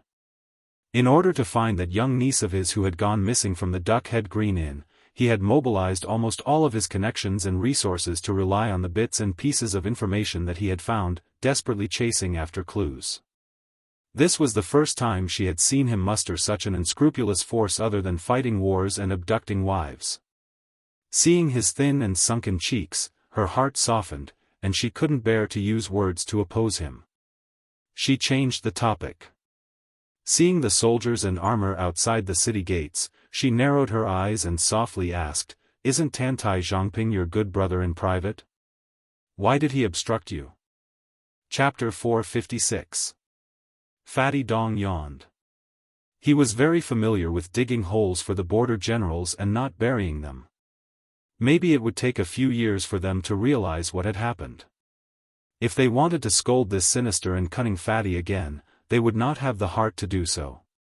However, Fatty Dong had always been honest with his wife. He explained, "If Chongping was an official in the Southern Dynasty, it would be a good thing to be close to me. But if he went to the imperial tent and flirted with me again, His Majesty the Emperor wouldn't mind, but the Yelu and Murong families would gossip. It would not be a good thing after all. I might as well use a trick that could not fool the old fox but could fool many idiots. At least everyone's face would be okay. At the same time, I would let the North know that there was a young man in Flying Fox City who dared to compete with Fatty Dong. The position of Prince Chuan would be set in stone. You've been spoiled by your father. You don't like to use your brain and are much more stupid than her. Wife, don't glare at me. I know that your eyes are beautiful. Back then, I was mesmerized by your gaze and lost my soul. Besides, it's good to be stupid. Everyone is as smart as her. As her husband, I am tired. It's better to be stupid. Let me give you an example. Let me say this first. It's just a big example. My husband and his brothers went to a brothel to drink wine. When he returned home, she smelled the wine and wanted him to kneel on a washboard. You, on the other hand, were happy with the rouge your husband bought. Tell me, which one do you think I like more? The woman smiled sweetly, but there was a murderous intent in her smile. Fatty Dong slapped his own mouth. Therefore, the good show that was originally planned to fight dozens of rounds with Tantai Zhongping turned into the future Prince Chuan of the Bell being knocked off his horse by the flower stuck in cow dung. When Fatty Dong entered the city, he sighed and said, "I'm sorry, Brother Chongping. It's all your sister-in-law's fault for being in a bad mood." The woman's expression did not change at all. She asked softly, "Husband, how do we find your niece next?"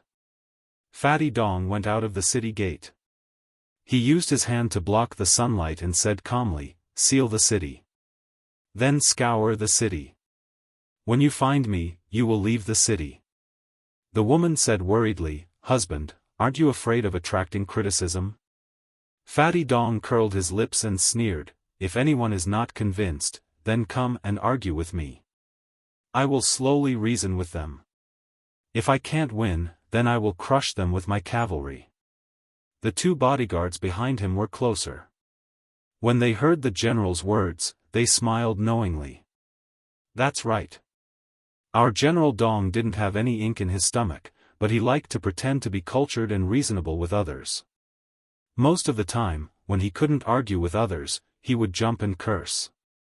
If he still couldn't vent his anger, he would get physical. The officials of the Southern Dynasty hated this shameless bastard.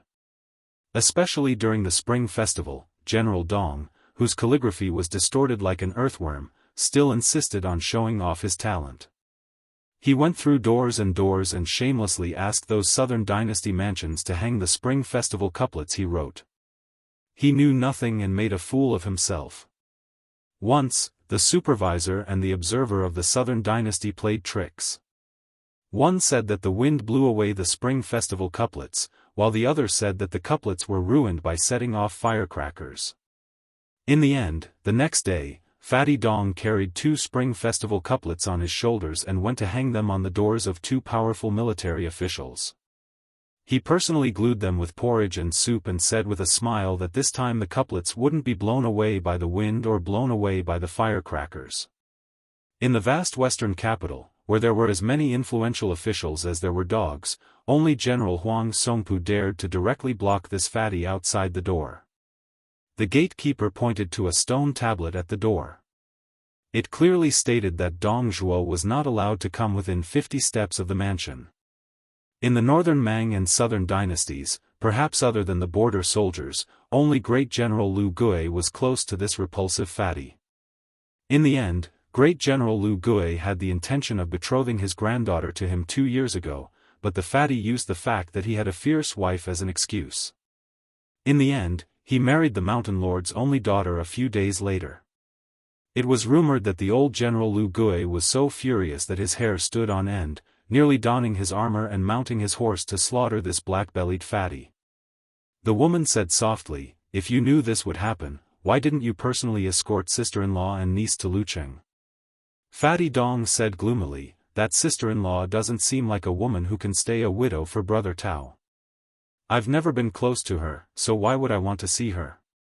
Right after Brother Tao died, she wrote to me to ask for a list of official titles for her son.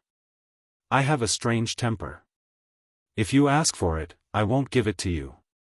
If you don't ask for it, I don't mind helping you pave the way. Brother Tao only has one son. If she raises him, sooner or later he'll become a playboy who eats, drinks, and plays. He's not promising at all. If it were up to me, he would have been thrown into my army. If he could survive and become a member of the crow's nest, he'd have your Uncle Dong Zhuo's wealth, and he'd have a bright future. But would that woman be willing to do that? Wouldn't she be worried to death and stab me in the back? That nephew's temperament doesn't follow Brother Tao's, but his mother's. Therefore, I only like young man Wu. I, Dong Zhuo, swore that I wouldn't visit old Corporal Wu until I became a first-class general or minister in Beimang." Fatty Dong snorted coldly, "As long as I find young man Wu, I'll make sure that my youngest daughter can live more freely than any princess or infanta. Whoever dares to bully her must be tired of living." The woman rubbed her black hair and said softly, "From the news, it's a young man with a saber who's traveling in Dragon Waste State who kidnapped young man Wu. When you meet him, how are you going to deal with him? Fatty Dong's expression eased a little, and he said with a smile, I don't care who he is or what his identity is.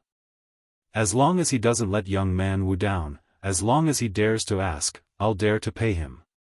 The woman from Bubang Mountain said with a smile, that's what I like about my husband. Fatty Dong laughed and said, wife, I like a lot of things about you. The woman, who was born to live at the top of Jianghu and enjoyed the scenery, was born to be indifferent to the world.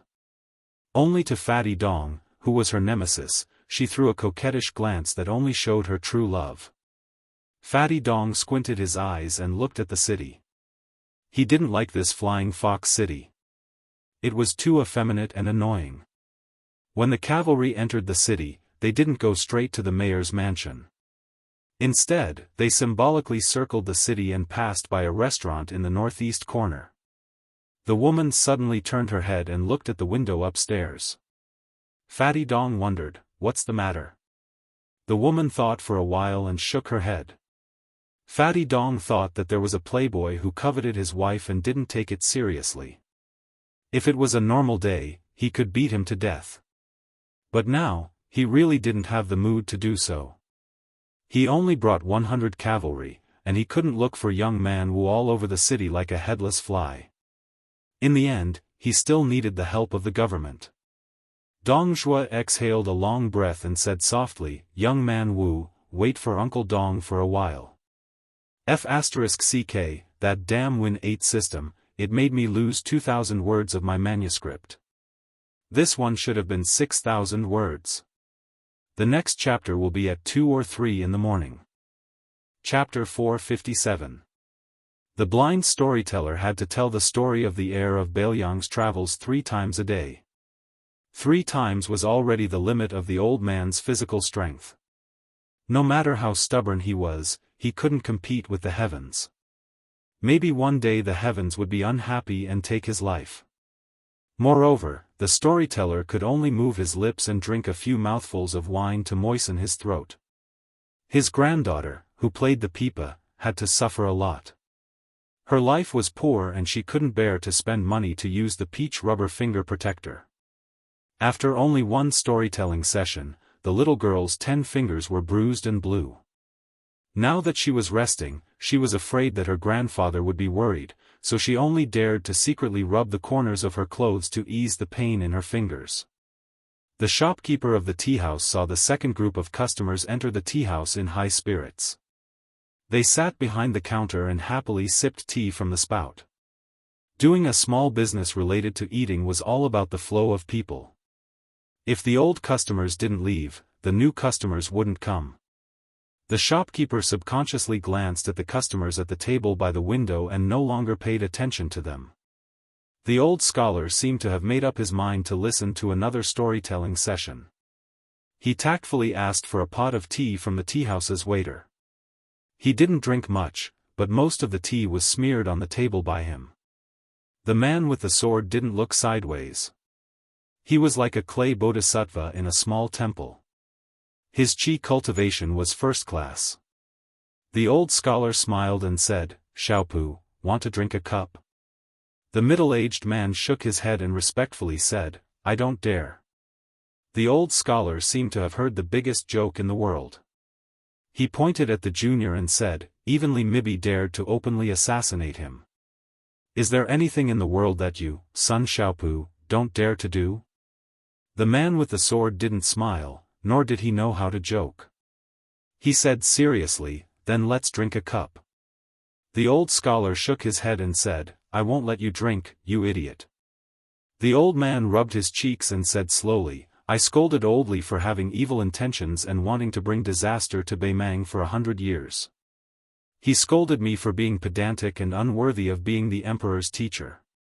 These are all disputes in the court under the emperor's eyes.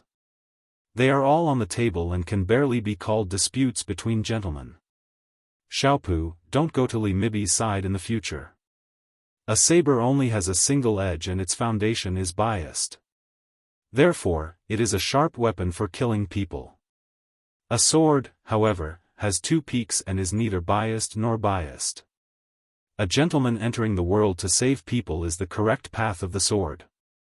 In a dynasty, both sides complement each other. There is no lack of martial artists who wield sabers and swords who wield swords. You are the master of the sword mansion of the chess and sword music school after all. If you personally fight and kill, the school will lose its glory. You have to rely on the talented juniors to earn your reputation. You have to rely on the support of the few of you. Just as the storyteller said, Li Chungang is the number one in the way of the sword. In my opinion, this sword god's sheathed sword has thousands of sword wills in his heart even if he doesn't draw his sword.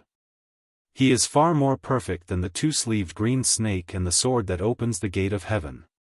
Xiaopu, you should learn from him. The middle-aged man nodded. He was only convinced by one person in his life. The old man left Beimang alone and rushed to the south before the situation of the Central Plains was settled. After the unification of the spring and autumn period, he stayed in the foreign land where the smoke of war gradually dissipated for a full 20 years. The man with the sword was famous for his sword chi. Hong Jingyan, who was at the top of the martial arts ranking, was his closed-door disciple. The old scholar listened to the next two storytellers without missing a word, sometimes nodding and sometimes shaking his head. In any case, no one except for a rather dignified swordsman sitting at the same table would care about the life or death of an ordinary-looking, stinky scholar. During this period, two groups of ruffians from Flying Fox City came to make trouble. The first group was sent back by the tea-house manager with money. The second group was much more vicious. The old storyteller, who was fiercely protecting his granddaughter holding the pipa, was punched in the face. As a result, the crowd was outraged.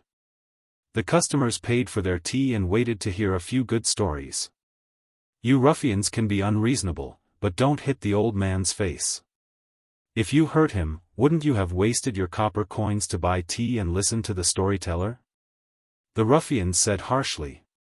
If they dared to boast about how heroic the heir of Beiliang was again, they would come back and give them a good beating. Then they swaggered away. At the end of the third storytelling session, a few handsome horses came to the outside of the tea-house. A few disciples of the Flying Fox town jumped off the horses and rushed at the blind old man with 6 or 7 evil servants. A disciple of an official's family even pulled the little girl's hair with a ferocious smile and threatened to throw the little young barbarian into the lowest brothel to be a whore. The old scholar's face was as usual. People fight with people, and each depends on his own ability. Life and death are predestined. This old man wants to make a fuss about the fight between officials and people. Xiaopu. In an instant, the man with a sword on his back who heard the order did not unsheath his sword, but the sword chi was close. The old scholar did not look at the bloody scene. He stretched out his sleeve to wipe off the map of the border between the two dynasties that was densely covered like an ant's nest on the table. He whispered in a hoarse voice, "In the past 20 years, I have been a businessman who haggled over every penny, a farmer who lost his home, a night watchman, a henchman who buried himself in writing documents for the officials, a writer for the famous prostitutes in the brothel, an escort who traveled north and south, a writer for the famous scholars, a county magistrate in a small town, and so on. I have done all kinds of things. I have also traveled through the 9 kingdoms of the spring and autumn period. If I spend another 2 or 3 years traveling through the 8 provinces of Beimang, I can probably go to the imperial city and play a big chess game for His Majesty." The old scholar said flatly, Huang Sanjia, you use the 9 kingdoms of the Central Plains as a chessboard, and I use the 2 dynasties to divide black and white. You are about to lose 1 rank. The old scholar suddenly laughed and said, "You already have 1 foot in the coffin, yet you are still so focused on winning. It's not good." In the inn, Su Fengnian saw Tao Manwu, who had just stood on tiptoe to look outside the window, suddenly shrink back as if she had seen a ghost in broad daylight. She trotted to the bedside, took off her boots, and jumped to his side. She hugged the strange box with a complicated expression on her little face. Su Fengnian joked, What? You didn't really see your Uncle Dong, did you? That doesn't make sense. If it were me, I would have already shouted and jumped down the stairs. The little girl raised the box in her hand and tilted her head. She said timidly and seriously, if the little spiders in the box spin a web tomorrow, you have to promise me one thing, okay? Su Fengnian bluntly refused. Do you think I am stupid? If you want me to meet your Uncle Dong who has outstanding military achievements, or if you want me to carry that money bag in the future, do you think I will agree? The little girl was still holding the small wooden box, about to cry.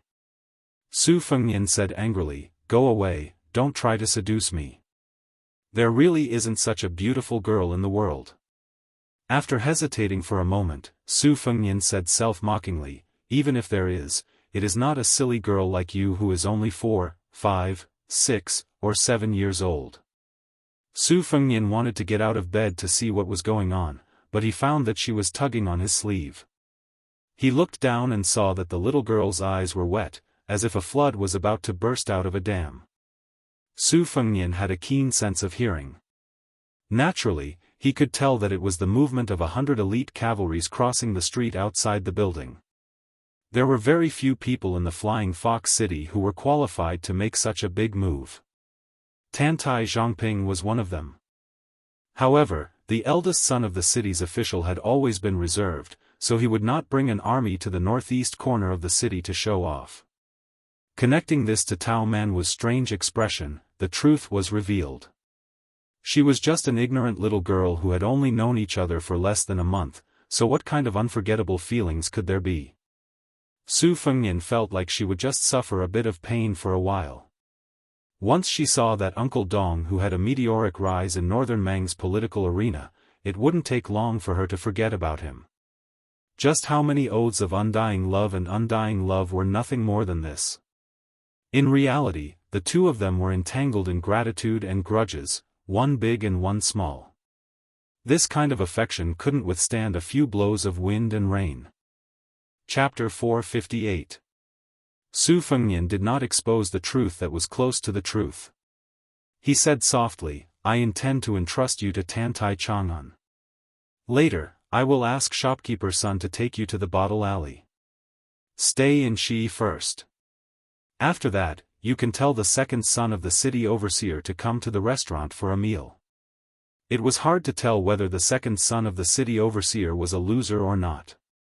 However, according to Tantai Chang'an's temperament, he would probably treat a little girl who could not cause any trouble well.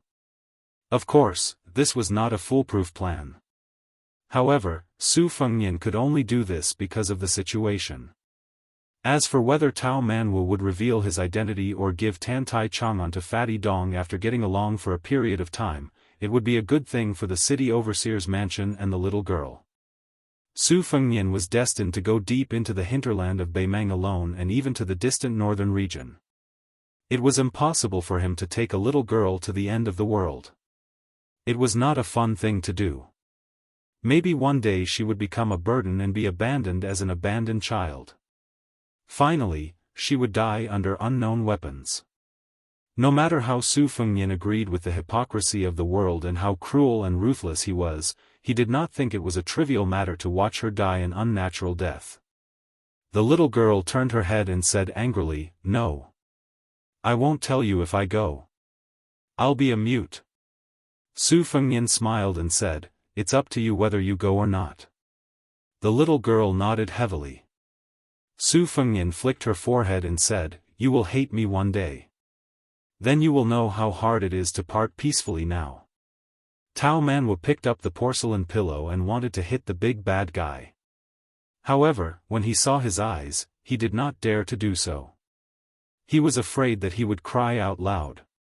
The little girl turned over and threw herself on the bed. First, she hugged the porcelain pillow and Qi Qiao under her body. Then, she hurriedly covered her body with the quilt and hid to sob secretly. I hate you right now, she said in a soft and indistinct voice. She wanted to cry and scold him, and she was also sulking under the quilt. The little girl must be very tired. Su Fengnian waited for a while. Seeing that she did not stop, he sighed, took the quilt and threw it aside. Then he held her in his arms and put his chin on her head.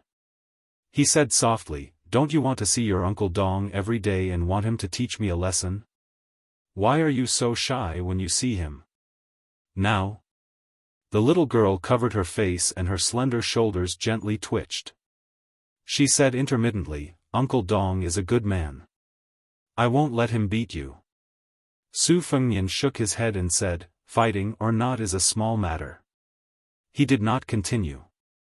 Since the fatty Dongjua had entered Flying Fox City with 100 cavalrymen, Su Fengnian would not only be afraid of him but also want to kill him. Killing Dongjua would have a more far-reaching impact than killing 10 Tao Qianji.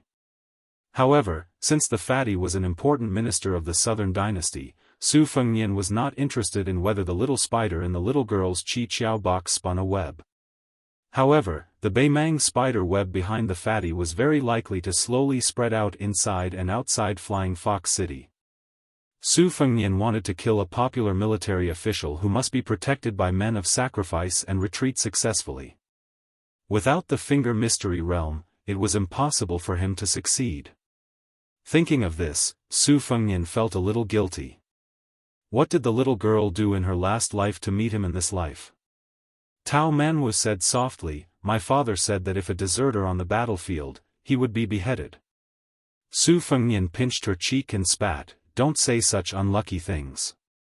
After a long silence, Tao Manwu cried until she had no strength left. She clutched the sleeves of the big bad guy, afraid that he would leave. Su Fengnian looked at the bag of money on the table and said while rubbing his forehead, "Okay, okay, okay. I owe you this. Our Taozi is so beautiful. Maybe she will be kidnapped by a scoundrel and become his wife. I don't feel at ease. Let's make a deal first. I will send you to Uncle Dong's place." Outside the courier station in Flying Fox City, Dongjua, who had just rested for a short time, ran out with his eyes wide open. He was surprised and stunned. He had searched high and low for something, but found it without any effort. This general, who had been sealed by the city overseer, saw a funny scene. A young man holding his little niece's hand with one hand and an inferior horse with the other hand appeared in front of him unexpectedly and unreasonably. Young man Wu was carrying a heavy bag and holding a porcelain pillow with one hand. She bit her lips and looked very wronged. Dongjua's heart and liver were broken. Fortunately, young man Wu was safe. Dongjua looked at him carefully. This fat fox who had been dealing with the old foxes in the military and political circles all year round had already cultivated a good sense of human nature. His eyes were like torches. He immediately felt jealous like a father who saw his daughter bring a damned son-in-law to his house. Damn it, his little daughter was not even 10 years old. How could this bastard kill her? The fairy who came out of the Bing Mountain squinted at the young man who she could not see clearly. He was empty-handed and had nothing on him. There was a long cloth bag tied near the saddle of the inferior horse, which should be a weapon similar to a broadsword. The more she could not figure out, the more she dared not take it lightly. Her family was well learned, her martial arts were good, and her eyesight was superb. She was not sure whether this calm young man was at level 3 or level 2. But when she saw her husband's embarrassed look, she felt relieved.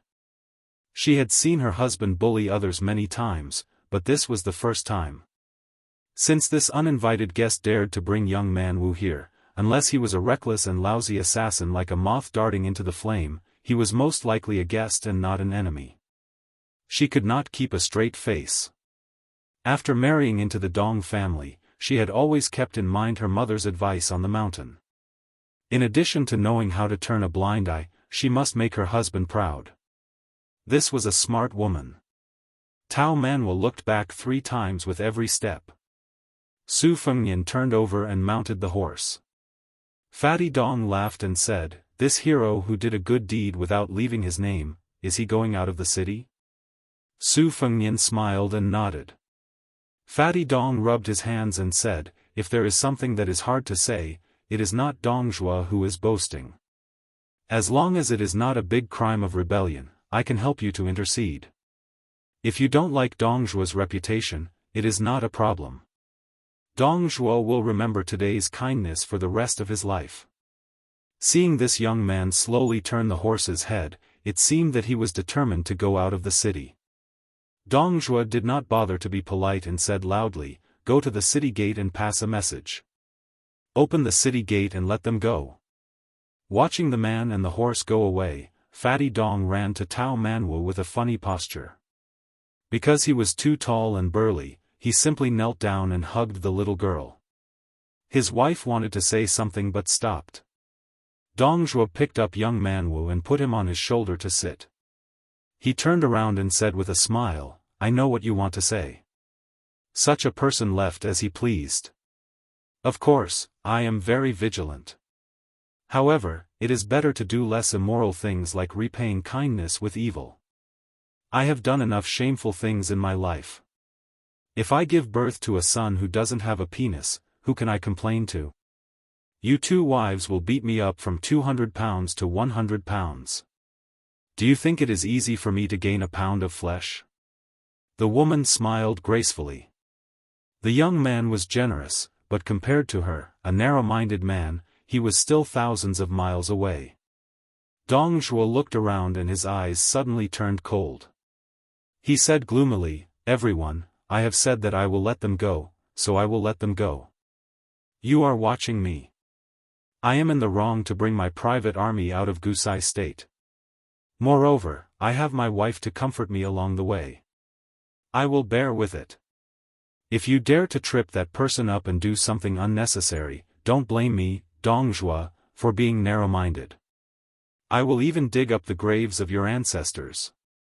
After he finished speaking, Fat Man Dong asked in a soft voice, "Wife, is it appropriate to use superfluous words like drawing legs on a snake here?" The woman was used to it. She nodded and said, "It's okay." Almost at the same time, Su Fengnian and Dong Zhuo, these two men, turned their heads and looked at each other from a distance. If they met again, they did not know what kind of status they would have when they looked at each other. Announcing the first VIP subscription group in Snow, 1687165 group subscription screenshot. Chapter 459. When the people of Flying Fox City first heard that Dong Zhongping was going to seal the city, they wanted to cut off the fat man's flesh. However, the thunder was loud but the rain was small. Soon the city was reopened. The people thought that the eldest son of Tantai Zhongping must have gained the upper hand in the secret competition with Dong Zhongping. They didn't believe that Tantai Zhongping would be pushed back by a woman at the gate. Su Fengnian was not in a hurry to leave the city. Instead, he climbed the city wall and looked at the hanging sword pavilion from a distance. Because Tao Manwu was involved with Dong Zhuo, his plan had been disrupted. It was not appropriate to leave the city in a hurry. However, if he stayed in the city, it would be easier for him to be caught. Su Shao wanted to find the old general of the Bailiang army by himself, so he had to put it aside for the time being. It was the lesser of two evils. He was mocking himself, but he still had some regrets. When Su Fengnian was about to turn around and walk down the city wall, a sloppy man who was sleeping soundly on the battlement murmured a few words. He then rolled sideways and was about to fall off the city wall. Fortunately, he fell into the wall, so Su Fengnian did not help him. The drunkard was not happy that he survived. Instead, he carefully stroked the wine gourd hanging on his waist. Only then did he raise his head and look around. When he saw Su Fengnian, he was indifferent. The drunkard with a full beard leaned against the wall and drank a mouthful of strong wine. He hummed a Bailiang song, "Take off his armor," leisurely. A tall but hunchbacked man in a servant's uniform trotted up the city wall with a flask of wine in his hand. When he saw Su Fengnian, he paused and silently filled his old, half-empty flask with new wine. The servant was a pitiful cross-eyed man. The half-drunk man took out a dagger inlaid with pearls and shaved his face. As he was busy, he glanced sideways at Su Fengnian. He pointed at the hanging sword pavilion and scolded, young man, what are you looking at? I brought 2 swords to Flying Fox City. One is hung in the pavilion, and the other is sold to the city lord's mansion for 1,000 taels of gold. What right do you have to look at me like I'm a drunkard? The servant was a mute. Seeing his master's lips, he knew that he was about to get into trouble again. He hurriedly turned to Su Fengnian to apologize. Su Fengnian smiled and waited for the drunkard to shave off his beard. He narrowed his eyes. No wonder he could sleep on the top of Feng Feng Lu for so many years when he was selling swords and painting. If his clothes were clean and tidy, he must have been a romantic and elegant man. There must be something wrong. Su Fengnian's expression was the same as usual. He leisurely looked at the top scorer of the brothel who could make such a beautiful girl unable to forget him. The drunkard took back his dagger and sighed. I didn't let down the painting, but the painting misled me. He drank another mouthful of wine. Su Fengnian was not in the mood to beat around the bush. He asked directly, "Are you waiting for me?" The drunkard glanced at the servant as if he had heard a joke. He laughed and said, "Kid, you're talking big. I'm sleeping here comfortably. It's more like you're looking for me." Su Fengnian was desperate. He said calmly, "Someone asked me to pass a message. If you can understand it, then forget it. If you don't, then take it as a drunkard's words. They can go in one ear and out the other. Since he's a pawn you brought out, you have to go back and clean up his mess." The man who was still handsome after shaving rolled his eyes and said, "Is there something wrong with your head? When did I not clean up my mess after taking a dump? Get lost, get lost. If you don't get lost, I still have my swordsmanship. I'll take out the torch dragon hanging in the sword pavilion and send you to hell." Su Fengnian had checked the flow of qi. Neither the master nor the servant could be called a hermit master. The drunkard was barely above ordinary people. As for the cross-eyed servant, he was slightly inferior to ordinary people. Su Fengnian walked down the city wall with a smile. He took the inferior horse and left Flying Fox City. He looked back. There was no drunkard. There was only the cross-eyed servant standing there with a hunched back. The drunkard, who had been sitting on the ground and leaning against the wall, wiped the stubble on his cheeks and muttered to himself. Seeing that there was no response, he looked up and saw the servant standing there silently. The drunkard said self-deprecatingly, "I forgot that you're deaf and mute. When I was chased by my enemies, I ran north and fled to the border. If you didn't have some money, I wouldn't be willing to call you master and servant." The drunkard asked lazily, "Why do you want me to sleep on the city wall today?" A hoarse voice sounded, "Even a cripple like me can sense the sword energy approaching. There's a swordsman in Beimang who has such a sword realm. He must be someone like the headmaster of the chess and sword music school." The drunkard was so scared that his hands and feet trembled. He asked dumbfoundedly, "You can talk?" The hunched servant was still looking into the distance. He reached out to touch his face and said calmly, "It's just a self-sealing acupoint. It's the best withered sword technique of the Wu family. Years ago, I had a sword competition with Li Chungang. Then, I was disheartened that the general didn't want to be the emperor. So, I practiced the withered sword in peace. My ancestor once defeated 10,000 cavalry with 9 swords. 4 broken swords were left in Beimang. So, I thought of coming here to take a look. Otherwise, with your mediocre swordsmanship, how could you pick up a fish spear and a torch dragon? Do you think famous swords are copper coins? You can pick up a few in the downtown area?" The drunkard asked in a trembling voice, "Who are you?" The servant's fingernails drew blood on his face. He seemed to hate this face and said slowly, "The withered sword is emotionless." Wu Su was tainted by love. Even if she pretended to enter the secular world, her sword intent was not pure. She was an immortal on earth in the palace back then, but it was only a fake realm. It was just an illusion. Otherwise, how could she fall ill? Consort of the king of Beiliang? My sister. My biological sister. However, I have never been close to her since I was young. Our relationship is even worse than her relationship with Dong Tai, who lived on Sword Mountain. Just like Chen Zhibao and me, His Royal Highness is much better than that nephew of mine. However, no matter how close we are, our blood relationship cannot be denied.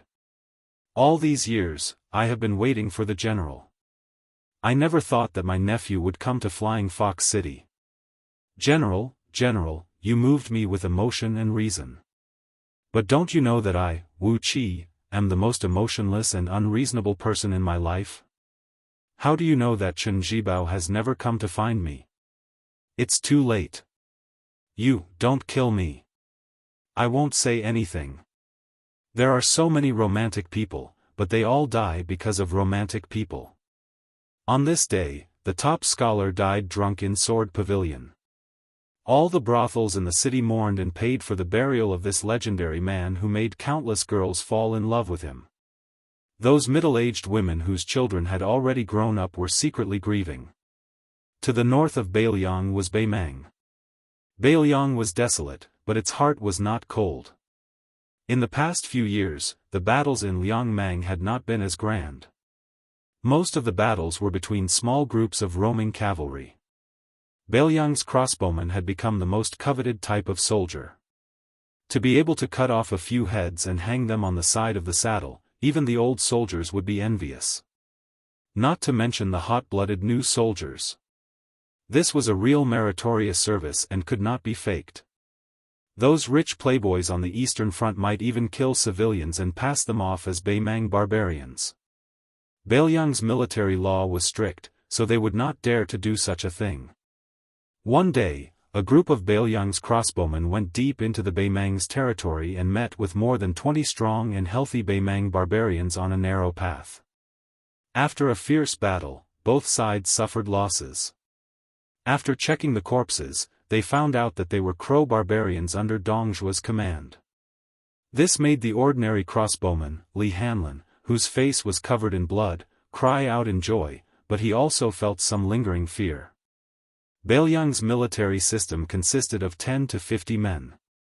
To be able to be a crossbowman's commander was more qualified than a general in the military. Li Hanlin's commander was an old and steady burly man. He wore light armor and his horsemanship was superb. Not only did he have extraordinary strength, he could also draw a bow with both hands and shoot. However, no matter how calm he was, whenever he saw a Beimang person, his eyes would turn red. He had broken many military rules and had been demoted several times. Otherwise, he would have become a general long ago. He was a man of few words, but every time his subordinates mentioned the incident where he was personally whipped by the general, the middle-aged man would grin. Li Hanlin and the other crossbowmen all knew that this was the commander's weakness. If they made a mistake, as long as they repeated this, the commander would be happy and soft-hearted. Li Hanlin rode on a horse with a deep wound on his arm. A Beimang barbarian's head was tied to his buttocks. Blood flowed down the side of the horse's back. In this small-scale battle, they had lost 3 men and completely wiped out the enemy. The 3 corpses of their comrades were hung on the backs of the marksman and 2 deputy marksmen's horses. This was an unshakable rule in the army. On the battlefield of Beiliang, the most important thing was to return the corpses of the dead. As long as there was still a breath left in them, they had to return with their fallen comrades as long as it didn't affect the important military affairs. Li Hanlin glanced at the new recruit beside him and had a whole new level of respect for him. This guy was called Lu Do, a weird-looking man with double pupils. Not long after he joined their ranks, he had 3 Beimang barbarians' heads hanging from his horse's back. One could imagine how powerful he was. Originally, the crossbowmen led by Li Hanlin didn't like this bad-tempered new recruit. However, after fighting side by side with him, even the one behind him who had beaten and scolded Lu Do, Li October, had to admit that he was wrong. This old man with the surname Li was a 3rd-rank general in Beiliang. In the whole of Beiliang, he could be considered to be someone who could do whatever he wanted. His parents and uncles were all illiterate. When he was born, his parents made a big fuss over his name. They invited countless famous scholars, but none of them were satisfied with his name. Later, the old man slapped his thigh and said that he should be called Lu Do since he was born in Beiliang. As a result, the entire illiterate family didn't have any objections. The scholars who helped him with the name were all silent. Chapter 460. Most of the crossbowmen in Li Hanlan's team were young masters like Octoberly, although most of them were not as prominent as Octoberly, but they were not willing to talk about the glory of their father's family, so Octoberly became an isolated outlier and was very unlikable. When Lu Do, a commoner from a concubine family, entered the team, he had a conflict with Octoberly on the same day. At that time, Li Hanlan and the others were indifferent and did not take sides with either side. When they saw Lu Do's cowardly attitude, they rolled their eyes and thought that no matter how useless he was to become a crossbowman, he should at least have some backbone. Unexpectedly, when he fought with the crows, who had long been famous for their fierceness, with real swords and spears, Lu Do, a taciturn man, killed 3 crows without saying a word and even blocked a tricky arrow for Octoberly. Li Hanlan also had a higher opinion of Octoberly. Although Octoberly still had some of his foppish habits, it was not too much. Compared to the descendants of the Northern Liang generals who did not even dare to enter the Northern Liang army, let alone become crossbowmen, Octoberly was really 1,000 times more promising. At this time, Octoberly was joking with the crossbowmen, saying that when he was young, he always fought with his brothers at home. His father had heard from somewhere that there was strength in numbers and wanted him to break chopsticks. However, he was so strong that he broke more than 10 chopsticks in one go. His father, who could not explain the reason, was so angry that he invited a real martial arts instructor instead of making him play with words. Li Hanlan thought that Octoberly was really lucky. At this time, Octoberly was joking with the crossbowmen, saying that he always fought with his brothers when he was young. Li Hanlan was amused when he heard Li October say that making him study was worse than being stabbed. He felt the same way and his mood became better. When Brother Feng said that he should join the army, it was indeed a good thing. However, this good brother of His Royal Highness probably did not expect that he would become a crossbowman. Li October rode up from behind and said with a smile, "Brother Hanlan, can I borrow the barbarian's head when we enter the city? It's just so I can show off." Li Hanlan laughed and scolded, "Go borrow it from Lu Do. That brat cut off 3 heads and I only have 1. What will you do if I lend it to you?" Li October said helplessly, "I just lowered my head and apologized to him. I don't have the face to borrow from him. Besides, both of our surnames are Li. We were a family 500 years ago." Li Hanlan yelled, "Lu Do, Octoberly wants to borrow a barbarian's head from you to show off. Do you want to lend it to me?" Lu Do said calmly, "Not a single one." Octoberly had a bitter expression on his face. Even the bid leaders and deputy bid leaders burst into laughter. The corners of Lu Do's mouth twitched as he said indifferently, "I'll lend you too." Octoberly turned his horse around and wanted to hug this cold-faced but warm-hearted guy. "Lu Do, you'll be my brother after this. When we reach Lingzhou, I'll take you to visit all the brothels." Li Hanlan teased, "What's the big deal about visiting a brothel? Don't you have a younger sister who's always praised as a captivating beauty? Why don't you just acknowledge him as your brother-in-law? In the future, you can even borrow 200 barbarian heads, let alone 2. Octoberly said heroically, "Sure, Lu Do. Why don't we agree on this?" Lu Do rolled his eyes and said, "Get lost. With your shabby appearance, how good can your sister be?" Octoberly, who didn't look ugly at all, was instantly annoyed and caused another round of hearty laughter. The bid leader said, "A bunch of brats. You still have the energy to talk nonsense here. Don't you know how to vent your energy on the bellies of your women later? I see that your trip this time wasn't bad. When we return to the city, I'll shamelessly ask for a leave from General Zhao and let you guys enjoy yourselves. However, it'll only be for a day or 2 at most. If anyone dares to come to the camp late by even a moment, I'll personally whip you. Li Hanlin came to the bid leader's side and said softly, "Bid leader, I've already discussed with Hong Jin and the others. We'll each give a barbarian's head to the three brothers. As for the reward, it'll all be given to their families." The bid leader frowned and said, "It's a serious crime to give away military merits without authorization. Li Hanlin, I know your background isn't ordinary and isn't inferior to October Li and the others. However, if the higher-ups find out about this, the military law will be like a mountain. A happy occasion will become a disaster. Do you really dare?" Li Hanlin said with a mischievous smile, "Back then, Chief Biao dared to stab a northern Mang general to death with a single blade. Just how heroic was that? We are all pawns you brought out, so why wouldn't we dare?" The bid leader cursed and said with a gratified smile, "You guys don't need to get involved. I've already discussed this with the two deputy bids. You guys have no part in this. You just need to focus on killing the enemy and accumulating military merits. Since you've entered our ranks, I and the two deputy bids have no reason to treat you unfairly. In the Bailiang army, a day's worth of comrades, a lifetime's worth of brothers. On Mount Wudong, the morning bell rang. On the summit of the 81 peaks, in the square in front of the main peak's Taoist temple.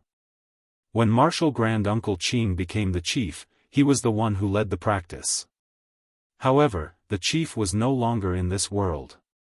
Someone else was in charge of the practice, but he was just as young. Li Yufu was only one generation younger than the chief Hong, but he was even younger. The summit was filled with smoke. Hundreds of Wudang Taoists practiced together. Their robes fluttered in the wind and clouds surged.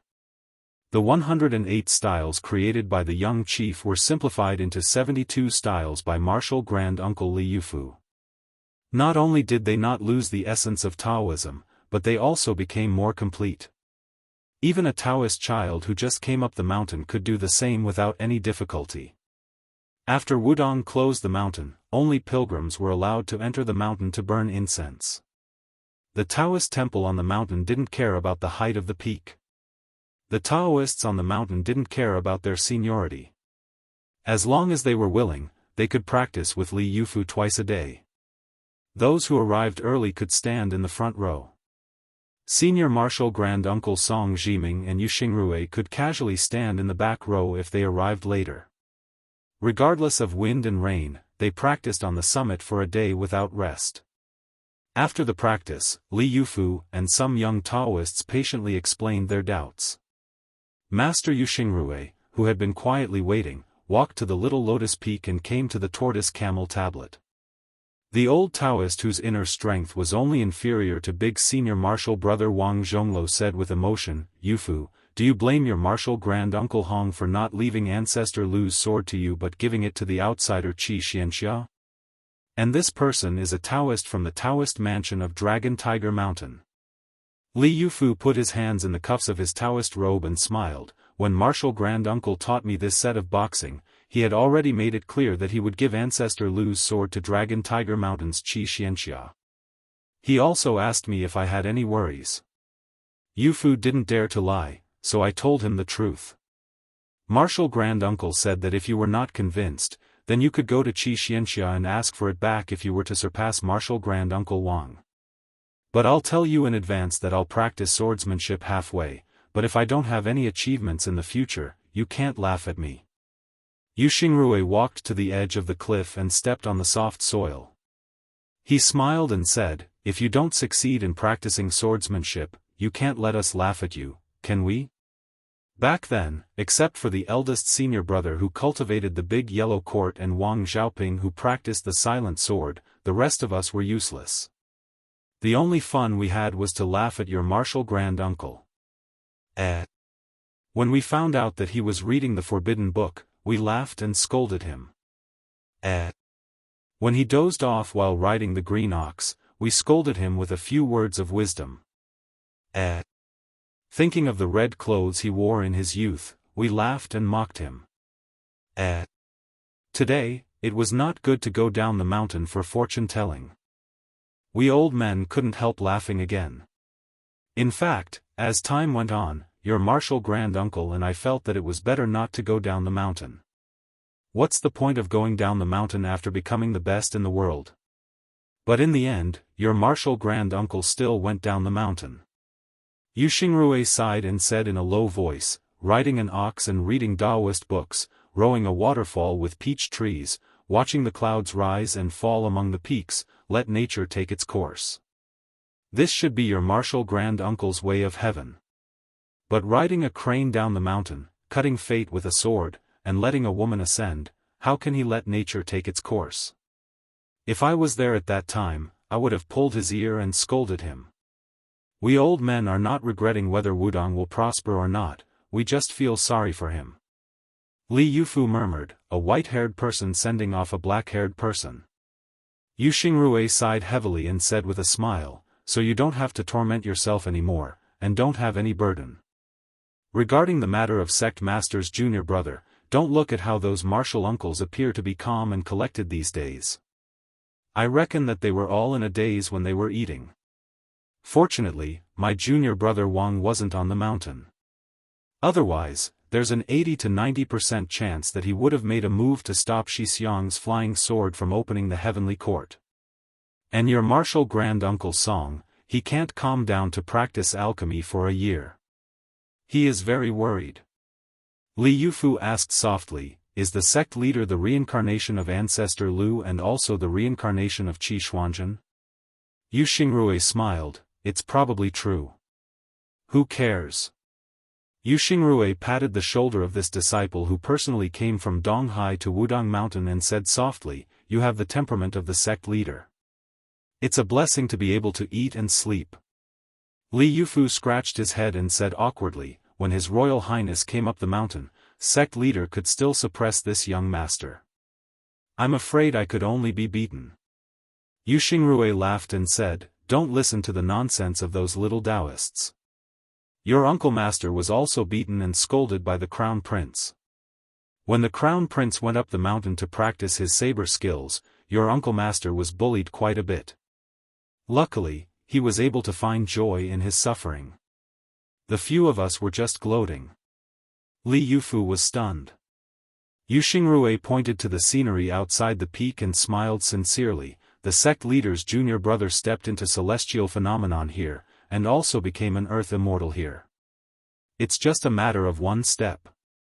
Li Yufu came back to his senses and said softly, it seems like one step, but it's already thousands of steps. Chapter 461. Yu Xingrui nodded, that's right. When you are wholeheartedly seeking Tao, you don't know how many steps you've taken. Only when you forget yourself can you have the opportunity to step into Tao. As for how to forget yourself, Master is inflexible and inflexible. He doesn't dare to mislead others, but at least he knows one thing. He works hard every day, but he doesn't forget to calculate how many steps he has taken. This is also where junior brother is wiser than us. I don't seek Tao, but Tao comes naturally. Li Yufu nodded, Tao can't be Tao. Wonderful beyond words. Yu Xingrui slowly left the top of Little Lotus Peak. He glanced back at his disciple who was talking to the green ox and smiled. Since junior brother was Lu Zhu, his last words were equivalent to Lu Zhu's own words. When Wudong thrives, Yu Fu thrives. Jing and Palace. It was said that Princess Pei was focused on meditation and didn't show up for a long time. The already deserted palace became even more desolate. The sky was cloudy but not rainy. It was cold but not cold, as if a woman wanted to say something. The king of Jing, Zhaohang, who spent half his life in the capital and half in Xiangfan, sat under the eaves of the temple, gently twirling a string of agarwood prayer beads wrapped around his hand. There was only one person sitting opposite to this great vassal king. It was Lu Su, the young and blind zither player who stabbed himself in the eyes to end his career. He came from a scholarly family and his father's generation were great scholars. However, because he wrote the history of West Chu with a straight pen, the younger generation took advantage of the loophole and was punished by the imperial court. For 10 years, he played the zither for a famous prostitute in a brothel to make a living. For 10 years, he made a living by gambling in Yongzi Alley. Somehow, his luck changed. Not only did he enter Jianghu Palace, but he also became an important advisor of the father and son. Even today, the young people who were brought into the imperial family from Yongzi Alley still felt like it was a lifetime ago. As the saying goes, a carp jumps over the dragon gate. Thousands of carps fight until their heads bleed, but how many can jump over the dragon gate? Lu Su, who was a criminal, was favored by the king of Jing, Zhao. It was really unexpected. Zhao closed his eyes and turned the prayer beads on his horse to calm his mind. He asked indifferently, Lu Su, do you know why I did not allow you to enter the capital with Xiao'er? The blind young man shook his head. I don't know. King of Jing opened his eyes and looked at the dusky sky. He laughed and said, these days I made you conceal your surname and identity and move you around to become a low-ranking government official. Have you ever complained? Lu Su shook his head and smiled. Lu Su is very content. Zhao turned his head to look at the young scholar. You've come up with 2 strategies and 13 strategies. You're determined to pacify the world for the emperor. The first strategy is to establish the crown prince, the temple oracle, and the removal of the feudal vassals. Xianxia was trembling with fear and was forced by me to bring him to the capital to meet a stranger, incurring the wrath of the emperor. The second strategy is a total of 10 strategies. It only talks about the strategy of using troops to deal with Beimang. The first is to talk about the 2 surnames of Beimang and the 2 dynasties in the north and south. The second is to predict the intention of Beimang to divide their troops. The third is to talk about how to deal with the enemy's attack. The fourth is to prepare horses for the border. The fifth is to mobilize troops and generals. The sixth is to talk about Tu Liao, the seventh is to reconcile with Qin, the eighth is to give away fortune, the ninth is to reclaim Longyao Prefecture, and the 10th is to eliminate Beimang. The emperor was furious again. However, Xianxia sent a secret letter back to Xiangfan, saying that even Zhang Jiulu and Gu Jiantang attached great importance to it. Even the old West Chu's grand preceptor, who usually didn't like to praise others, said a few good words in the imperial court. Of these 3 people, Zhang Jiulu chose to give away fortune to promote righteousness, to pave the way for his own political reform. Gu Jiantang favored the 9th strategy of reclaiming Longyao Prefecture greatly. Meanwhile, Sun Shiji, who was in charge of the province under the sect, even more so accepted the 2 strategies and 13 strategies. Once he praised the 2 strategies, these fellows standing in the main hall all felt ashamed of their inferiority, calling my impostor Xianxia a great talent in managing the world and helping the people, not the least bit inferior to Grand Secretary Zhang. Zhang Jiulu was unexpectedly not the least bit angry. Xiao Yan's words were not only not inferior, it was already difficult for him to look up to him. Only then did he suppress the anger on His Majesty's face.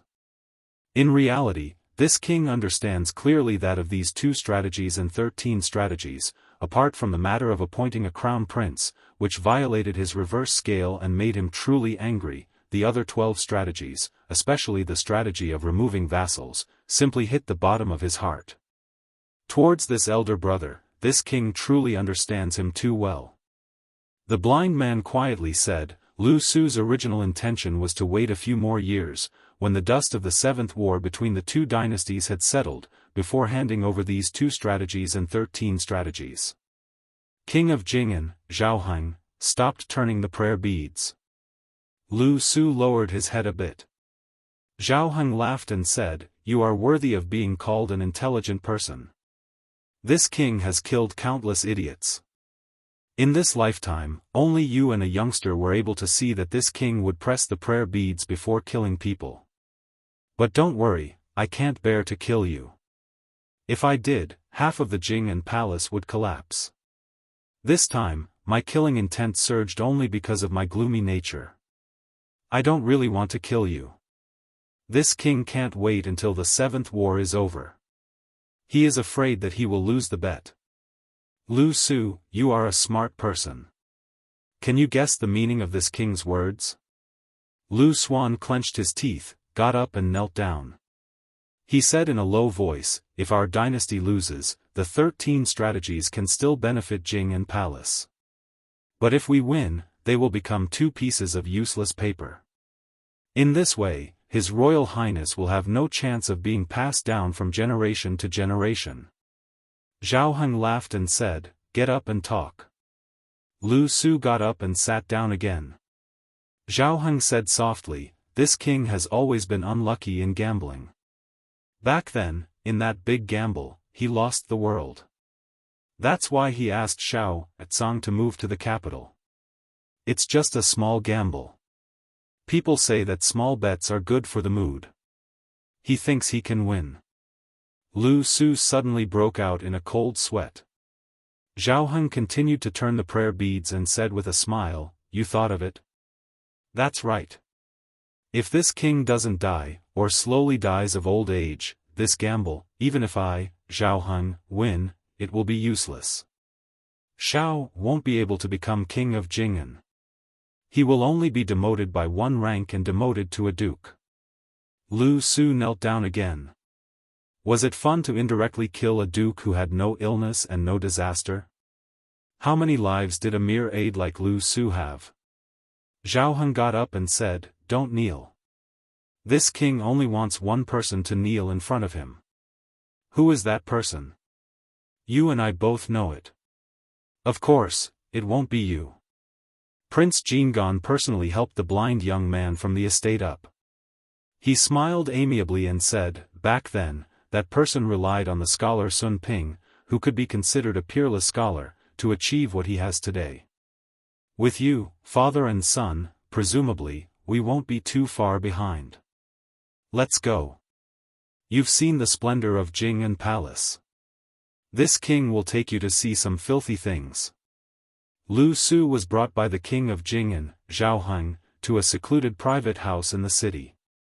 After getting out of the carriage, the king of Jing'an, who was the most proficient in both the pen and the sword, revealed an imperceptible bitter smile. Zhao Heng gently pushed the door open and entered. The small courtyard was filled with orchids. A woman was lazily leaning against the wooden railing under the eaves.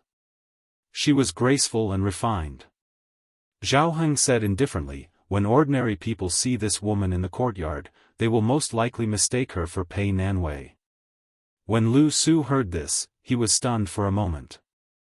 After confirming that the woman in the courtyard was not the Princess Jing'an, Pei Nanwei, he was shocked by Crown Prince Zhao Sun's rebellious behavior. For someone as rich as His Royal Highness, it was normal for him to keep a mistress in a golden house. Even if he had a crown prince consort and kept a beautiful woman, no one would see it as rebellious. However, when this woman looked too much like a crown prince consort, it was somewhat shocking. Lu Su immediately understood why the king of Jing'an, Zhao Heng, would say that it was a filthy thing. He looked down and no longer looked at the beautiful woman who was in a daze. The woman finally woke up. When she saw Zhao Heng, who looked 70 to 80% similar to Zhao Heng, she immediately knelt down. Her delicate body trembled and she couldn't say a word. Zhao Heng slowly walked to her side and reached out to hold a string of wind chimes under the eaves. He didn't say anything. The woman's face was covered in tears. After trembling for a long time, she raised her head and bit her lip until it bled. She said, I'm not afraid of death, but I beg the king of Jing'an not to punish His Royal Highness. Zhao Heng released the wind chimes and gently flicked them. They jingled. He didn't lower his head to look at the woman who was crawling on the floor. He sneered softly, are you worthy of speaking to this king? The woman lowered her head and tears streamed down her face. The king of Jing'an listened to the sound of the wind chimes and slowly said, this king already knew from the first day you stepped into the courtyard. However, this scandal is nothing to this king. Su-er didn't cross the line. The woman was still trembling like a delicate orchid in the wind and rain. Zhao Heng continued, now, for Su-er, you have to die. Are you willing? The king of Jing'an and Lu Su walked out of the courtyard. Before Zhao Heng boarded the carriage, he paused and laughed softly. "This king treats you like a scholar." Lu Su, who didn't speak, bowed deeply. The woman waited until the sound of the door closing. She wiped away her tears and went to the jewelry box to choose a pearl hairpin that Zhao Sun had given her. She came under the eaves and lay on the floor with him. She raised her head and looked at the wind chimes.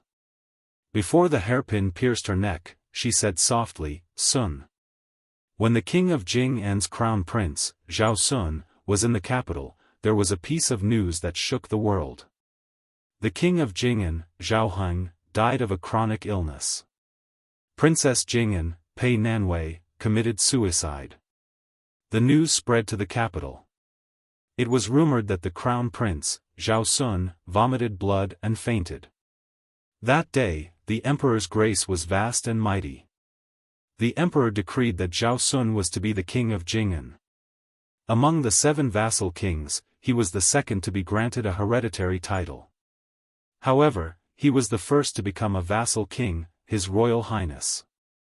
After Zhao Sun thanked the emperor in the palace, he quickly returned to Xiangfan city. After meeting Lu Su, he put on mourning clothes.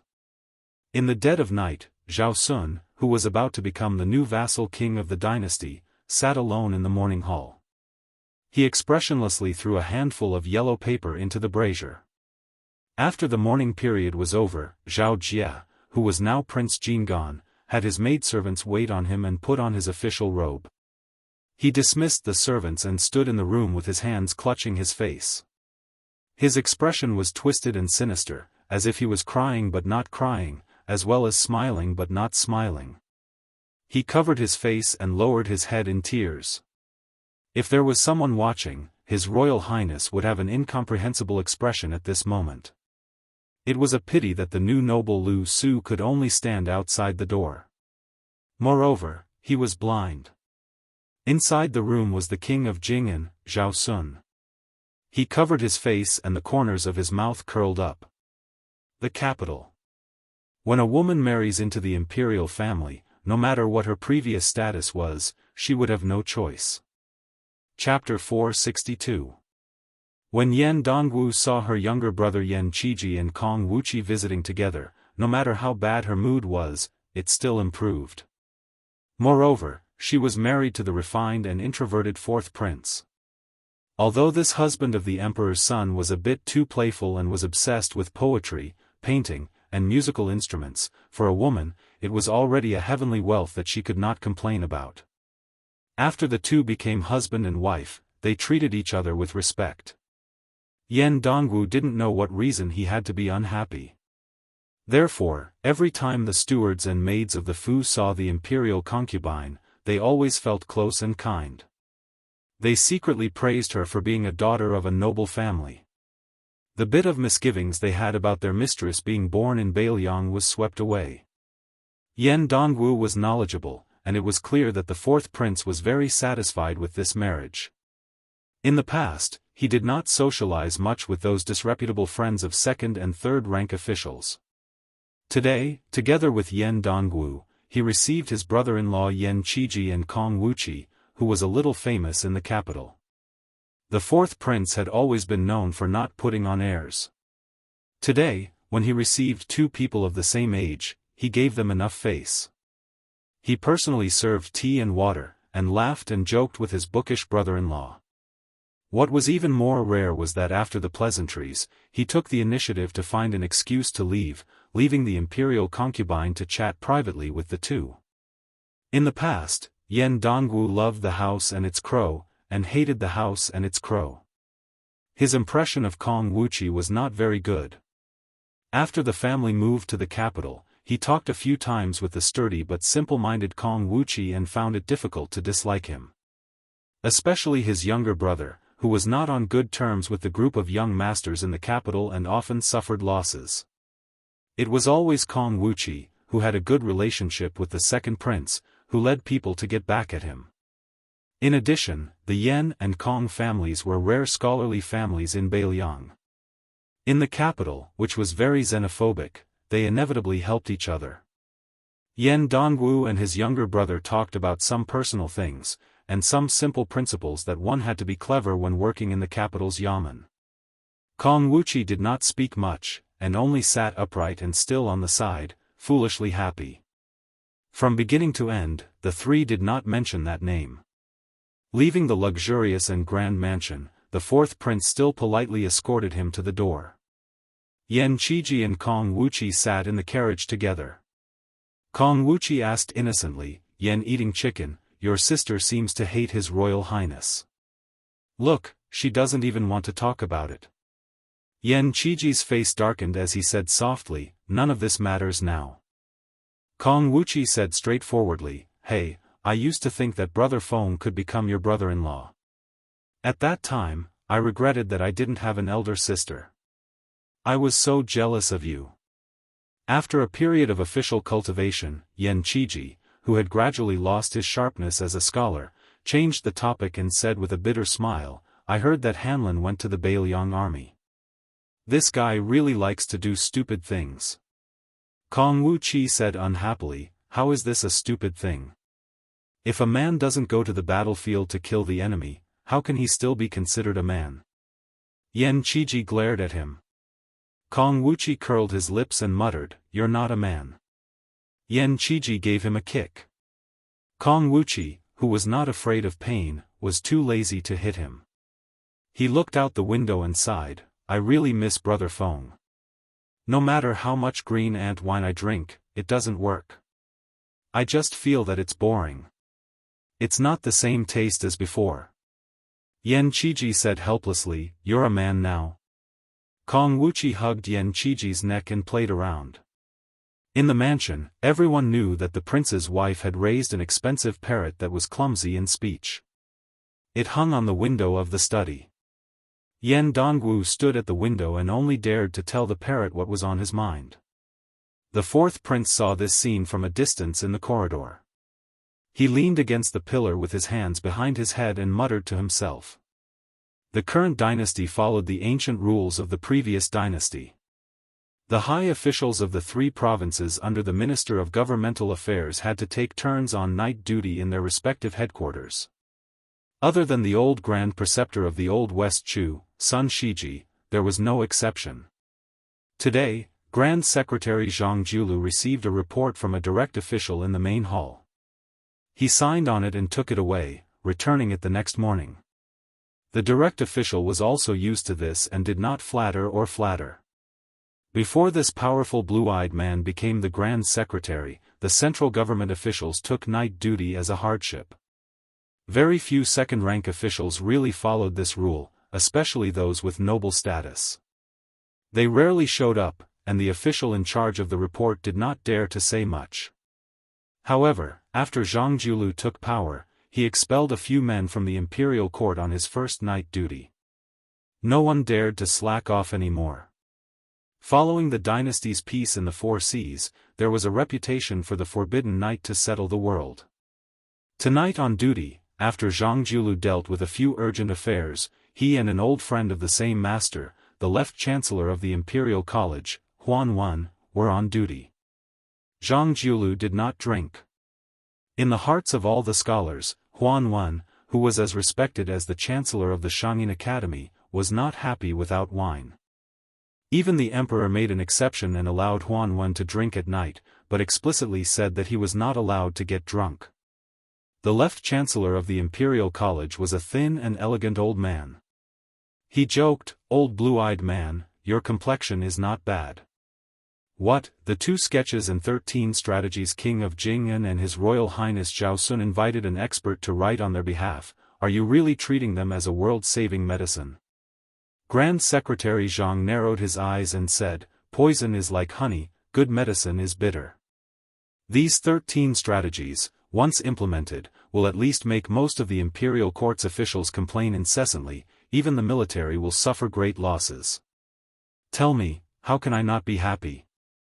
Huan Wen reached out his hand and pointed at his old friend who was only under him, cursing, "The first sketches is a strategy in the temple, even the Imperial College is insinuating that we are a bunch of useless scholars who don't know the hardships of the common people and only know how to study to death for scholarly achievements." I'm still fine, since my skin is thick, not scared of being spat on by others, but the newly appointed Chancellor Song you will definitely be angered badly.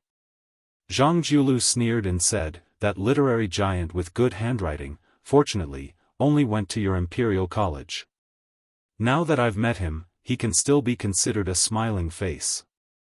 If he went to the Secretariat or the Wuxia province, I would still have a headache, unable to escape from becoming a political enemy of his.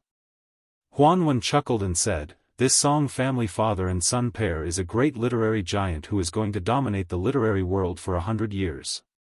Old blue-eyed man, you should take it easy. If they hold a grudge against you, just wait for them to splash dirty water on you after you die.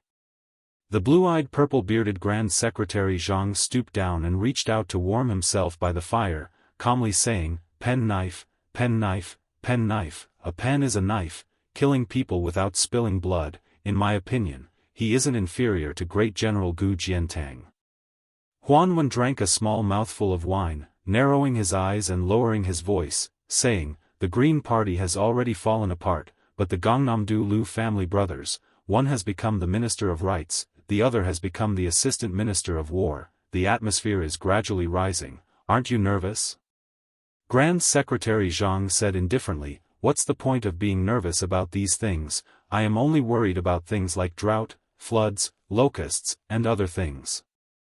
Huanwen shook his head, not saying anything. He only feared natural disasters, not man-made disasters. With the officials in power, what more could he ask for? Insignia Mountain's Great Bull Mound, the two great guest elders Huang Fangfua and Hong Yu personally watched as that mountain lord woman placed a single hand on the head of a guest elder kneeling on the ground whose inner force wasn't ordinary, absorbing the aura of this man who was still a powerful martial artist a moment ago, not leaving a single drop behind. When she released her hand, that guest elder's body and blood essence didn't change, but his life force was already extinguished. The two guest elders who secretly captured this person to help the tyrant smiled at each other, their faces full of bitterness and horror. Even though they had already seen this scene many times, each time her absorption speed became faster and faster, the faster the mountain guest elder died, the more terrified they became. The woman who became Xianyuan family's master asked with a smile, Uncle Huang, Uncle Hong, what number is this? Huang Fangfua steadied his mind, doing his best to remain calm as he said, 39th. It was precisely Xianyuan Qingfeng who had brazenly ascended to this position during the Great Snow Plains upheaval. She bent down her slender waist, looking at that corpse that died with remaining grievances, her smile as innocent as a young girl's, saying with a smile, two uncles, please be at ease. No matter how vicious Qingfeng's heart is, I still won't act against you two, my father's good friends. Huang Fangfua said softly, my only wish is for Miss to reach the pinnacle of martial arts as soon as possible. Xianyuan Qingfeng retracted her gaze and stretched her body. Not only was her face glowing, but there were also wisps of purple qi lingering around her body. She said faintly, if my father were still alive, he would never say such words. Perhaps he would regard me, his own daughter, as a devil that could be killed, and would no longer be willing to release a jar of red asmanthus wine for me every year. Huang Fangfua didn't dare to say anything else. Hong Yu crossed his arms and began to close his eyes to rest. Xianyuan Qingfeng frowned and asked, if I'm not mistaken, Yuan Tingshan must have somehow obtained Xianyuan Pan's martial arts experience, and his blade technique realm skyrocketed. Otherwise, with his temperament, he would never compete with Gu Jiantang. On the other hand, our neighbor of Mount Hui, a young Taoist from the Taoist master residence with the surname Ning, on Mount Longhu was able to block the sword of the peach blossom sword god Dong Tai. Compared to these two men, who's better? Also, during the Buddhist debate on the Golden Lotus Peak, a man with the surname Zhao brought a bald woman. Not only did she discuss Zen with Li Dongxin, she was also said to be the second person in the Vajra realm other than the white-robed monk. When can I be compared to her? Huang Fangfua didn't dare to speak nonsense, so he shook his head and said, it's hard to say. Xianyuan Qingfeng suddenly smiled and said, let's not bother about these troublesome matters. Oh right, there's an old saying that rabbits don't eat the grass near their burrows. It's not appropriate to always act against the guest elders on the mountain. I'll have to trouble the two uncles to go to the Jianghu and catch some martial artists. What do you think? Without waiting for Huang Fangfua to speak, Hong Piao opened his eyes and bowed, saying, I'm going down the mountain today. Xianyuan Qingfeng waved his hand, and the barefoot woman walked to the left side of the spacious main hall by the cliff. The mountain wind whistled, and her sleeves fluttered. She slowly walked back to her boudoir and put on yellow flowers in front of the mirror. After drawing her eyebrows and putting on makeup, she held the bronze mirror with one hand and pointed at the person in the mirror with the other. She laughed inexplicably and said, "What an ugly woman." The northern Liang mansion had silently lost a man and a woman, who seemed to be dispensable. One of them was Murong Tong Huang, who wore the skin of a transcendent god, and headed north. The other was Xu Xiu, who headed south.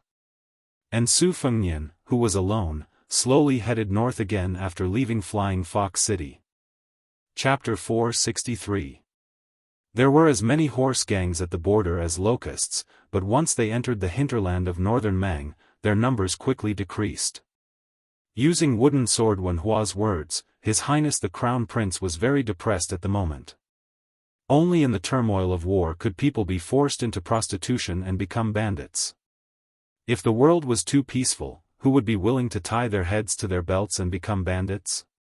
This showed that northern Mang's territory was far from the so-called poverty of the people as described by scholars and celebrities. After seeing that Flying Fox City was as prosperous as the south, Su Fengnian became even more worried. Even if he was subtly influenced by the evil habits of the people left behind by the spring and autumn period, how many years would it take to soften a northern Mang that was as valiant as a strong man into a weak woman like the southern Tang? 30 years, 50 years, 100 years? How could Bailiang afford to wait? Su Fengnian rode his horse to the north, studying the swimming fish style on the 7th page of the knife manual. Because he could not understand the essence, he did not look at the 8th page. Other than the 12 sword cultivation methods, he occasionally rode his sword to kill snakes and scorpions. He repeatedly practiced the sword chi rolling dragon wall, which seemed to have the same effect as the rolling knife skill.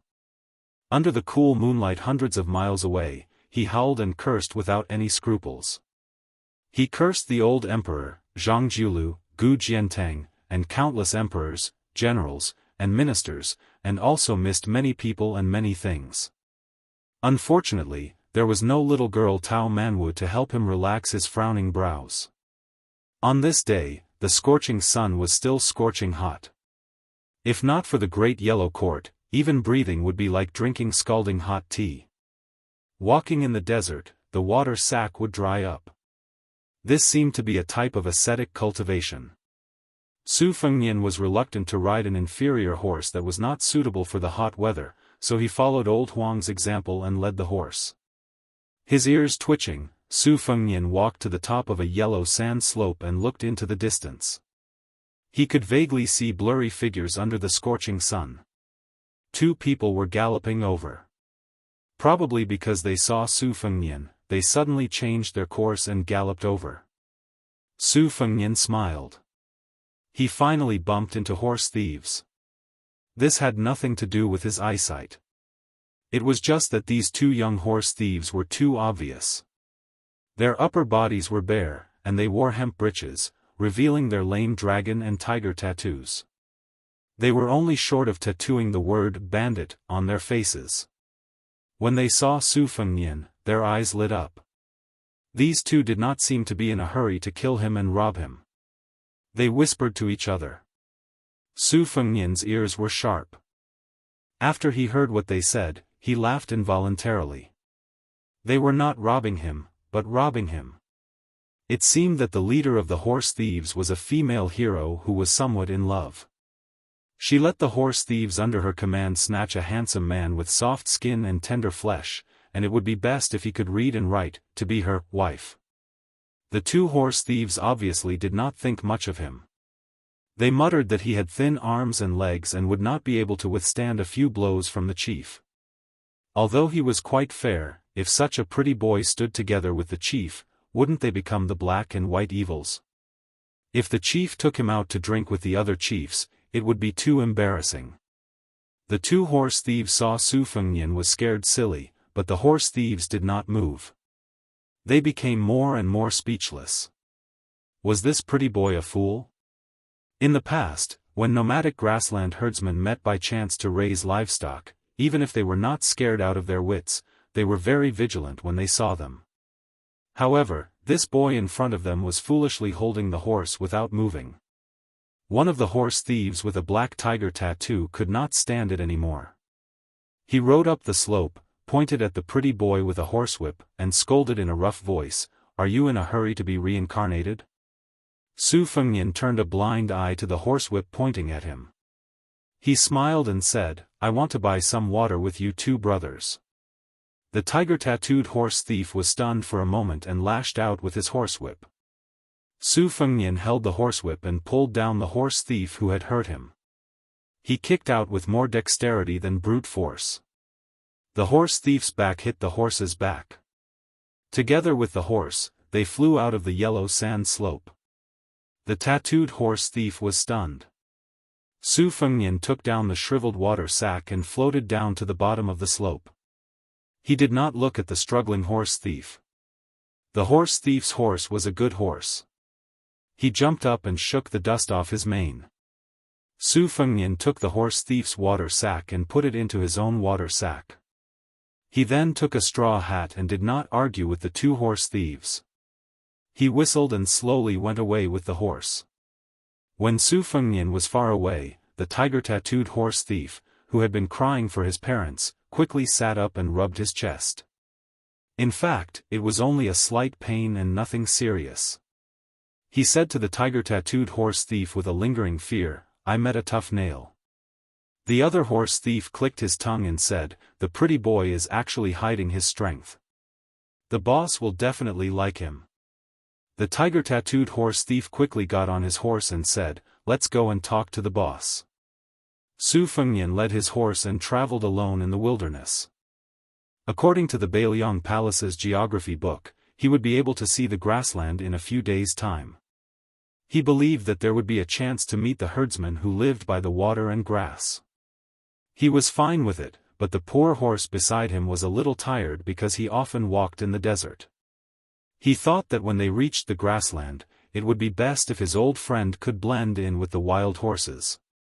So he took off the saddle and reins and let it go. After resting for the night, Su Fengnian sat cross-legged, lit a bonfire, and looked at the low starry sky. The poor horse also bent its knees and rested, rubbing its neck against him. Su Fengnian patted the horse's neck, picked up a piece of soil and put it into his mouth to chew. The moisture was much better. It was time to get close to the grassland. Tasting soil was the entry skill of finding the dragon's pulse. Su Fengnian often went with his elder brother Yao Jian to study geography when he was young and learned many superficial tricks of looking for pulse. The world's ancestral dragons came out of Kunlun, and one of them entered Beimang. In the past, Beimang rarely talked about this. After a large number of adherents of the spring and autumn period, this talk became popular. The Empress of Beimang had become the destined son of heaven. Su Fengnian turned to the poor horse and smiled, "Old friend, do you believe it?" The poor horse snorted. As usual, it diligently cultivated the sword in turn, just like the farmers in Jiangnan who had to go out every night to grab water to raise rice. They could not afford to be lazy. The sky was just beginning to brighten. Su Fengnian quickened his breathing. According to the Daoist classics, the spring meal was the morning glow of the morning and the summer meal was the evening glow of the eastern sea. The evening glow of the morning glow was the beginning of the sun, and the morning glow of the eastern sea was the best. The evening glow of the morning glow was the beginning of the sun, and the morning glow of the eastern sea was the best. The evening glow of the northern sea was the purple chi in the middle of the night, and the extreme cold of the northern sea was the armor. The two were especially beneficial for cultivation. That Taoist orthodoxy lived up to expectations and became the state religion of Beimang. The current leader, Immortal Qilin, became a Taoist saint. Together with the abbot of the two Zen temples, they were known as the two saints of the north and south. In the early morning, Su Fengnian's breathing was red and yellow. It was probably because he had not reached the realm yet. He also could not say that it was very mysterious, but he felt more refreshed than usual. He slowly stood up and had some understanding. The so-called martial arts geniuses were divided into two types. One type had a body that was different from ordinary people, like Huang Manor, who was born as a Vajra. It could be said that they were blessed by the heavens. The other type had a relatively normal body, but they could be felt by the heavens. The bull rider was one of the best among them, and only then could they have the magnificent aura of stepping into the celestial phenomenon. The third type was slightly inferior to the first two, but it was not impossible for them to step into the land of immortals. For example, Li Chungang, who entered the Great Tao with the sword, Wang Xianji, who proved her Tao with strength, and Dong Tai, who connected with the sword. In the path of martial arts, the higher one's realm was, the more one would go against the flow of the heavens. The heaven and earth were both a home and a cage. A martial artist had to form his own system, just like a naughty child who wanted to establish his own school. Su Fengnian raised his head to look at the rising sun and muttered to himself, "Good and evil will be rewarded. If you don't believe, raise your head and look. Who will God spare?" Then he twisted his mouth and said, "It said that good people don't live long, but evil people live for 1,000 years. When the ancients spoke reason, they liked to slap faces." Su Fengnian turned to look at a poor old monk wearing a kasaya and hemp shoes. His red phoenix eyes, which were sometimes charming and sometimes gloomy, stared straight at this southern Zen monk who had been sitting 10 zhang away last night. Buddhism was divided into Mahayana, and esotericism was divided into yellow and red. Everyone's attire was different. Because Su Fengnian's Wangfei was a devout believer in Buddhism, he always had a good impression of monks. In Beiliang, many rogue Taoists changed professions to become monks for the sake of money. But in Beimang, he met an old monk who had traveled thousands of li to this uncivilized land to preach. Even though the monk looked kind, Su Fengnian did not dare to be careless. The old monk put his palms together and said, "Young master is a believer in Buddhism." "Good, good." Su Fengnian suppressed the murderous instinct in his heart and silently returned the greeting. The old monk's kasaya had been washed many times. It could be seen that there were many fine stitches. But it was always clean and did not look sloppy. His beard and eyebrows were snow white. He held a bamboo staff in his hand and looked even more benevolent. In the Beiliang army, there was once a monk who wielded a staff of more than 70 jin. As one of the commanders of the infantry, he ate meat and drank wine. He killed people like flies. On the battlefield, he glared fiercely and was very bloodthirsty. He was highly regarded by Su Shao. Unfortunately, because the Beiliang cavalry entered Jianghu, the monk retreated into the mountains. It was said that he passed away in a small mountain temple. At this time, the old monk smiled and said, "This old monk came north from the two Zen temples to the two Zen temples. I wanted to discuss Zen with an old friend from the Taoist school. Although most likely it would be like a chicken talking to a duck, but at least it would be a load off my mind. By chance I saw young master swallowing the moon and eating the red clouds of the sun. I wanted to talk to young master endlessly, but I was afraid young master would misunderstand me as a bad person. So I did not dare to take the initiative to speak. But after thinking about it for a night, I felt that young master's heart is very deep. I don't know how to cultivate it. If I am careless and fall into it, it would be very inappropriate.